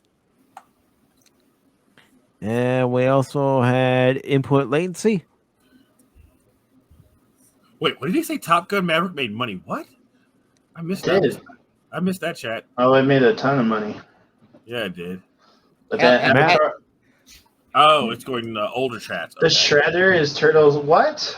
Remember we were talking about like changing. Yeah, we're talking about changing, the Turtles and we're gonna make Teenage Turtles, Mutant Ninja Octopuses, and Shredder's gonna be their master, and Splinter's gonna be like the Secretary of Defense. What? That would work as an Elseworlds Turtles story. Yeah. But thank you to Matt from Channel 66. And of course we had Tim's talk on your left. Thank you, Tim. And of course, I do know who this is. I'm just not going to say. I have a feeling too, but I'm not 100% sure. We also had the Padawannabe. And got to keep scrolling up here. And I just like to thank everybody for taking the time to stop by, even if it was just for a little bit. Because everybody deserves to be acknowledged. Except for Phil. Of course, we also had Gap After Dark. Thank you, Gap. Was that like Daisy Ridley? Who's not attractive? No, they were talking about Frost from G4. Frost. Oh. G4. Oh, what a mess. Yeah, but we already know. We even said that. She probably would fit in better with a biker gang. She tries to do the style that Rhea Ripley does from WWE. Rhea Ripley does it better. So, guys, I feel ridiculous. We also had.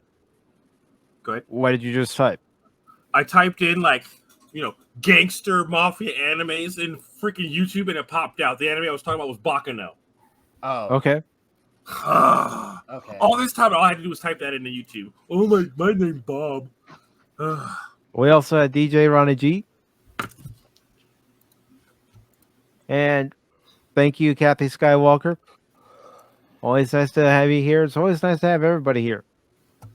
And of course, She for Art. Thank you, Sheila. And was that everybody? I think that might be everybody, but I'm going to scroll up to the very top here just to be sure. No. I almost missed Christian Fandom Geek and also Brandon Looney Tunes Fan 2000.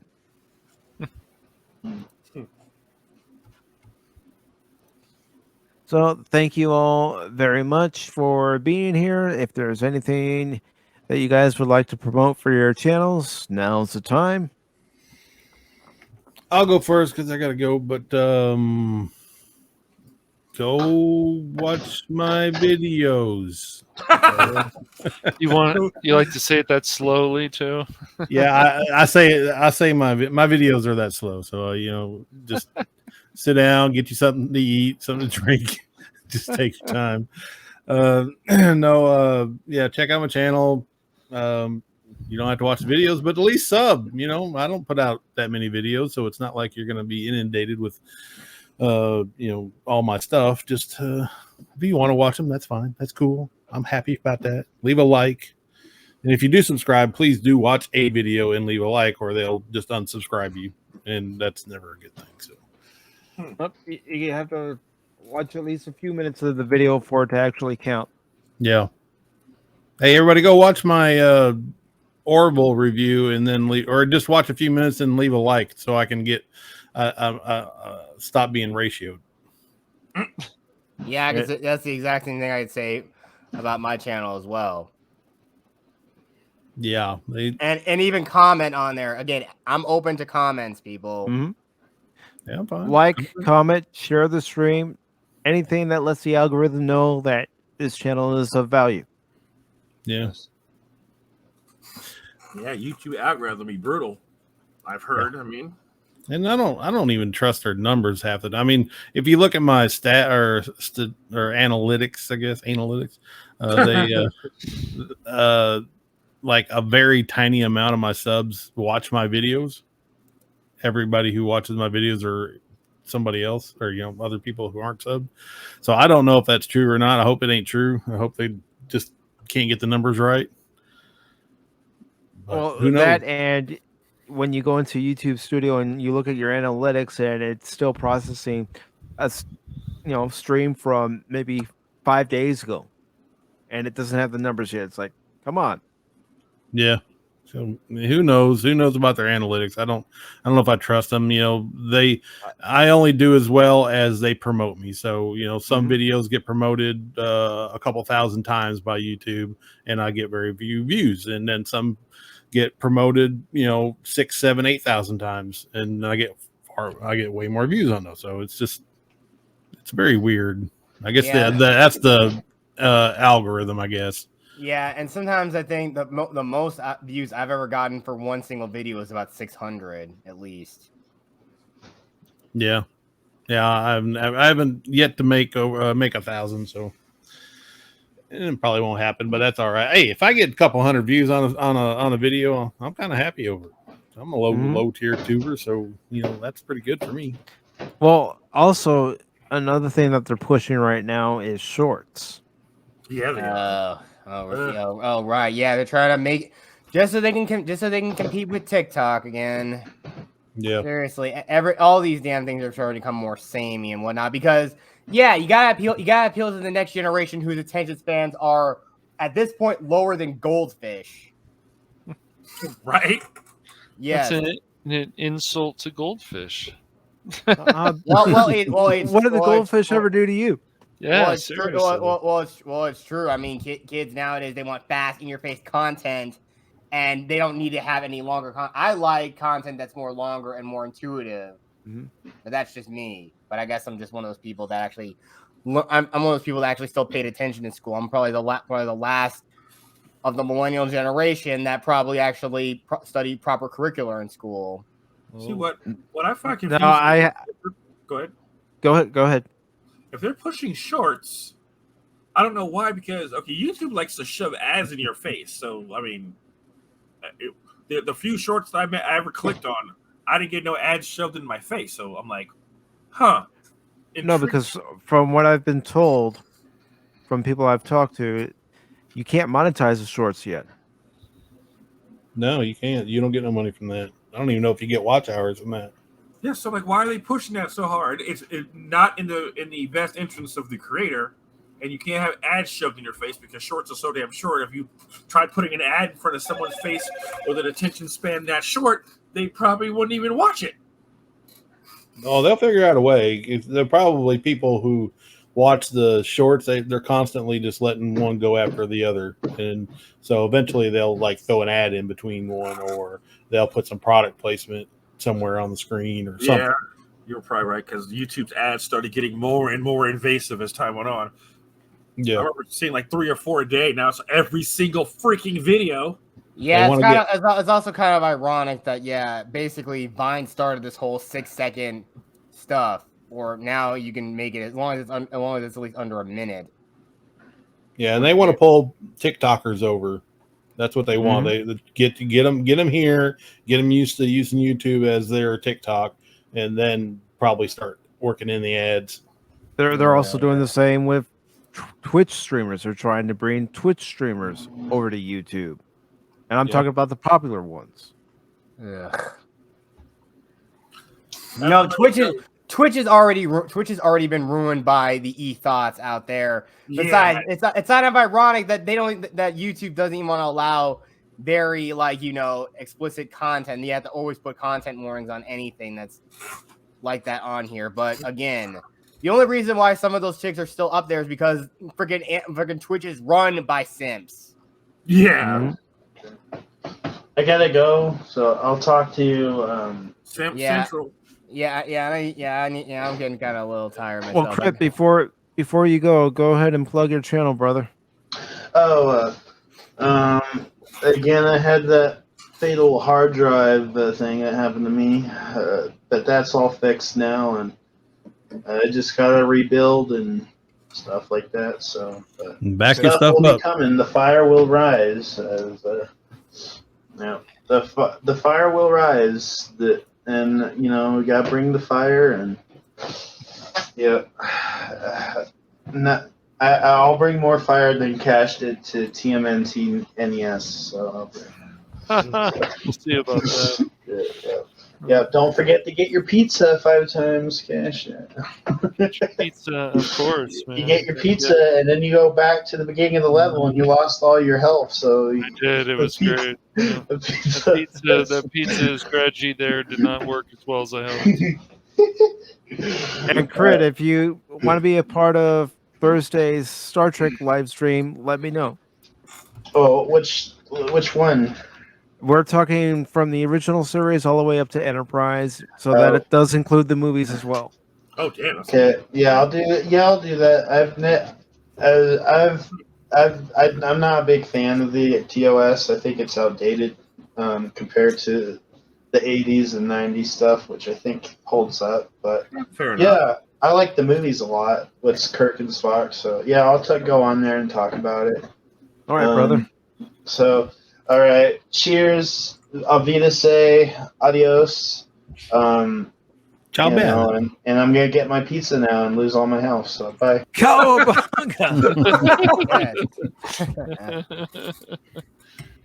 Oh man. Who would like to plug their channel next? I'll go.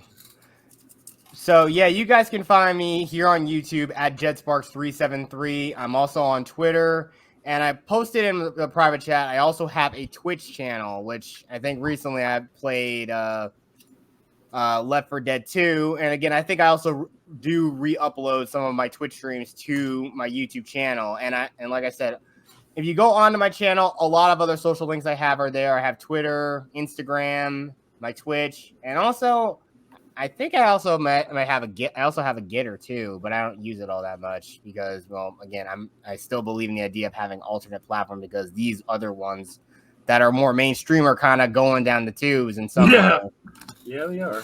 But that's the whole thing, though. Again, and all of it is all done by Linktree, so I make it more simple. So all the links I have can be found there, and you can even see it right there on my Twitter page. And thankfully now, and thanks to everyone who has been watching me for these past several years, I want to thank you all because I am now at 100 subscribers. Nice. So once again, to everyone, thank you so much, and I really want to be a part and keep going further on this journey. I want to constantly improve, but I also want to collaborate with other YouTubers. So Pacific is one thing. I love chatting with Bill TMNT, and I've also recently been on with Famology, so talking about Teen Titans. So it's been a great experience getting to talk with other YouTubers and just having these kind of podcasts and discussions with everybody. Exactly, and Paul's a good guy too. Yeah, you got to keep making your rounds, then, Jet. There's definitely a number of YouTubers that you should. Yeah, and I just want to I just also want to get more exposure out there. Yeah. Yep, that's part of it too. You know, if you see a small YouTuber, pop up in their chat, watch their content. If they're doing a live stream, say hello. Exactly. Yeah, I agree. And that's exactly what I expect anyone who's in my chat to do. I know, sure, if you want to skulk in the background, that's fine. But at least as long as you're you're sitting there and enjoying the show, I always ask that question whenever I'm playing. And if you chat with me, at least I have a little bit of somebody to bounce off of a little bit with. Mm-hmm. So there's always that. And eventually, if I can get some other things going around, I want to be able to have game night streams with other subscribers and do stuff with friends as well. So there you go. I don't blame you there because it is fun to do live streams with friends playing games, and yeah, you never know how crazy it might get. And exactly. I mean, for example, Friday, Cash and I, we were playing NES Ninja Turtles. So occasionally we would check on each other, say, "How you doing?" Yep. Yeah. But with that being said, guys, I'm gonna dip out. Thanks for having me on. Pacific. Anytime. And everyone, thank you all so much, and peace out. See you, man. All right, Cash or TKO? TKO or Cash?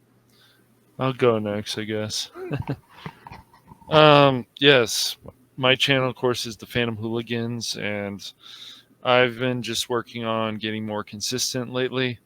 We do live streams. There hasn't been any videos yet, but that will be coming soon.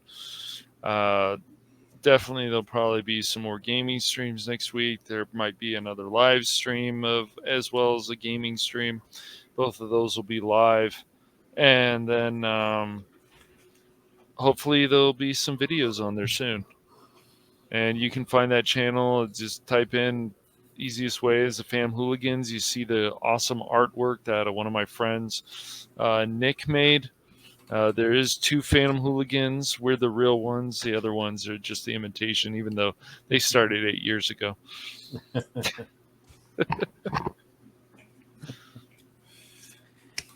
And on there you can catch Cash and I talking about the old man. We did that a few weeks ago.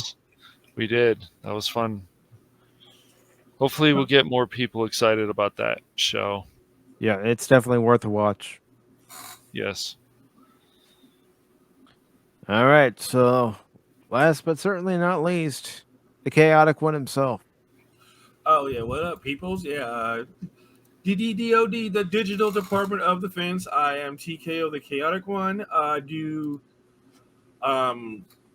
gaming streams like later on today. I'm planning on starting a playthrough of Grounded.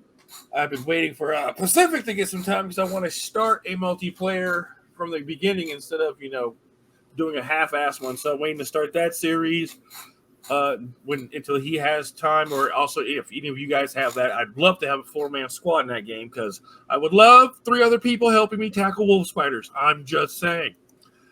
But yeah, that's the Twitch in the description.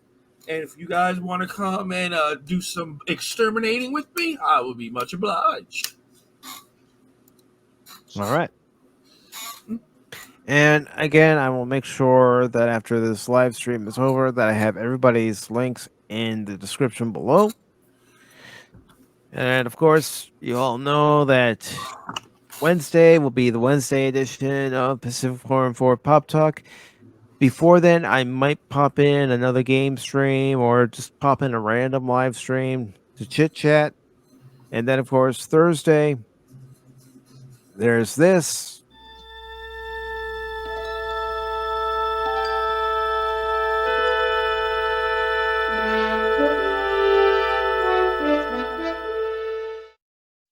That'll be this Thursday at 8 p.m. Eastern. It is open to everybody, just like Pop Talk. So if you want to come in, talk original series, all the way up to Enterprise, including the movies or even the books. If you've read some of the books and you enjoyed the books during that period of time, then come and join us.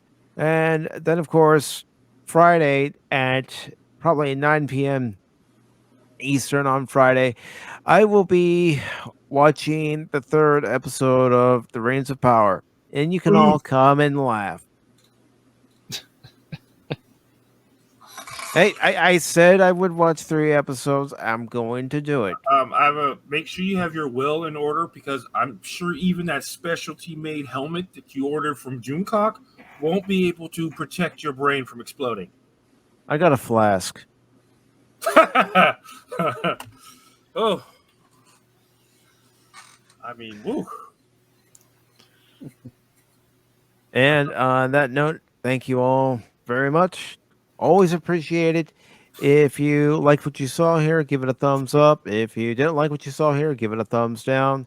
Share this stream with your friends and subscribe to the PACIFIC414 YouTube channel because I'm not only a baseball guy, I'm an all-around guy who does episode reviews, movie reviews, game streams, and of course, yes, with that previously mentioned, I'm not a baseball guy. I'm an all-around guy. I do occasionally talk about the Chicago Cubs with the box score. So until then, have a good rest of your Sunday, everyone.